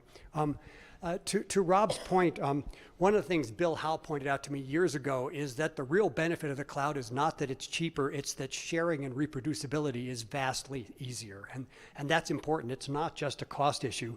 And then there's Dave Patterson's famous quote from probably 5 or 6 years ago, which is, 1,000 processors for one day costs the same as one processor for 1,000 days. And that's really transformational. If you can turn your work from batch into interactive, okay, by accelerating it in a reasonably cost-efficient way, then that enables you to ask a set of what-if questions, to interactively investigate things in a way that you couldn't otherwise do. So it's really important to push your institutions and your researchers to move this direction, and they need help. The truth is that Amazon and Microsoft and Google are not providing the greatest on-ramps in the world for academia these days, because by and large their bread is buttered by commercial customers. So a lot of campus support is needed. That's what comes to mind. Let's see if you have any questions for any of these folks. If not, we'll just keep talking among ourselves. Yeah, please. Let me run around with a microphone, if I may.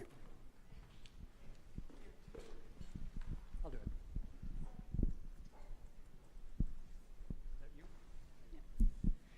I know you discussed the lack of on-ramps with cloud computing, especially in academia.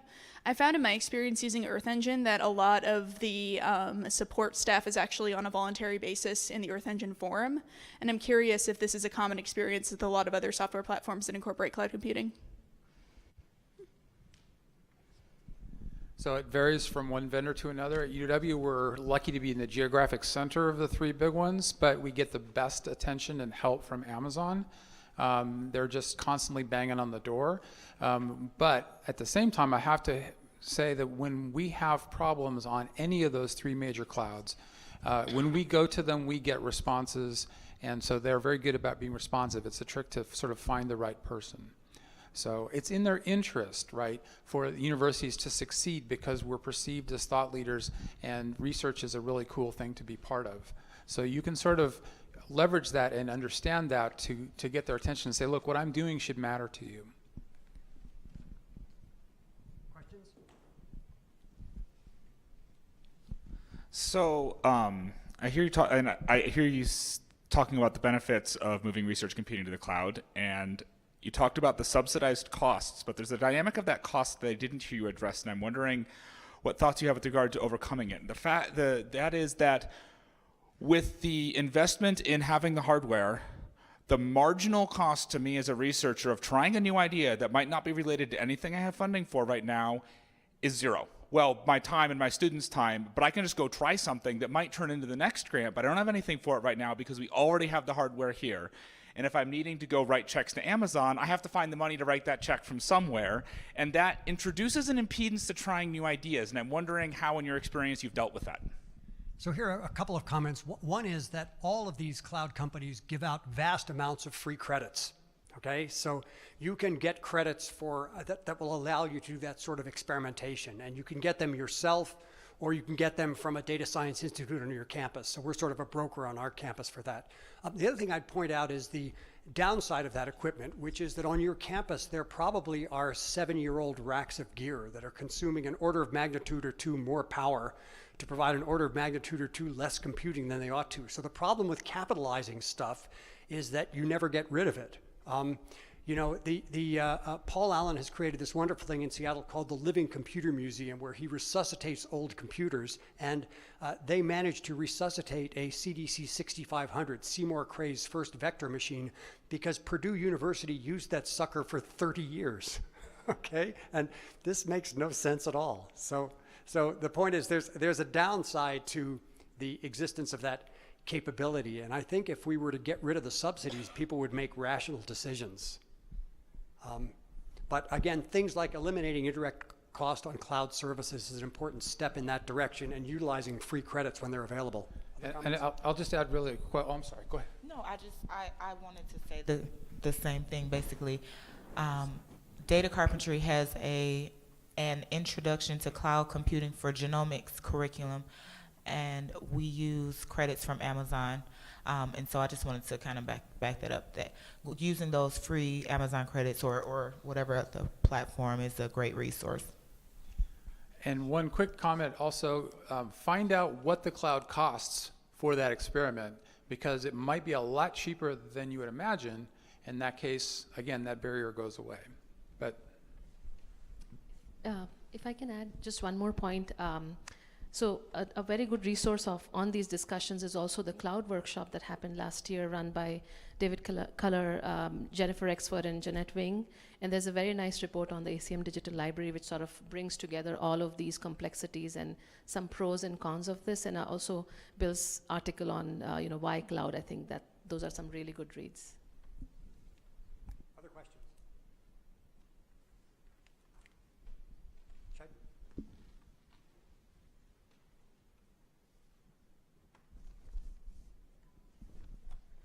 I guess most of the questions seem to be on the cloud part of it. So I was curious about your experience with this. One of the things we've heard, especially from the cloud vendors, and something that came up at the workshop as well, that the workshop that Vandana mentioned, is that the cloud providers now have so many sort of advanced services, packaged services and software stacks that they provide. And yet I think their experience seems to be that in academic use, they're seeing the cloud being used much more as infrastructure as service rather than using platform as service or some of those bundle things that they're providing. Which, once you stop being a cloud denier, maybe the next blockage is that you're thinking of the cloud simply as hardware, whereas there's all these other capabilities. So I was just curious if what kind of usage or patterns you've seen on your campus when researchers use this. Comment, Rob? So we see what we've been working on is building out connectivity on technologies that go on top of the cloud, because we feel that's the quickest way to accelerate access. So Jupyter Hubs, code development on GitHub, using containerization, Kubernetes, all these technologies. We go to school on what Berkeley does all the time. We try and keep up with them. So basically, there's such a rapidly evolving ecosystem of tools that, in a month we'll be able to solve something that comes up with a researcher that we couldn't do a month ago. So that's the start of an answer. I mean, I think this is a reflection of how far universities are behind companies in use of the cloud. Okay, Bezos is fond of saying that it's unprecedented in computing for them to have had no competitors for 8 years. And what he means by this is, in the beginning, Amazon started selling what people were ready to buy, which was bare Unix cycles. And Google and Microsoft were selling higher level services, and people weren't prepared to buy them. Okay, now people are prepared to buy those, but Amazon has had time to move up stack. Okay, and I think to some extent, universities are a few years behind and are further down the stack.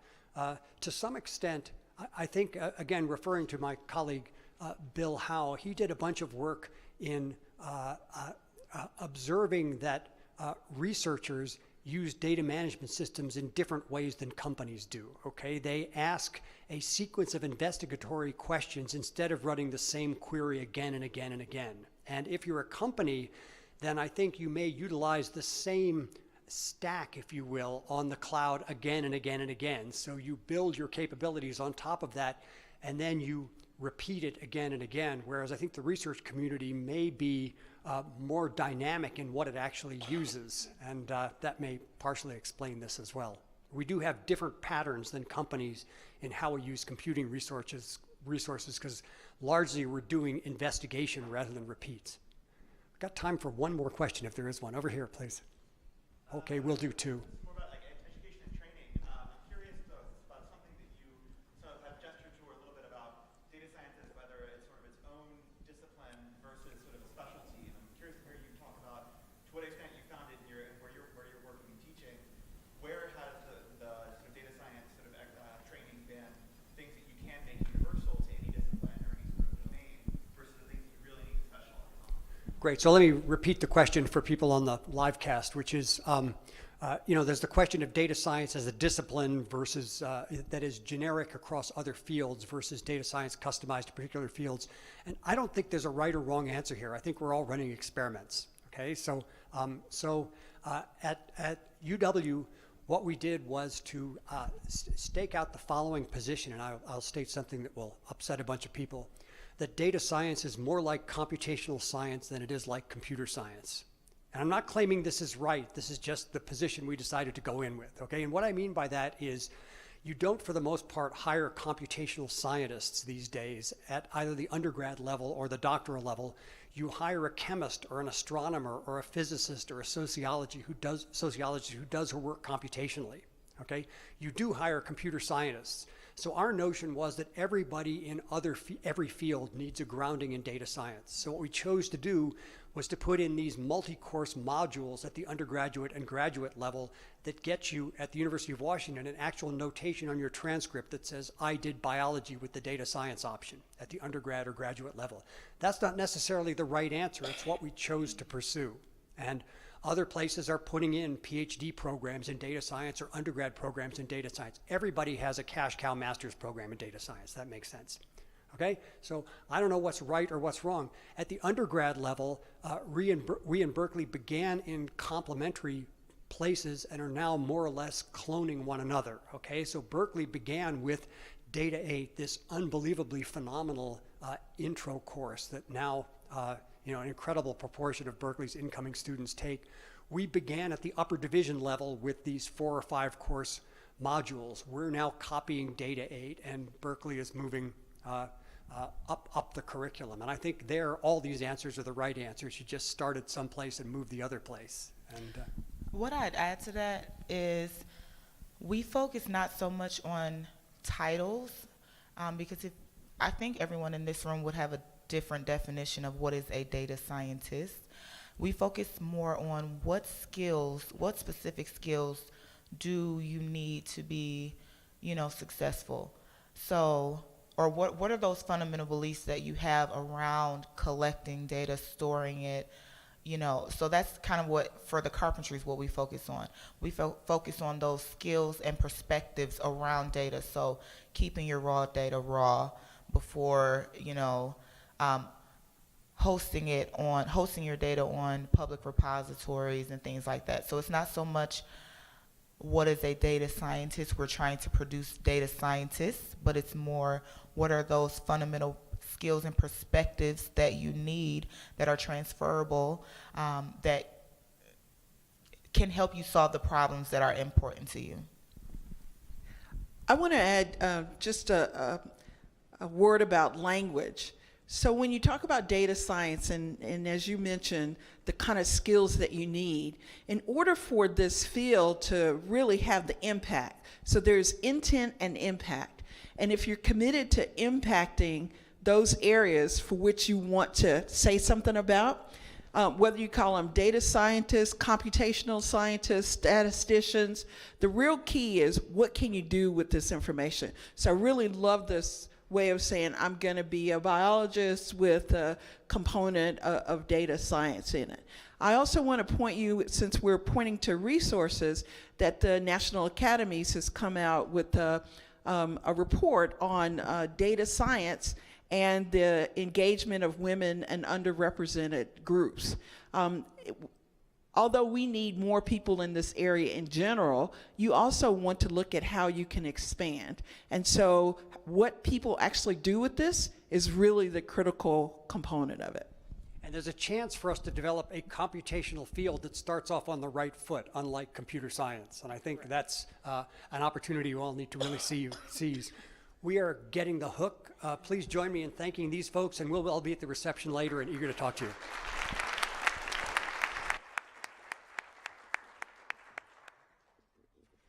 Thank you all. And I'd like to welcome up the next panel that's going to be focused on collaboration opportunities. If you can come on up here. And Nick, oh, good, okay. And I'd like to introduce Nick Baguli. He's a steering committee member for the West Hub and also the chief data officer of Front Analytics and the CEO of Big Data Utah. Oh. Okay. If I can. I don't know if this one is on. Beth and, oh, we got Christine, okay.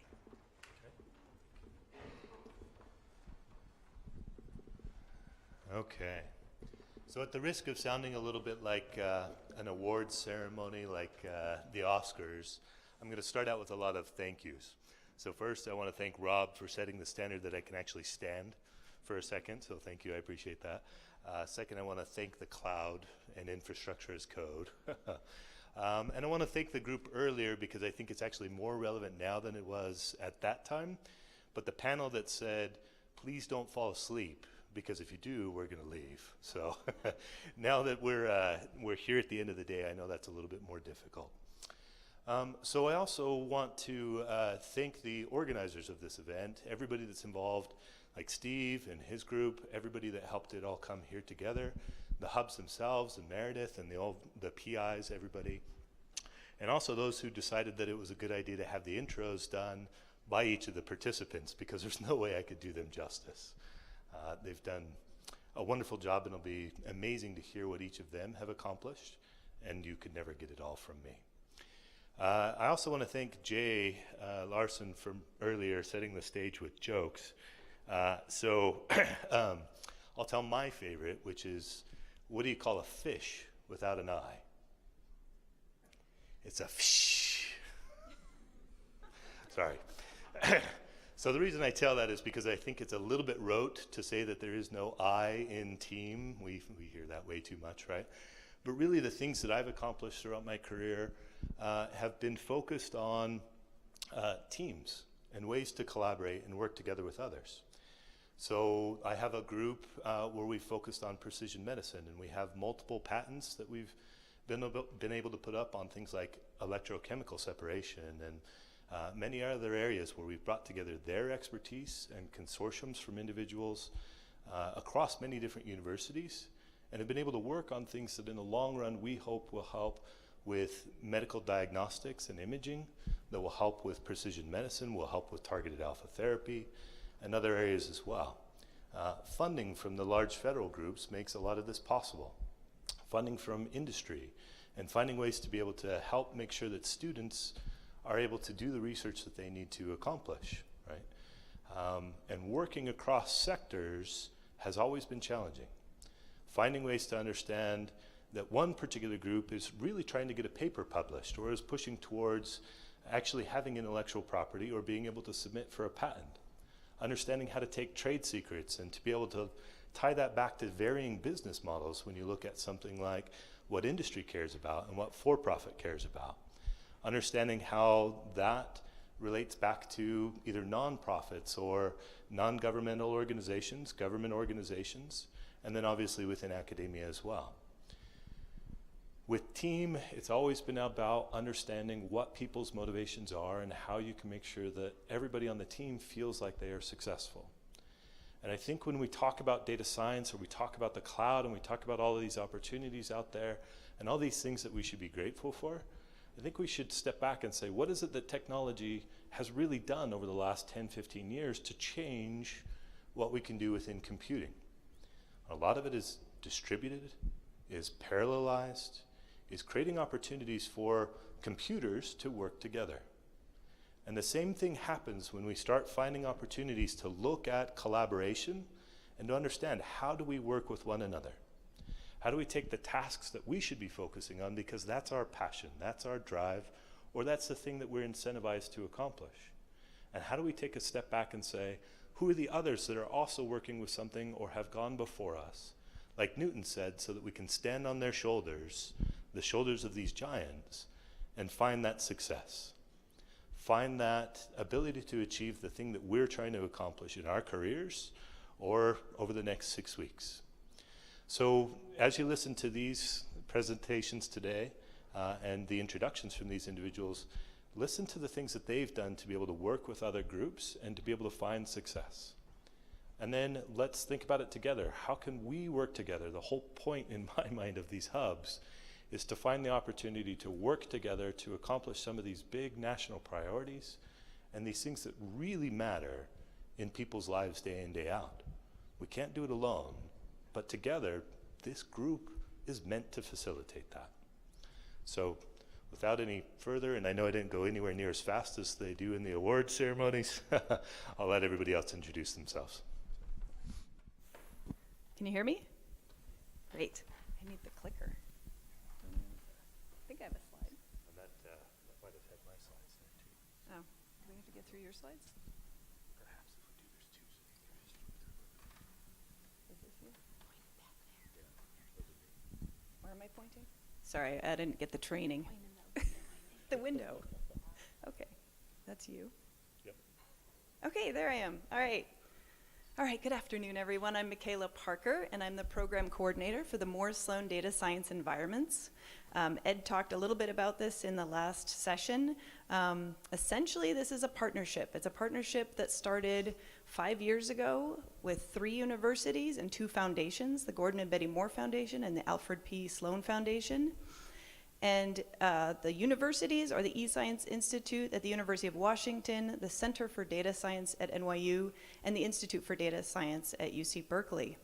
And this partnership, and I want to emphasize partnership, is critical because this group came together to really strive forward and find ways to incentivize data science in training, in research, in academia, But in order to do that, they started by inviting the universities to the design phase. So rather than have the two foundations put together a call for proposals that had objectives, they said, why don't you tell us what the best ways are forward in your universities? And I think that was critical because it allowed us to, that is not the right slide. Okay, well, that's fine.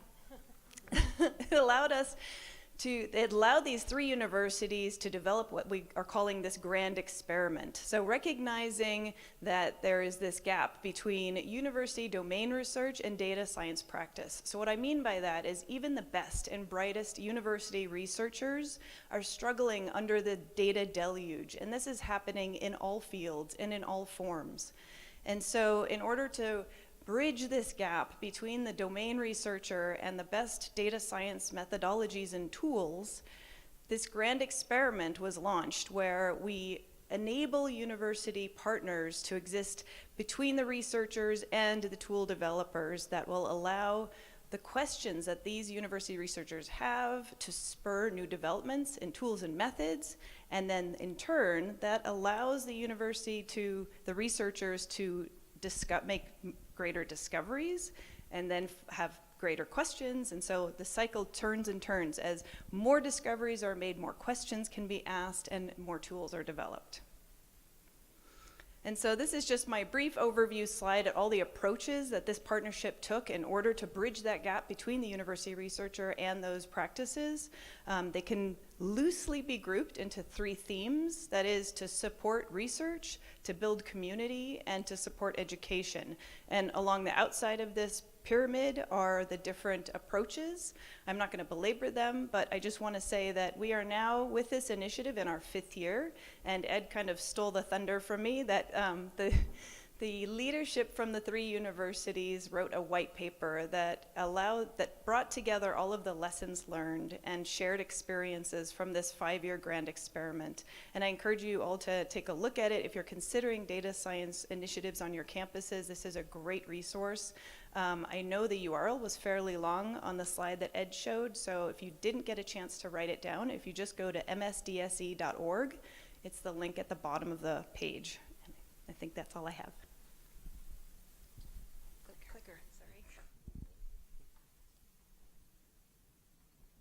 Hi everyone, I'm Annie Burgess. I'm the lab director for the Earth Science Information Partners. We're a nonprofit that's jointly funded by NASA, NOAA, and the U.S. Geological Survey with the mission of bringing Earth scientists together to solve common challenges in the documentation, distribution, and dissemination of Earth science observations. And I come to my role as a lab director. First, any Earth observations or Earth science folks in the room? A few, yay. Okay, I come to this from what I see as a pretty common background, and it probably could be extended to other domains where, as a scientist, you make some observation, and I'm a snow hydrologist by training, so you make an observation, you understand the physics behind that observation, and then you collect some data. In many cases, it's in situ data at one location, and then you say, I want to understand that phenomena at a larger scale. So you say, well, what about satellite data? Then I would have lots of observations. So now you have satellite data. You have to bring in some modeled input because your satellite data only provide one part of the picture. Now you have a data cube over time and space, and you have to apply those same physics principles to this data cube. Then you have to see, well, does this new paradigm I'm working in make sense? Then you go back to those original observations. You compare your satellite observation and model to those in situ data that were collected, you validate that, and then you can do some analysis. And hopefully you've packaged this into a beautiful workflow that's well documented and can easily transfer to your colleagues that could reuse any component of this. So that's what we really hope happens, and I come to my space within the ESUP lab hoping that at any phase along that workflow, we see room for continual innovation and collaboration, and that you'll find a colleague somewhere that is able to provide insight that you didn't have, or modernize that workflow. And what, I forget who said it earlier, is trying to push academics into this cloud space that we're constantly hearing from our funders, NASA, NOAA, and USGS, that we need to have this new trained workforce to be able to take part in this fourth paradigm space, that they need to get off of the laptop and get into a cloud environment. And so a comment earlier was, well, how do we do that? You know, how do we make that transition? And so our mission within the ESIP lab is to bring a creative and collaborative spirit to that process of innovation. I have this figure here, and it kind of puts us in the space of, I like to think of us as sponsoring things that are novel. So something that you might not know how to try, you know, getting into that cloud environment. And we're a nimble organization in that we could give you that support and funding fairly quickly. So we foster this through data challenges, through an incubator where we put out RFPs and give out small micro funding of, you know, up to $10,000, which isn't a lot for some people. It can but make a difference in other spaces. We host kind of collaborative synthesis style workshops, do technology evaluation, and ultimately try to get into a space of adopting technology at kind of more operational scales. So I'm excited to be here, and again, I think I know we're generally in the Earth observation space, but ESIP, for those that aren't aware, has been fairly successful at building a large community, and we kind of think of it as facilitated networking, where we do a really good job at doing the ask and reaching into various communities and bringing in collaborators that help for collective impact rather than having the scientists go at it alone.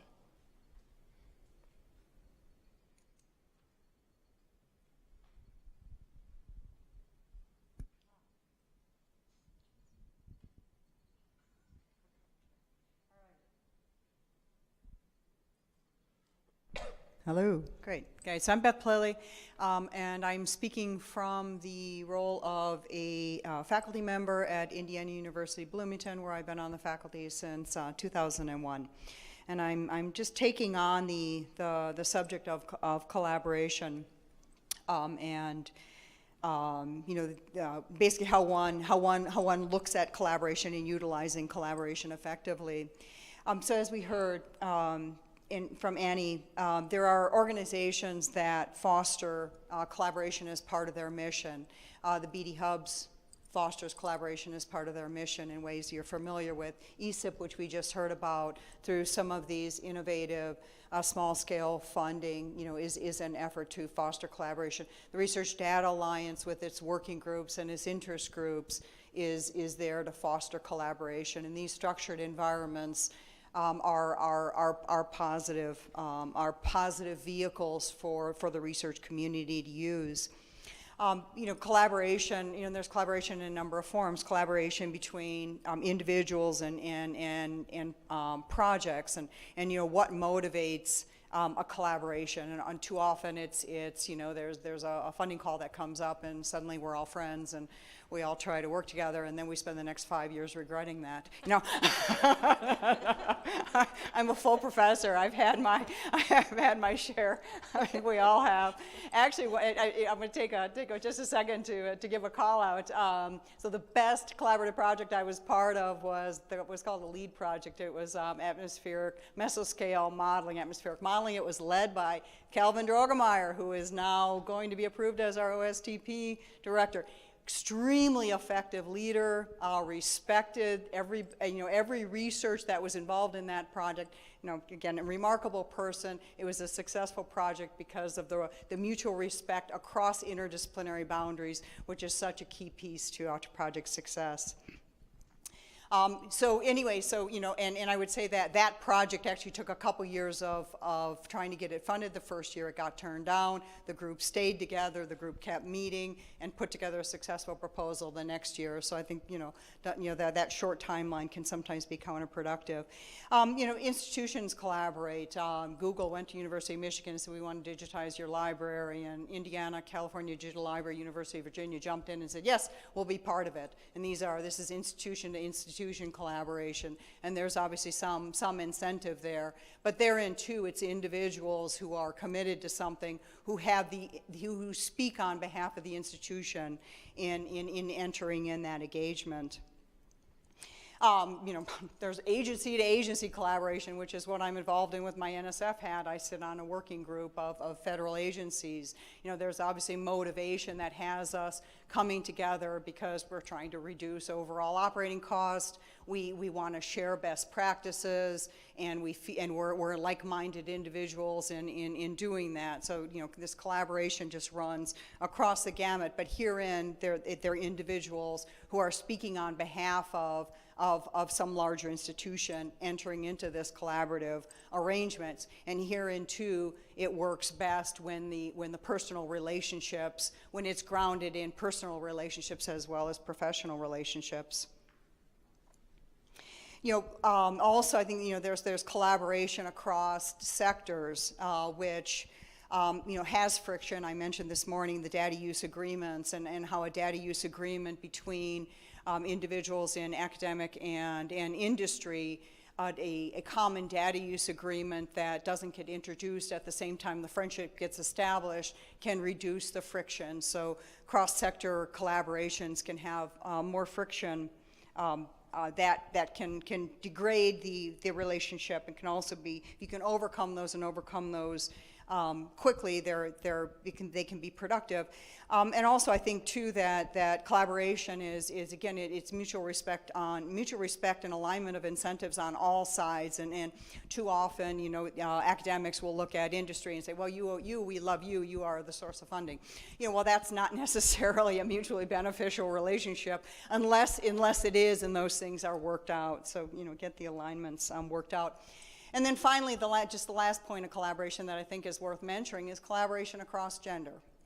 There's kind of the unspoken, especially in technology, there's kind of the unspoken, stay in the room and the gender, balance in here is great. I've seen it pretty terrible, and it puts underrepresented groups at a disadvantage when the chatter is not cross-gender chatter, and for someone underrepresented to break into that conversation is a very difficult thing to do.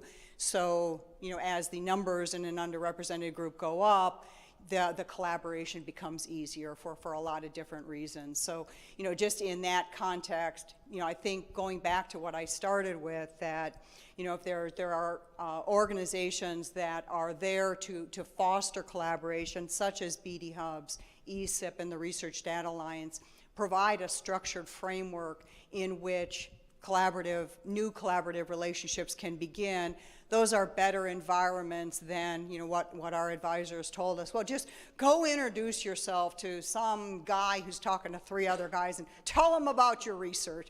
Like, really? It took me 20 years to figure that out, but that just doesn't work all that well. Anyway, all right, go on. Although we're doing pretty good on this panel, so thank you, organizers.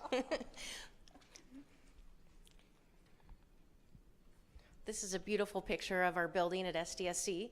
I'm Christine Kirkpatrick. I have all the ribbons. I'm really proud of this. I want to show you. I have a lot of hats I wear, and I decided, rather than trying to fit it all into 3 slides, I think I went 4, I wanted to tell you about a couple opportunities that you might be able to engage with some of the groups that have been discussed, and then a relevant project that you've heard about already. So, I think maybe there's a slide missing. Well, first up, I want to tell you about the All Hub Infrastructure Working Group.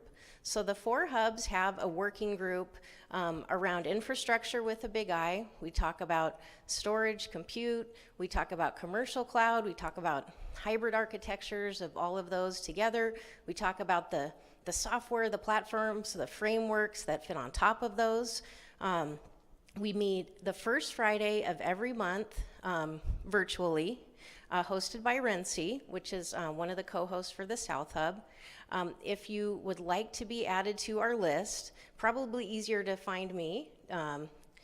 I'm Christine at sdsc.edu, and I'll make sure that our project manager adds you. We've had, just over the last academic year, some incredible webinars that range from cyber infrastructure during natural disaster responses to smart city platforms. We've looked at things like Dataverse and iRods and you name it. So it's an easy way to plug in. You don't have to have any knowledge of these systems. You don't have to be someone who's going to run it yourself. But if you're looking for a way to dip your toe into what are some of the platforms behind some of these projects and that underpin some of these domain areas, it's a great way. You can also join the working group and be involved in some of our cross-hub work. One of the outcomes of that working group, or rather the way that we deployed this project, the Open Storage Network, which thank you to, I think on the next slide I have the thank you to NSF and the Schmidt Foundation. We have a demonstration project that will go across 6 sites. The 2 that already exist are at Starlight at Northwestern and at Johns Hopkins, and that'll be expanding out to NCSA at University of Illinois, SDSC in San Diego. This one is always so hard to say. The MGHPCC, which is a consortium of Boston, MIT, Harvard, and Northeastern, if you're wondering. And then not listed on here as a node, we also have Pittsburgh Supercomputing Center, and then TAC is another collaborator. And so what this does is it really, we use that phrase from the internet to the data net. We are really trying to build a layer on top of the networking that was funded by NSF through the CC Star Awards, trying to really make it easy for researchers and research projects to share data. This isn't a place for your archive. This isn't a place for your scratch space when stuff's coming off your microscope. It's for the stuff in between, when you're maybe still producing, but you need to share it with your collaborators, or you want to get it out to your community, or you want to get it out to the public, to look at your Jupyter notebooks, to rerun your analysis, and to maybe find out new and interesting things. So our 2-year demonstration project is just these 6 sites, but some of the things we'll develop are ways that we can take in other use cases and give storage space. And also, we have actually several universities lined up that are ready to join on as soon as we can tell them what requirements and what to buy. Oh, there we go. Okay, instead of emailing me, you can email Carl Gustafsson, kgustafs at rensi.org if you'd like to join our working group. Okay, and last but not least, a group I'm involved with is the Research Data Alliance, which Beth just mentioned. Our next plenary will be in Botswana, which it is 2 red eyes from the West Coast, I looked. So I didn't include those coordinates, but if you wait until April, we're gonna have a plenary in Philadelphia, in partnership with Drexel. It's a wonderful meeting. They talk about infrastructure with a small I, similar to some of the work that the Hubs does to create people networks, but they instead coalesce around specific data topics, particularly in regards to research. There are over 70 different working and interest groups. If you're in this room and interested in anything with data, there's no way you couldn't find your people at that meeting. I really challenge you to not find a conversation, because we delve into every aspect. We are looking for sponsors, so if you're someone with money falling out of your pockets, that would be great. Sponsorships start at $6,000. I also wanted to call your attention to a shared fellowship between the Holtel Project, which is sponsored by the National Science Foundation, and RDA US, the US arm of RDA. That's due next week, and what it does is it gives you, there are 2 types of fellowships, particularly targeting early career, but look at the website and you'll see they're trying to bring in, I think, also underrepresented groups and some other categories you might fall into. The first type of fellowship gives you money for a stipend to do a project related to something with RDA and the Hotel Project. And the second one funds your travel to go to this RDA plenary. So really recommend that. The third one is just a link to the RDA outputs. All of these activities, especially the working groups in RDA, try to produce at the end or midway during their discussions recommendations. These can be technical recommendations, these can be best practices. And RDA US for the past couple years, and as I understand, I think they're going to do this again soon, provide, in the past it's been around $35,000 for RDA adoption projects. So look for that.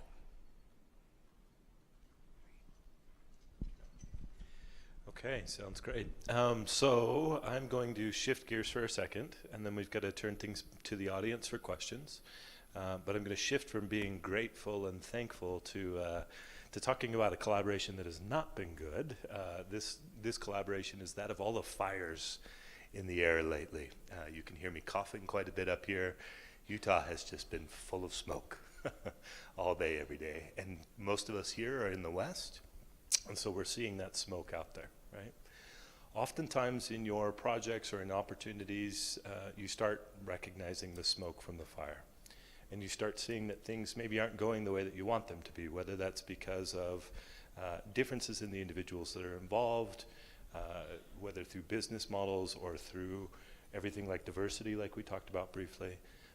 Before we pass things to questions for the audience, are there insights that you guys would like to give to help people identify when those things are breaking down in collaborations and potential solutions that you see that can kind of help prevent them or help get things back on track? Good luck. That was not one of the questions. I'm going to wrap it back around to you, one of your previous questions actually, and say that I think refocusing the collaboration on the shared goal is probably one technique I would use. Reminding everyone, even if financial incentives are different, motivations are different, as long as there's a shared goal, I think that's one way of refocusing energies and ensuring that in the end, everybody agrees that we're going to get to this place and that it might happen. Yeah, I'd say our approach generally is going in with a small project to start with. So like Beth was saying, your initial thrust into working with a group isn't a 5-year NSF proposal. It is a pilot project over 6 months you're testing out the tech, but you're also testing out the relationships that you're building with individuals. So a lot of times those little nuggets of time are really worthwhile just to, again, have kind of a test bed of sorts to test kind of where you're going and then also the individuals that you're working with. So just not being afraid to test the waters before diving in whole tail. No pun intended, Christine. I guess a really quick example, and this isn't the individual researcher, this is more of a large research group, but I was part of a project that the decision making was breaking down, we ended up, it was basically around, what software gets put into the release or what software gets put into production and when does it put in production. And we were trying to protect copyright content and trying to protect it from getting out and being, being set free. So it was, there were restrictions around what was required in order to make the software safe before it got integrated, and a lot of battles back and forth, and we ended up writing a policy basically based on something we had seen in industry that said in order for this piece of software to be accepted, incorporated as part of the operational system, it had to meet this certain criteria. Then we had a DevOps manager who was just fixed. I mean, she just believed in this. And the combination of that policy plus her intransigence and not getting beyond that really helped assuage what were personal issues to make them just purely procedural issues, and really took the emotion and the anger out of the room. And it's a huge development for the project. But again, the project has to reach a certain point and a certain maturity before policy becomes a solution that works. So I think you've all heard that platitude, business moves at the speed of trust. I think that's true of most collaboration, not just business. And so Wherever possible, it's great if you can collaborate with people where you already have a rapport, and it really helps when you get to a point where you disagree. It keeps it from becoming this personal thing. But that's not always possible. And so in the absence of that, I think we've seen over the past 5 years a real shift, especially in the NIH and NSF projects I've been involved in, and certainly this is true in DoD, the emphasis on having a project manager. It's really nice if you can find a technical project manager who really knows what is or isn't being done within the development groups. But the more you can set expectations, lay out your milestones, decide on your metrics, all these things that sometimes it feels like you're just planning that week before the proposal is due. People need to spend a lot more time on that, because when you get thick into the project, that's where you need to go back to. It can't just be, well, let's have a call every week and just talk about what needs to be talked about. Organization's really important. And diversity on teams, diversity in all the ways we've talked about, but also in thought. Not every person is perfect in every dimension. So if you're a big picture person, you need to have those people that annoy you and care about details. Or if you're a detail person, you better get a big picture person. So many of the projects I'm on, the biggest challenges are socio-technical, and we called this out in the Open Storage Network. That, yes, at the Supercomputer Center, I host petabytes of storage. So it's not that we're going to figure out how to host, a petabyte and a half on each campus. It's we're going to figure out how to cooperatively manage that and allocate that and decide together on architectures that are easy to support, but also somewhat homogeneous, so that it doesn't become crazy in this Frankenstein network. And I think if people spent more time thinking about those aspects of a project, we'd have fewer, choking on smoke events later, to just bring it back to you. That's not a bingo square, is it? It might have been, yeah. Okay, thank you. So I didn't want the audience to miss the opportunity to ask questions from the individuals here on the panel. So I'll turn it to you, but let's make sure that we take advantage of that and of the opportunity to collaborate when we get into the networking session as well. So what questions do we have for the panelists?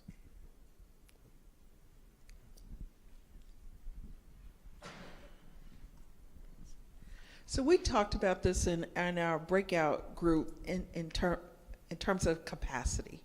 So I looked at the list of organizations and academic campuses, but how do you increase capacity for those campuses that may not be in this know of, which organizations to tap into, how to bring in the students in the communities? How do you ensure that organizations can increase capacity?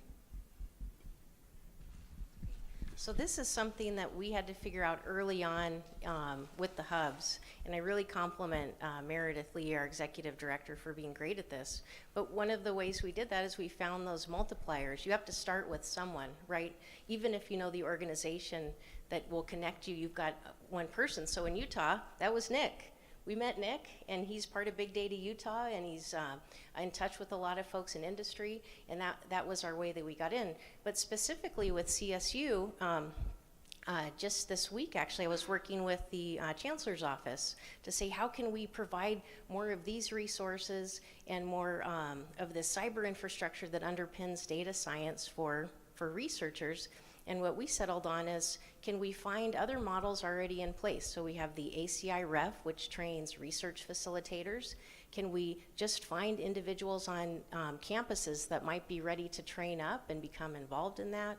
Can we partner with CNIC, our California network, educational network, to get those same people or other people who are more interested in research networking to those meetings?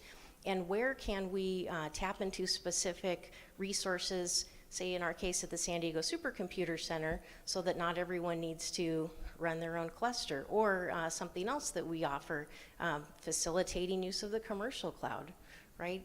We're not cloud deniers. We're good co-PIs with the others at UW. And we really believe that a lot of data science can be done in commercial cloud. So then it's just a matter of cross-referring. I don't think every campus or institution needs to have one of all of these people. Then that would take all of the money.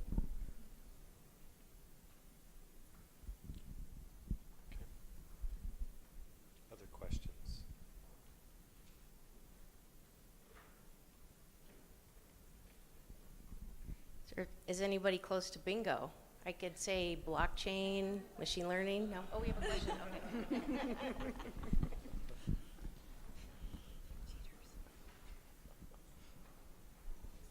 Okay.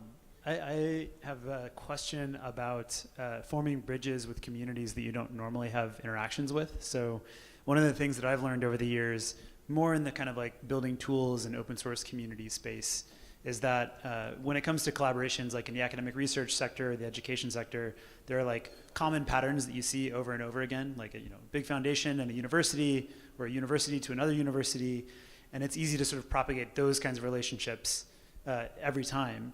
But a lot of, for example, in the Jupiter project, the biggest sort of like leaps forward in how the technology developed came when we often just by chance connected with someone from like the pure tech community, for example. Like they'd never had anything to do with research computing or scientific computing, and they just so happened to get piped in.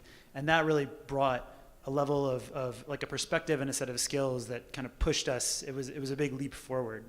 And so I wonder if that's something that you all have experienced or thought about, how to kind of break out of the common pattern of, university talks to another university, which talks to a foundation and gets a grant and then like repeats itself. How do you break out of that and diversify the kinds of collaborations that we have?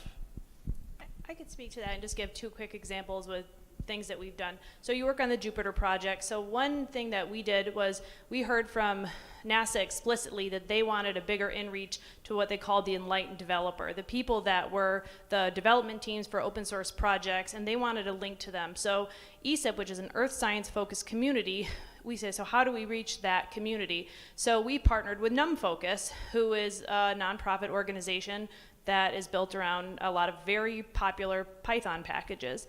And we asked the ESIP community, how would you want these Python packages to work better for earth sciences? And we directly sponsored at a pretty small amount of money. We said, okay, all the development teams for those Python programs, we'll give you a couple $1,000s if you add this additional module or feature to your Python package that will directly work for earth sciences.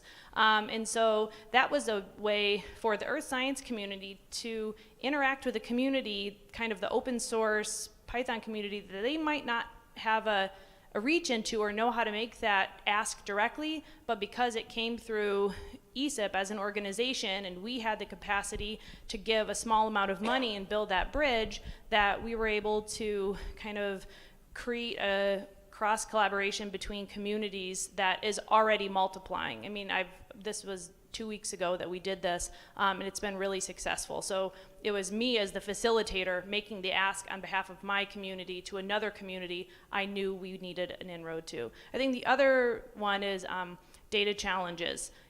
People putting a challenge out to, NASA has a famous example of they needed a glove for a specific NASA technical thing, and they asked all their NASA engineers. The NASA engineers couldn't figure it out, so they put it out to the broad solver community, and it was a person that worked at Victoria's Secret that knew materials that was able to come in and develop this new glove. Now, they wouldn't have been at the same meetings, but because they opened their group of solvers, they were able to bring a new technical solution to the table. So I think those are just two, broadening your community through innovative, collaborative platforms and doing a direct ask to the people that you want to work with. Okay. So I think we have time for one more question. And let's make sure it's another good one with those illustrative type responses that we can get up on the thing up there. So I'm really looking forward to seeing the lacy glove. So.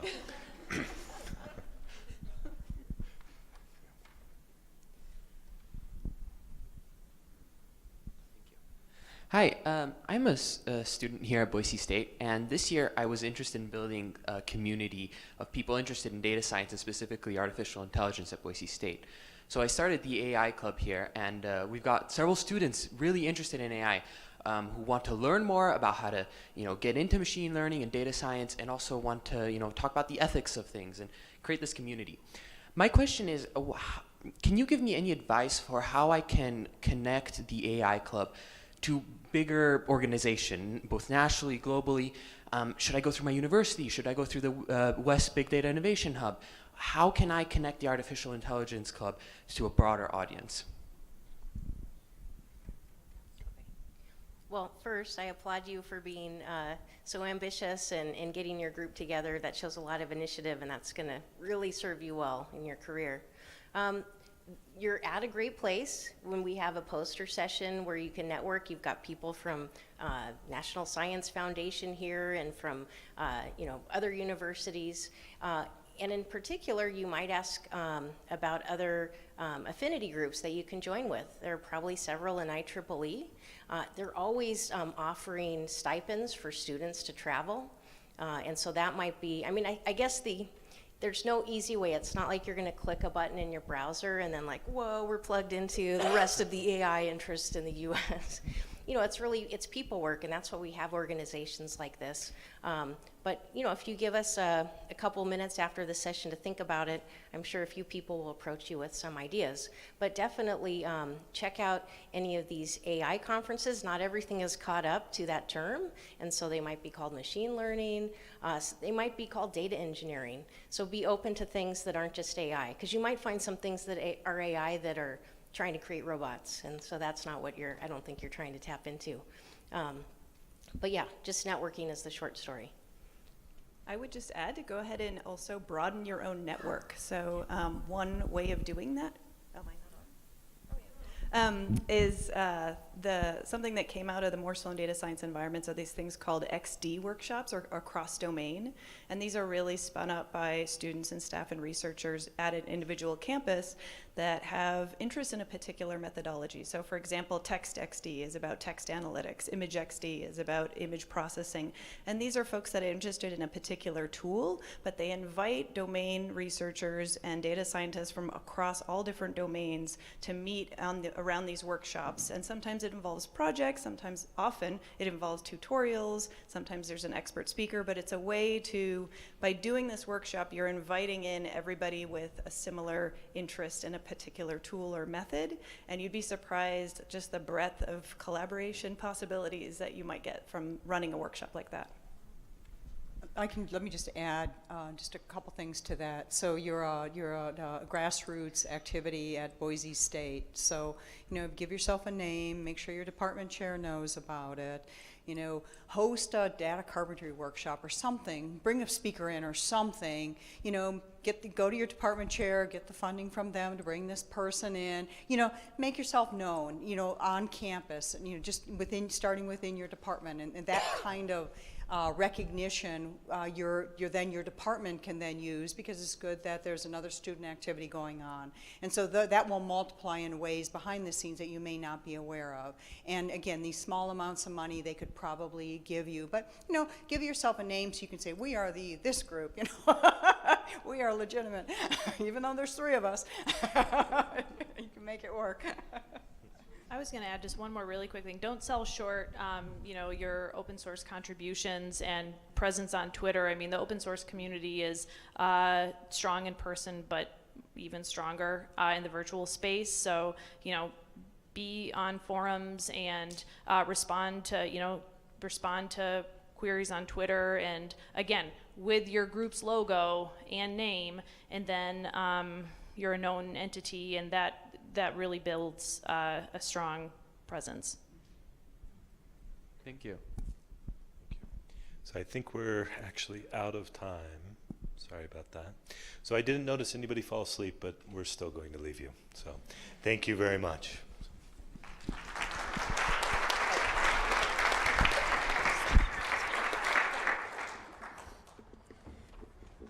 So thank you, panelists and Nick. At this point, we're saying goodbye to our live stream audience. The rest of you, please stay.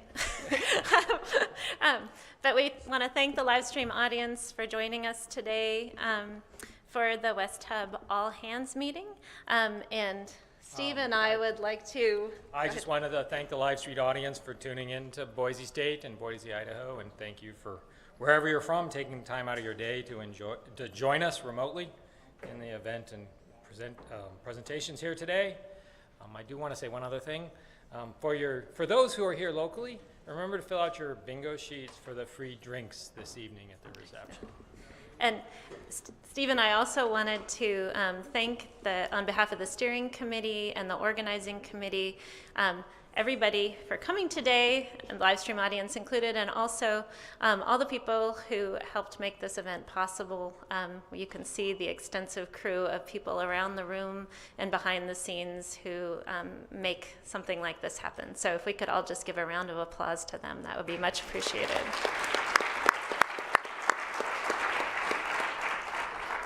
We're going to be moving into a networking break, and we'll have a video during the break that came out of the Bloomberg Data for Democracy ethics effort, which several folks in the room were involved in. And then we'll be beginning the poster session and lightning talks, which will be intermittent lightning talks and an opportunity to look at the posters starting at 3:30, and we'll see you back then.